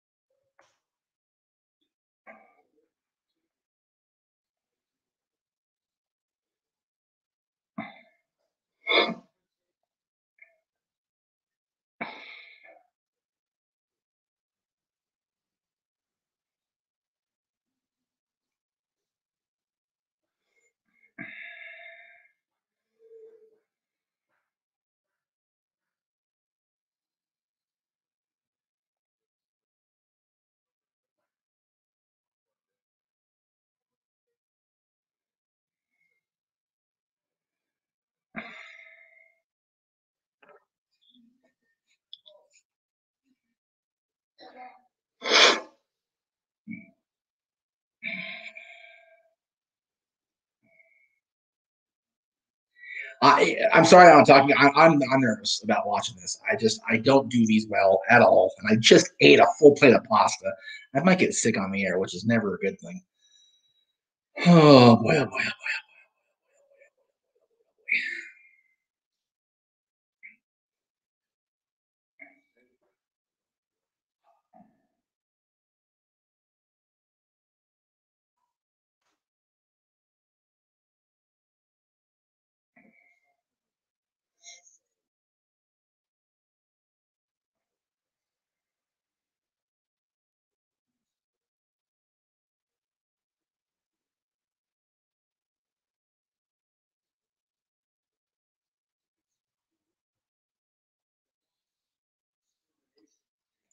Oh, that's disgusting, Callus. Jesus, you're a sick man, Don.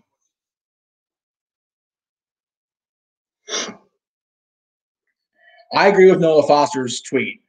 God be with both men. My goodness. Oh God. Man, oh man, oh man. If you honestly, Big G told me he's never seen a death match before like this.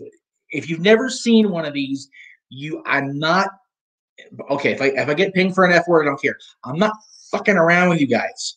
This is gonna be bad. People are gonna get hurt here, like really bad.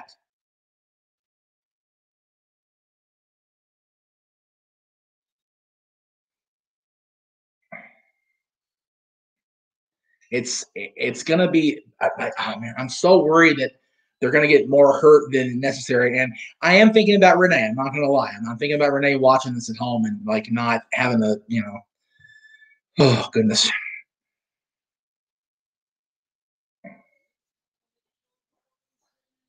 Oh my god. Oh my god. Oh my god. Oh my god. Oh my god. Oh my god.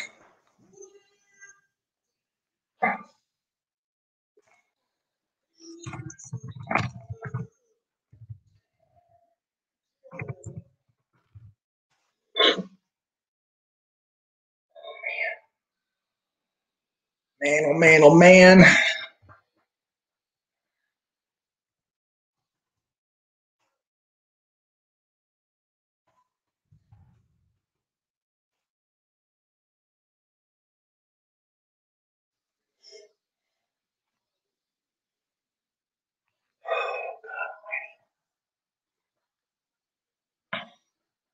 I can't underscore how bad this is going to be.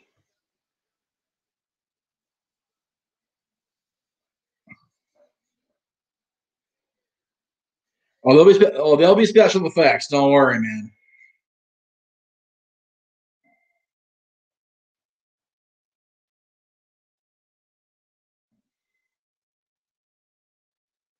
Tony's saying he just saw the match with Terry Funk recently. God, oh my god, dude! Like, oh my goodness.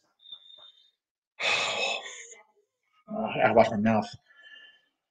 Oh,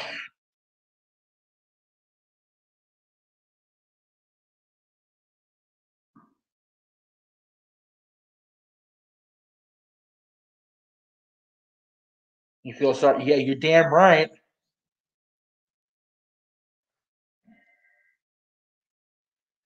Oh, Come on, let's go to the ring and get it over with. Jesus.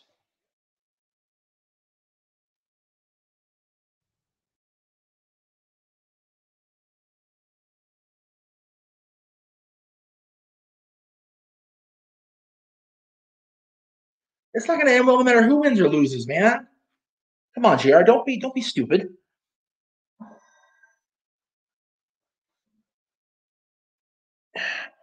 I agree with Renee. Respect for that jacket before the carnage from John Moxley there. I mean, Onita's jacket. I mean, oh my God, oh my God, oh my God, oh my God, oh my God, oh my God, oh my God, oh my God. Hi, I know you're watching and you're wanting to talk about Christian, but I'm about to have a spaz. I don't do these matches. You know that. Man. Oh, Jesus. How you doing, brother? I'm hanging in there, man. You? Well, I know what's coming. And like, the freaking referees in the goddamn hazmat suit, for Christ's sakes. Who in their right mind greenlit this type of match, especially during the age of COVID? I don't know. I don't know, man. And, well, at least they had the freaking foresight to get the crowd out of the ringside area, get them the hell out of the danger zone. At least Tony turned his brain on for those few 5 minutes or whatever it was to get him out of there. I mean, you've heard the story every single time we talk about these kind of matches of me sitting next to Tammy and watching one of these, and there's no explosions in that one. Yeah. This is like a million times worse. This is so bad.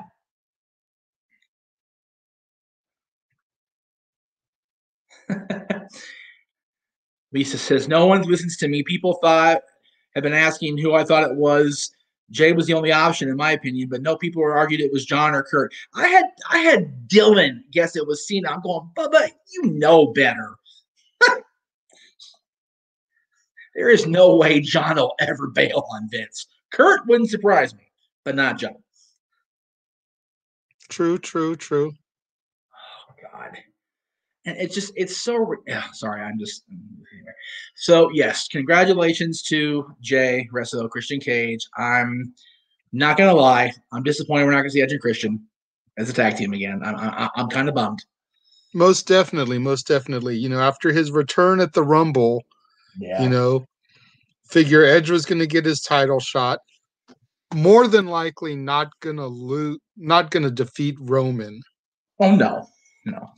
You know, so once he had his match at Mania, him and Christian could have had a glory tag team title run before they both rode off in the sunset. Or, you know, how about retiring maybe at next year's Mania? Or how about Edge and Christian versus the Usos in a couple weeks of Fastlane? Pop that number. The first pay-per-view on Peacock. I'm like, come on, folks. That shit books itself. But no, he wants to come in and debut on this night where people are going to friggin' die, including a fellow Canadian. God be with you, Kenny Omega, you crazy bastard, you. I could make a joke. But I'm going to leave it alone because it would be in very poor taste. Oh, Lord. Okay. I mean, you're on my stream, so whatever. Do what you got to do, brother. I'm just saying, you know, it just.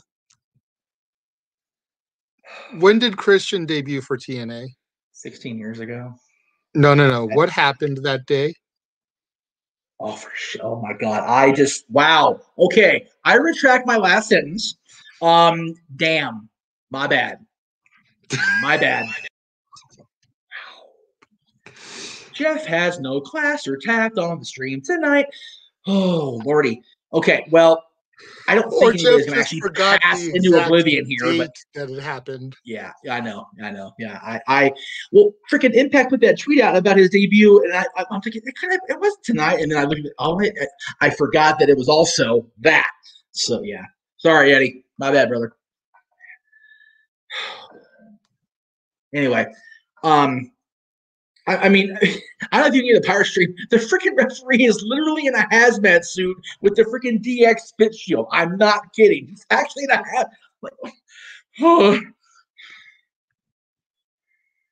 I'm gonna have freaking nightmares over this damn match, dude. I'm gonna be up for weeks. Talking about not sleep. I haven't slept yet. I'm probably not gonna sleep for 2 weeks now. Oh, God. Were What you else at is new Bolo with 09 you? when Kenny became PWG champion and won the tournament? Were you at that Bolo? No, I don't think so. I think I was gone by then. Okay, yeah. Bolo 09, I watched this guy you're seeing right now on your screen become the PWG champion after winning the Battle of Los Angeles tournament, 2009. Here I sit, almost 12 years later, with an even gaudier belt than the PWG belt. I forget If that's AEW belt. possible. Right? Well, the PWG belt was a combination of 6 different crazy ass minds put together. So you know it had to be. If you're going to out Gotti that, you might as well put yourself in the Hall of Fame of Gotti. Grief. Oh, God, there's so much barbed wire out on the ring, Jay.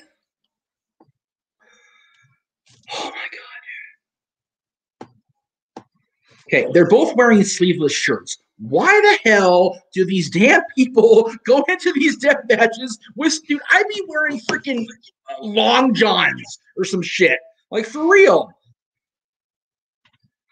Prison jumpsuit. Something. Seriously, fucking loan them your prisoner outfit from the backyard days. Good grief. Okay, but you forget. I'll get to Michael's question in a second. I see it there. Okay. You forget my prisoner outfit. I cut the sleeves off. Oh, that's right. And eventually tricked into shorts. Forgot about that. Yeah, because you were the sleeveless wonder. I forgot about that. You still are, obviously. All right, Renegade, what are your thoughts on explosive death matches? I personally think they shouldn't be allowed, but I understand it brings attention to the company that does one. I already said my piece on this. You do you, boo. I've only seen a few explosive death matches in my fandom. I feel, and maybe that this is just, I don't know, maybe it's not very appropriate of me, but I feel like if the feud warrants that type of match, make it happen. It's very much akin to a Hell in a Cell style blow off. Right. I quit. Something, Obviously, other companies can't do Hell in a Cell that's copyrighted by the E. Well, the cell that is now, yes, but the original cell, that's a freaking ripoff of Jim Crockett from 10 years before. So, But I mean, I'm sorry. If the feud is such of a blood feud that it warrants an explosive death match, by all means do it. But it definitely should not be something that's done on a regular basis. You don't want to wear the gimmick out. No, and see, that's where... And not only do you not want to wear the gimmick out, you don't want to put your talent through that on too regular of a basis. Right. Just look at what Foley, Taker, Shawn, Hunter went through in those cell matches. None of them are the same as they were when they first entered. Look at what this Ginger fan went through during the 2012 Hell in a Cell match. I was sitting there with you. I was in a panic mode, a panic attack. I legitimately had a panic attack in this man's living room. I'm not kidding. And that was the Hell in a Cell. God, go ahead. Sorry. I mean, Shawn only had 5 more months of career after the Cell, before he had his retirement for 4 years. The first time, yeah. Oh, no.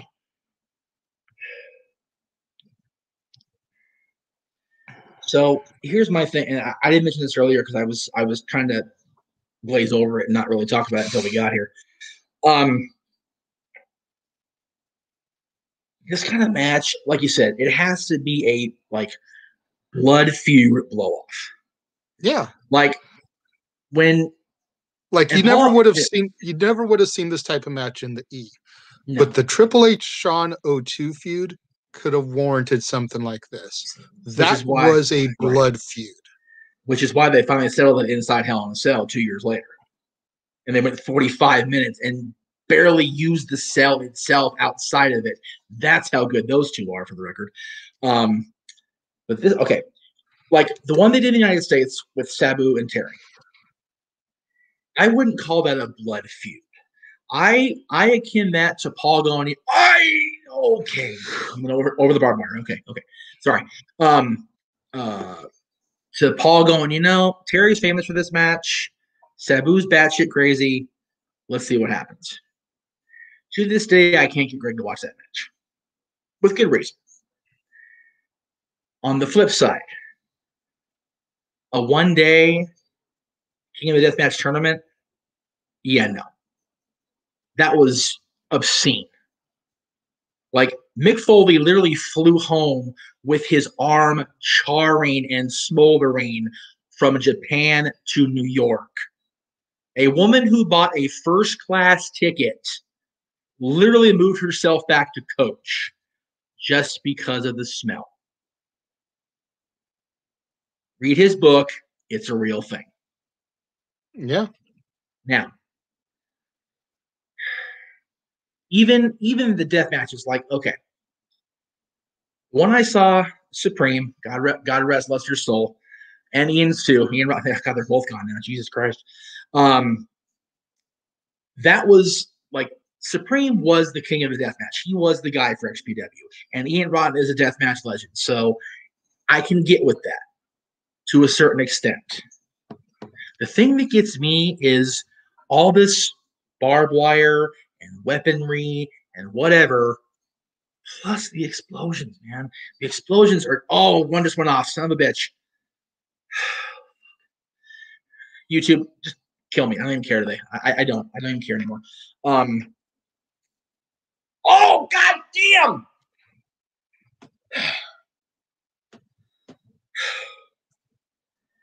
Stay down for like 20 minutes. Let me cool down. Christ, you two idiots. I don't, number, like you said, in a world where we're trying to make sure everybody stays healthier and, whatever, no. Not right now. Definitely not right now. However, this guy, Kenny Omega, betrayed a company, betrayed his elite brothers, and betrayed everybody to get his hands on the title and screwed Moxley Montreal style, storyline-wise. So I can almost get with that. Yeah, this feud needs it. But I don't have the stomach for it. And I don't know if you had a chance to watch me at all. I just finished off a plate of OG's lasagna as this match was starting to go intro. I fear there's going to be a lasagna keyboard here in about 10 minutes if this match keeps going the way it's going. Because I don't exaggerate. People think I'm just name dropping or whatever. I'm not telling tales out of school. I'm sitting on a freaking bench about this wide in the freaking control room that used to be a damn ice rink viewing station with Tammy Sitch sitting here and a bucket in front of us just in case. And Justice Payne, may he rest in peace, looking at us like, how can you even watch this? And he's an Extreme wrestler. The whole thing just is so goddamn surreal in my mind. It's 20 years ago now, almost. Oh god, I will never truly understand the deathmatch culture. When I'm 16 years old and watching, the Attitude Era. Oh yeah, dude, my freaking teen. Oh yeah, this is so cool. I'm almost 40 years old. This is freaking nuts. All right, I got a kid like wanting to watch this, going, oh no. Yeah, it was nuts when I watched. Keeping in mind that I'm a few years older than you. While you were going on, I Googled something because I was trying to remember one of the death matches I had seen that like really stuck in my head, but I couldn't remember the participants' names because it was Japanese. It was, I had an old FMW VHS back in the day because it had some old Cactus stuff on it. Right. And there was a match, and I'm probably going to totally tear these names up. Forgive me. But Megumi Kudo versus Combat Toyota. Yeah. Women's electrified barbed wire match. Women's. It was on the FMW King of the Death Match VHS. Holy crap, y'all. Yeah. Oh, shit. Oh, hang on a if second. you think what these guys are doing is extreme, see if you can find this match and watch these delicate women. No disrespect to women, but these women go out and do what these guys are doing. Almost better, because the guy that reviewed this DVD gave it the only 5-star for a death match that he's ever given. That says some stuff. Run that by me again. I'm sorry. I was just telling everybody else, if you think that what these guys are doing is major, watch these two girls go at it. Yeah. And the guy that reviewed this on Amazon gave that match 5 stars. The only 5-star rating he's ever given a death match. Right. That says something. Here's the thing with deathmatch wrestling. I will never forget this as long as I live. Oh, God damn it. Sorry. Squirrel. Right? Talking about the deathmatch culture in Japan. I forget which book of Mix it was. He's written about 65 memoirs at this point. He talked about a woman. Stuff, I think, is in his first book. Well, right, but he talks about different stuff throughout his memoirs, so that not just his tournament. There was a match, and I forget what the circumstances were, but this woman, this female wrestler, was in I think spandex was the word, full body spandex suit. She caught fire. Oh, snap. She went up like a goddamn Christmas tree, dude. He could still hear her screams in his head on the plane ride home. Like, that's when it goes too far. I'm sorry. Like, again, I was talking earlier about, handle it when I was a kid. The Royal Rumble, the 99 Royal Rumble I quit match between Mick and Dwayne. Like, I could watch that match over and over again because of it was brutal and it was intense.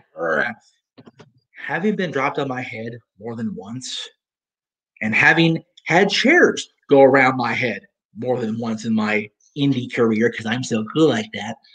Yeah, I don't screw with that match no more. I don't do that match.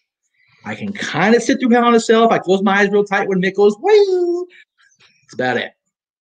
This kind of shit, I'm doing this for you assholes watching this. So you guys can see my reaction and probably see me vomit live on the air. So good stuff. 40. By the way, gotta draw money. They'll be back next week. Right. By the way, love your shirt. Like when I went in to get your Piper bottle that ultimately exploded because the Dodger dog just passed. Like there was all kinds of Doritos everywhere. I'm like, I almost bought those just because. I love me some Doritos. So Michael says another match I never could watch was the scaffold match, and the triple cage was scary. Okay, yeah, remember something. The Ready to Rumble cage match at Slamboree was in Kemper Arena. Not a good look, Granddad. No. Oh, like why? And they went off the air with Canyon's prone body done through the ramp. You don't know. No.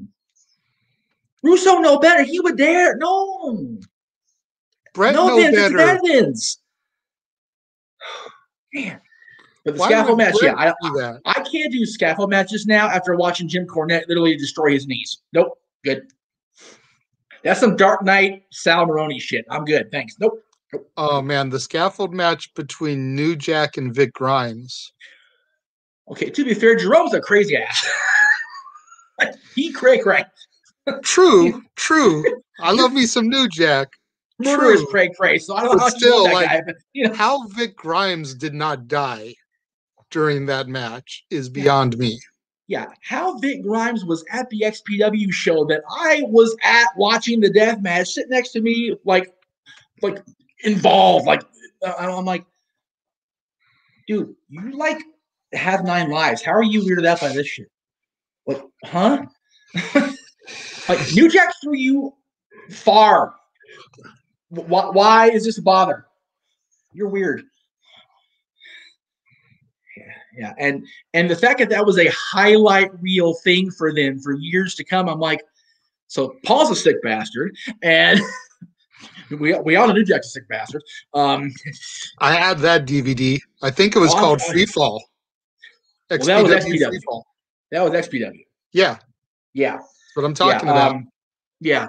Vic took a tumble in ECW too. Same situation. Yeah, but the XPW one was Looney Tunes. That's in the Olympic Auditorium, which is no small building. I know. I've been in there. We both have at various points, just not for the right reasons. Yeah, he fell down, go boom, a little bit, and he walked out of the building. Yeah, like they stretched him to the back for the effect. Mother effer walked to his car and drove home, and then sat there with me a few years later. And yeah, okay, paradigm shift. No, just kidding.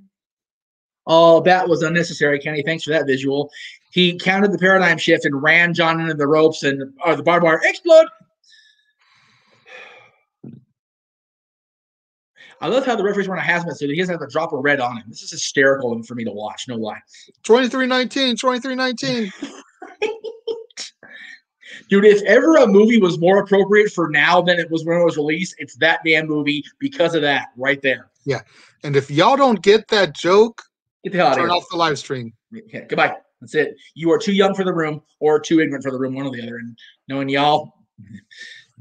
Little column A, little column B. Well, I mean, they're Jeff Meacham wrestling fans. They got to be a little cray-cray, so, you know.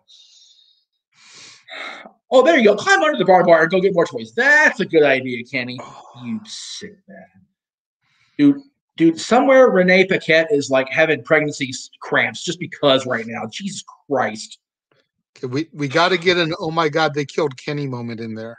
Right, something. Oh, John's black shirt is riding up his torso. Oh, this is going to be fun. Oh, nope, shirt's off.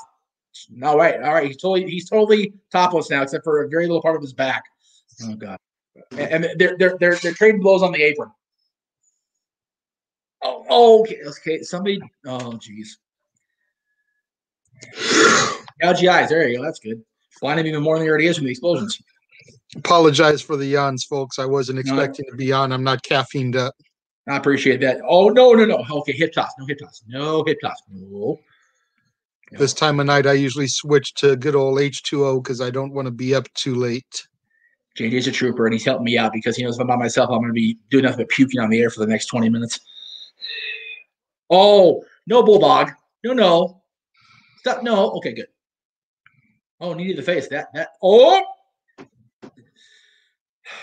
And he held on the rope but didn't fall. Oh. Paradigm shift position. No, he never needed the face. Paradigm shift into the barbed wire. Oh, my fucking God.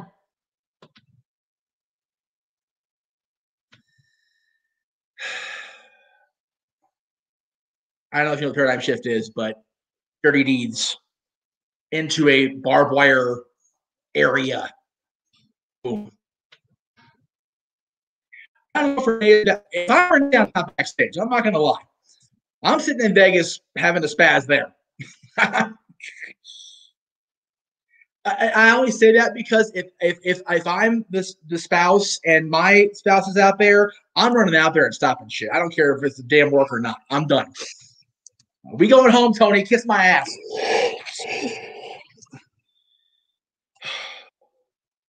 And you know what? God bless the referee.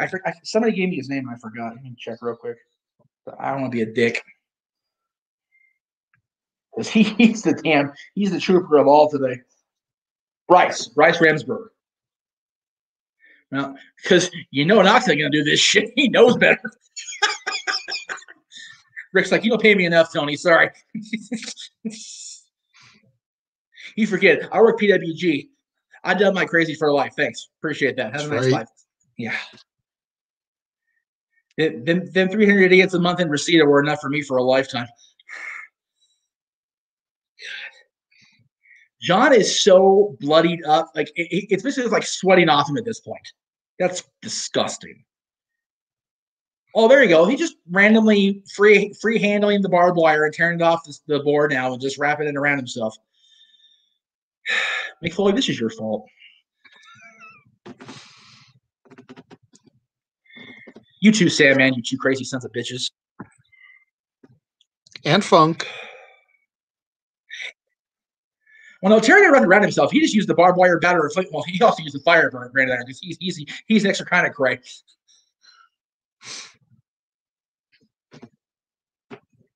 And at least Sandman had the decency to get himself a drum so he wouldn't feel it first. Jesus. Make it a straight edge. He's climbing under the rope, but he's got the barbed wire, so he's just doing this shit. God damn. I mean, I knew Moxley was crazy before he became Dean Ambrose, but my goodness. Okay, I think like I said, there actually are fans at ringside where they were before the match was laid out. There's AEW employees sitting there like maybe 5 feet behind the barbed wire boards. Not a good look, Granddad. If all of them are getting hazard pay, I'm gonna find a lawyer to advocate for that for them. Good grief! Either that or hire a freaking therapist to check out how stupid they all are for standing there. Jesus. You know what's so funny about this whole thing, Jay? I'm gonna turn this off when we're all done. I'm gonna go into the next room. I'm gonna put my two little nieces to bed, my sweet little nieces, and help their grandma, go to bed tonight too. Just 3 sweet women, not a care in the world, just trying to go see for school tomorrow or whatever. And I'm here watching death matches with my crazy ass self and you. Jeez. This world is freaking weird. And pin him, count faster, Jesus. I don't care, screw job, count something. Take the Shane McMahon crash course for referee to get the hell out of this match ready, Bryce. I'm done. Where are we at here? 8:30.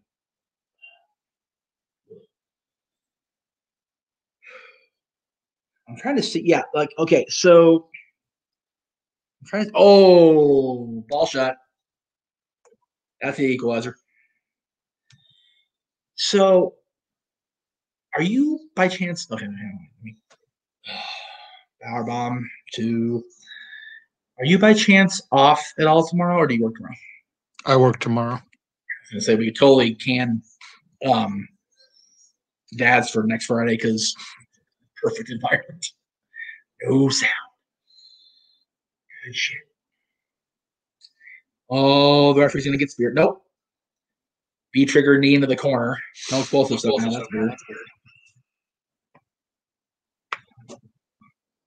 Oh, another one. God, he's like driving. He's freaking like driving the knee right into his jaw. That I don't know if it's a V trigger or whatever it's called, but he's just. Oh, here we go with the what's it called? The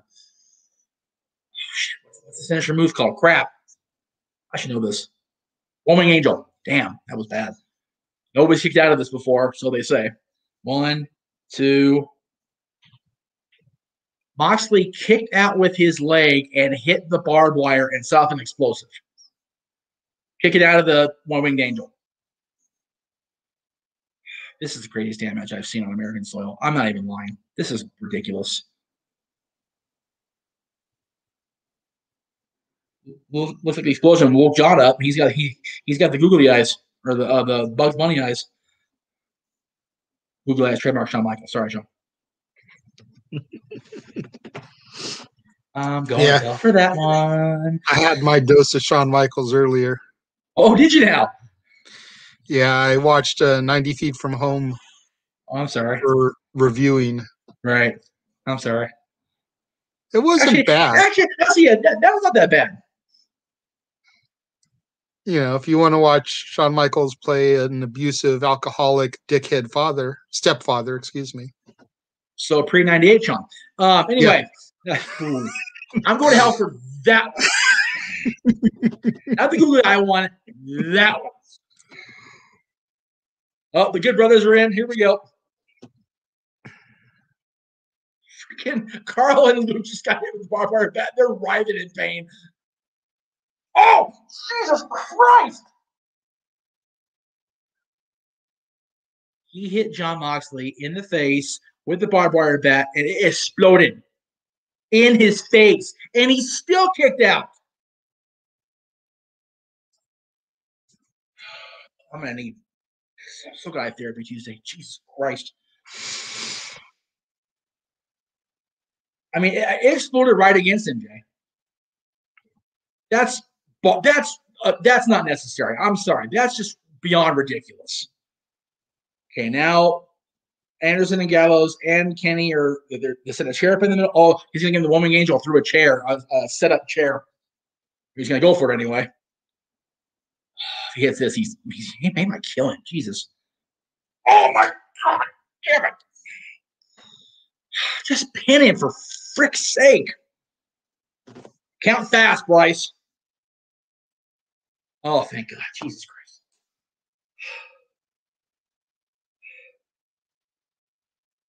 That was too much. I shouldn't have done this. I shouldn't have done this shit. No stunt doubles. Yeah, no shit.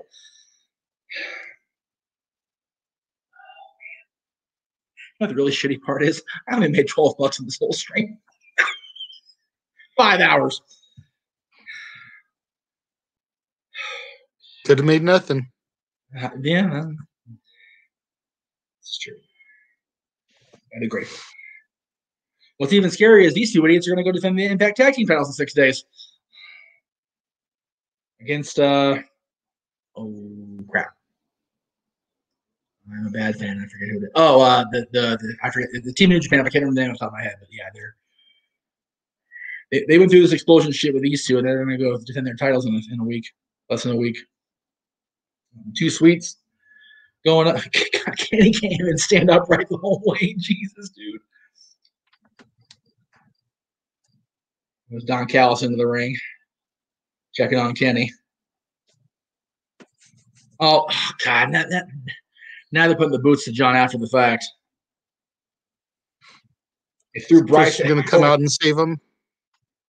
That would be the cliche thing to do, wouldn't it? Much like he did to Team Canada. It's almost like the same guys who write both shows. Oh, wait. I'm sorry, was that out loud? Oh, he had the same music. Don Callis was there, too. Oh, they got him handcuffed, Mick Foley style. Oh, no. No. We need to cut the feed of the pay-per-view now. That would be the decent thing to do.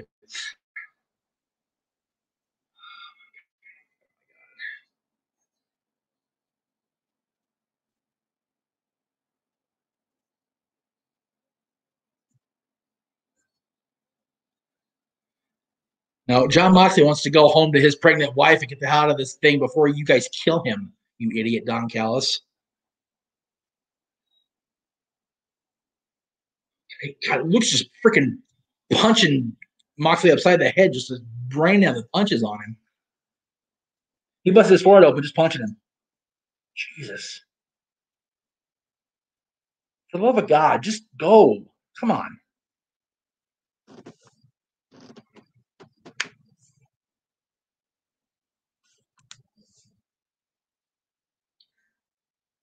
Oh God, he's got Moxley set up like against his leg. He's just boom, boom, boom. And now he's doing the barbed wire bat across the forehead gimmick. Yeah. Good night, Sam. Thank you for staying up with me, brother. I appreciate that, man. Just glad I didn't puke before you went to bed. It would have given you nightmares like I'm gonna have. Oh man. For me. Oh God.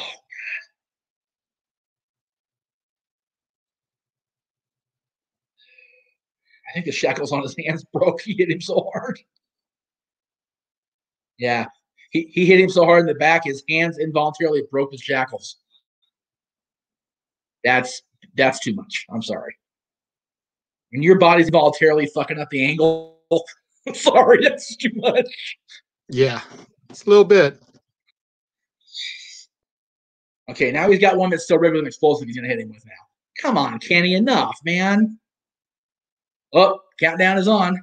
56, 55. It can't be Christian. Oh, 30 minutes, everything explodes. And we're down under a minute till then. Get the hell out of the ring, all y'all, right now. John's going to go out and fall on the sword, man. Oh, my God. You know the pay-per-view won't cut off until the big explosion hits. Oh. Renee, turn the TV off. If you know what's good for you.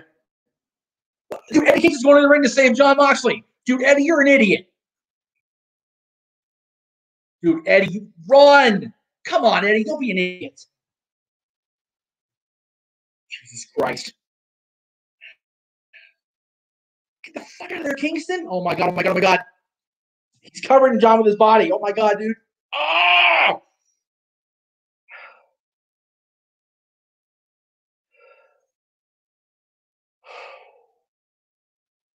That was a lot less dramatic than I thought it was going to be. I feel better. A lot more pretty than it was ugly. Jesus.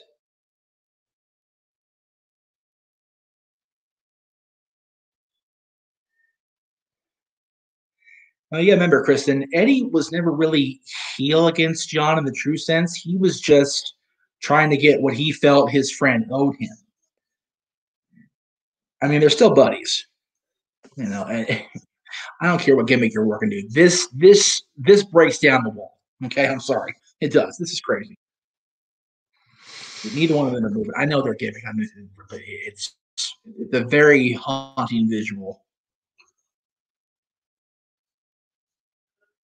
Jesus.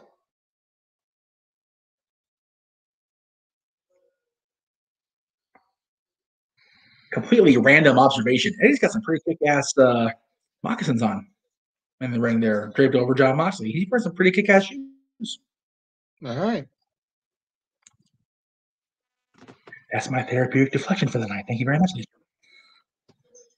Fashion so, Jay, what's going on Renegades Reviews this week? That's right. Deep thought. Well, since ABC, you asked, for that. Anyway, yes. Let me bring up my little images here so I can be accurate. Yes. I know it's on Wednesday and Friday.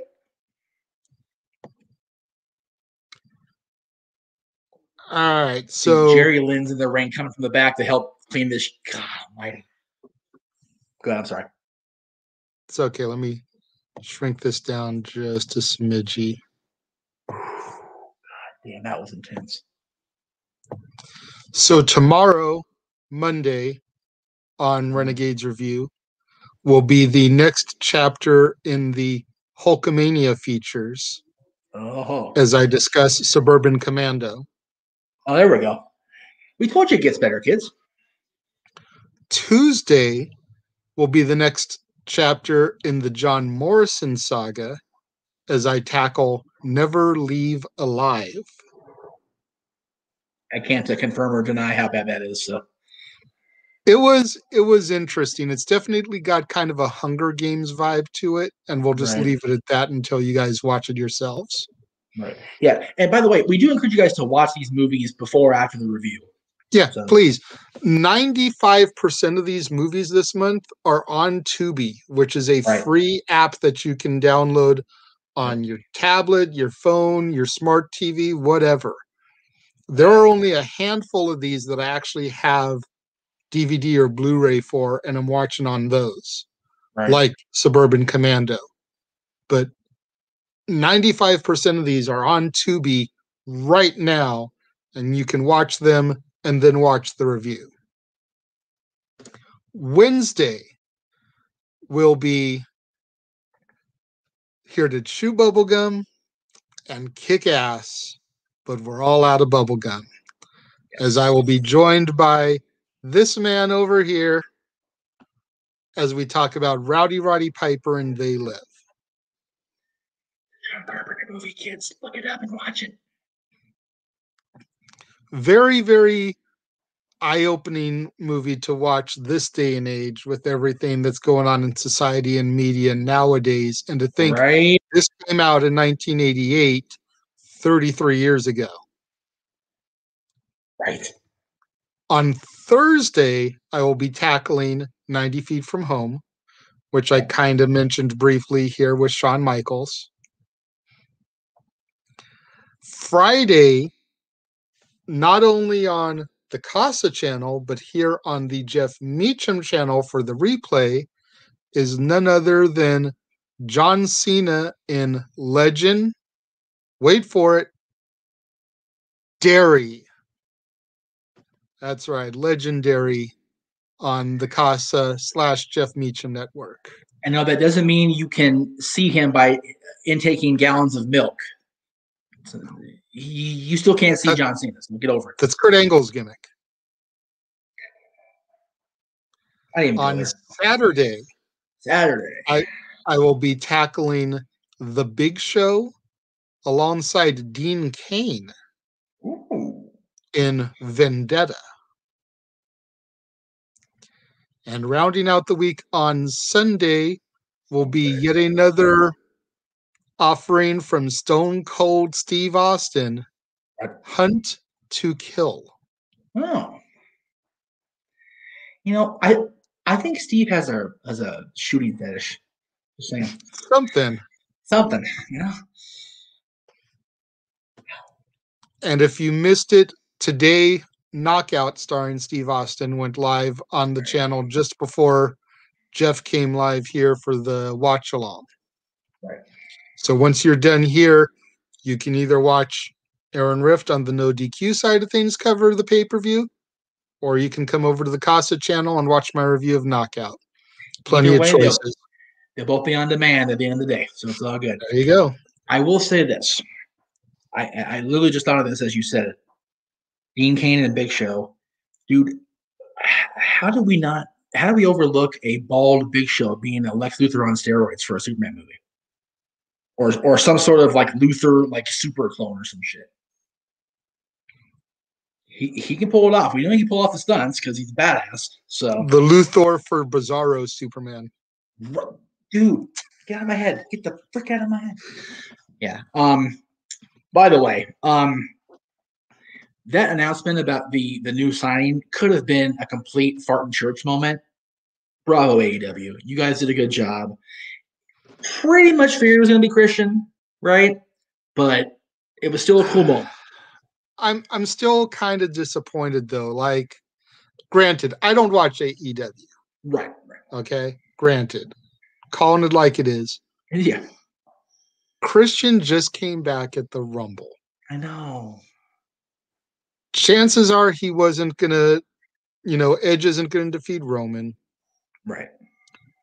Edge and Christian glory run after Mania. Like I said, let them both retire at Mania the following year. Yeah. Let Christian then go into the Hall of Fame the year after. Right.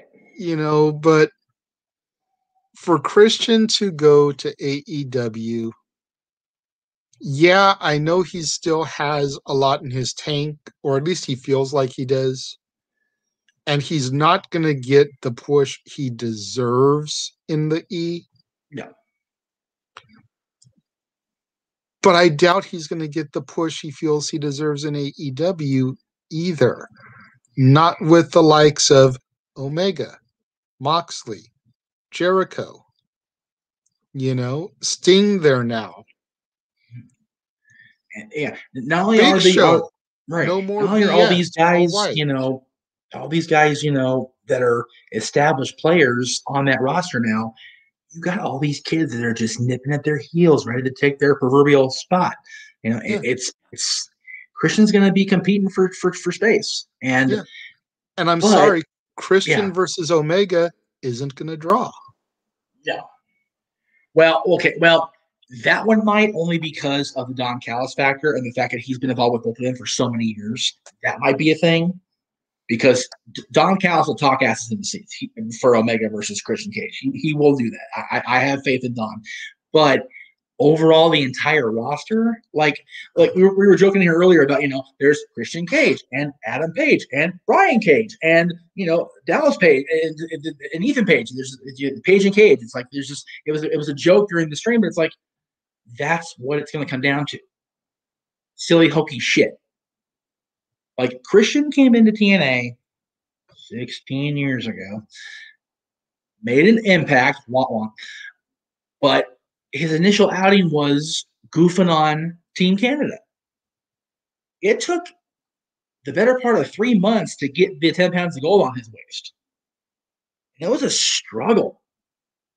And then when he lost it, he didn't get it back until it was almost out of the company completely a year later.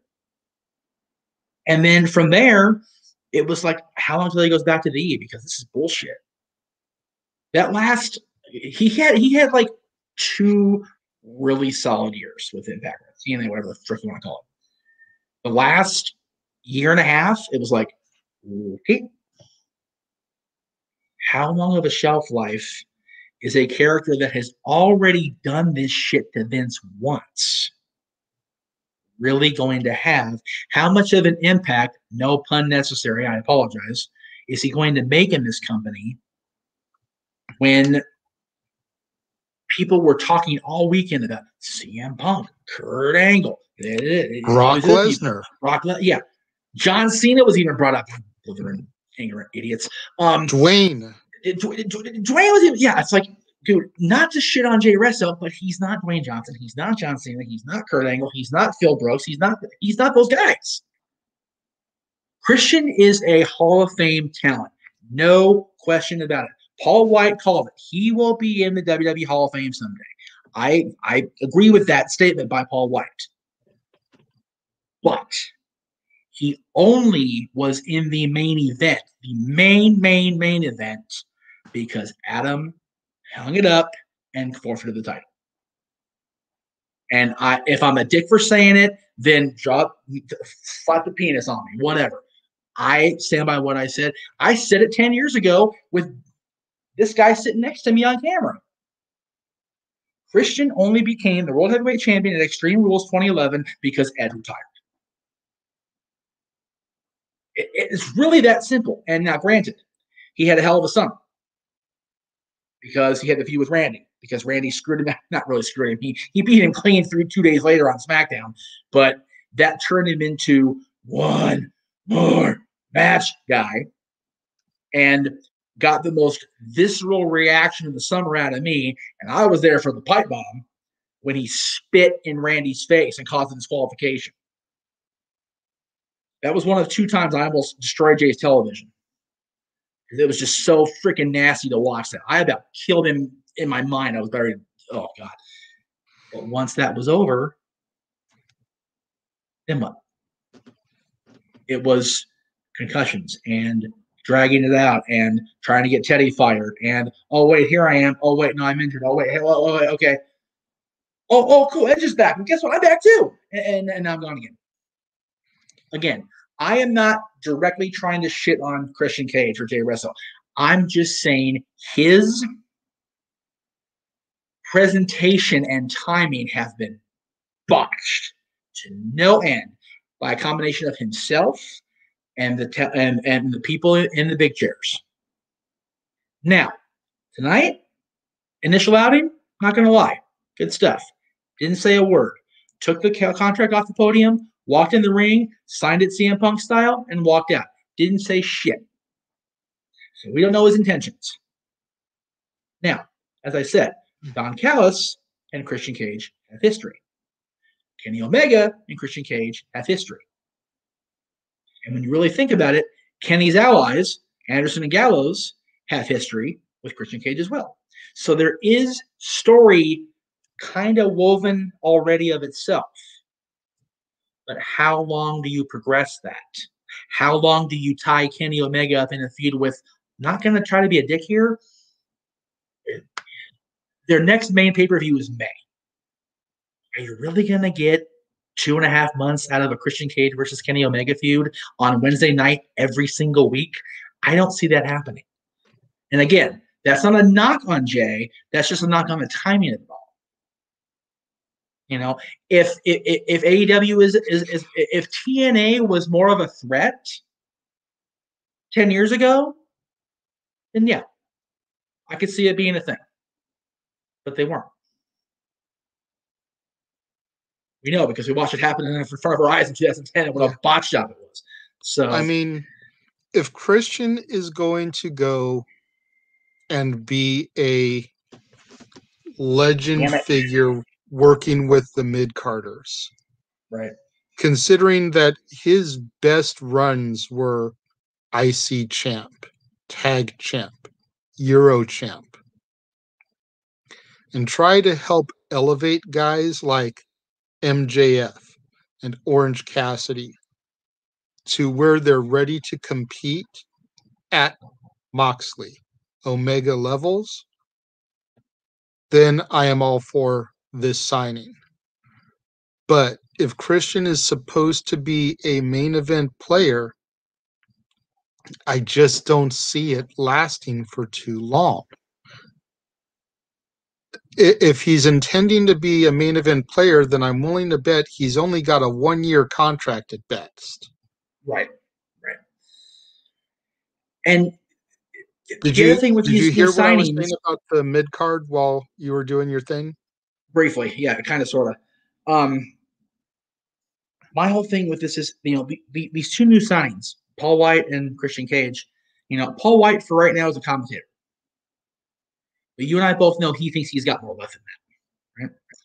So does Christian, obviously, because he got the shape of his friggin' life to come in the Rumble.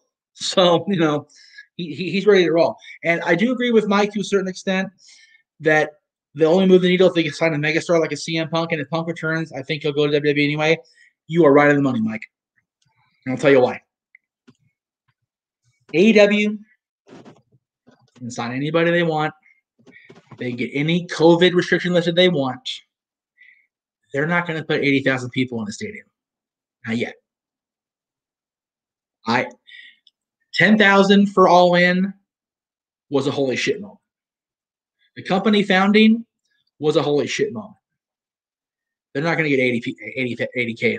They're not. And I'm not knocking the company. I love the fact that they exist. But it's not realistic right now. Nor will it be realistic when things open up. I stand behind that. CM Punk is going to return to wrestling if and only if there are more people there than should be allowed in a room ever again in this society. Okay, Punk wants that place to wants a stadium roof to blow off when that Cult Personality song hits. And that's not selfish of him. That's just reality. He will make that happen, and he knows that. And regardless of how much strife there is, so does Vince.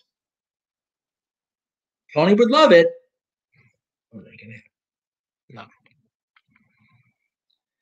And as far as Paul White, if they're going to allow us to believe that he's just a commentator, just like Sting was just an appearance guy who was on the roster with one loss record, Paul will wrestle again. He will. And he will be an attraction. He will not be a full-time player. Which he will be a lesson. Which, quite honestly, I think that's what Vince intended to sign him as 22 years ago, because he had the Andre thing going for him. But I don't know if I was saying on the air earlier, but I was talking to you earlier. Big Show spent the last 6 months of his WCW run smoking cigarettes and being out of shape. And then he went to Titanland thinking everything was going to be okay. He was in OVW within a year and a half for conditioning purposes. And really didn't do anything conditioning-wise. He came back meaner, but he was still sluggish. And he only devolved until he finally looked like a pimple with a whitehead ready to pop on it in 2006. And again, I'm not trying to be an asshole. He looked like he was an overinflated balloon when he was ECW champion. He was a hot mess.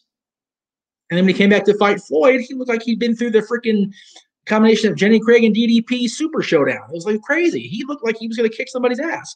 I was convinced he was going to kill Mayweather in the Citrus Bowl when I was there, because he was lean and mean, ready to whoop ass.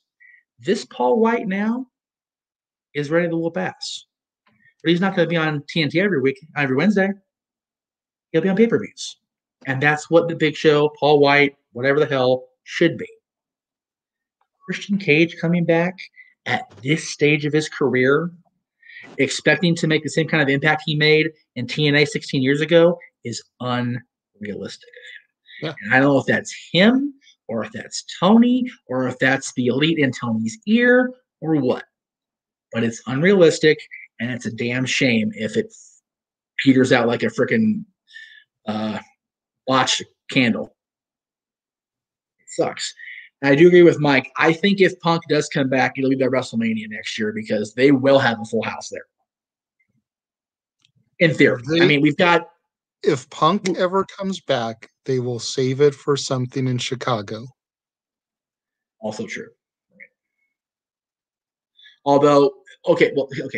They'll have him return in Chicago, but they won't have him do a storyline resolution until a Mania, because Vince will want 100,000 in Dallas, or I don't know how much Angle it's going to fit, but whatever. But that kind of crowd for Punk to have a storyline resolution. So, but yeah, we're on 5.5 hours. I'm exhausted. I got to put the trash barrels down, and probably take a nice long healthy Corey Perry.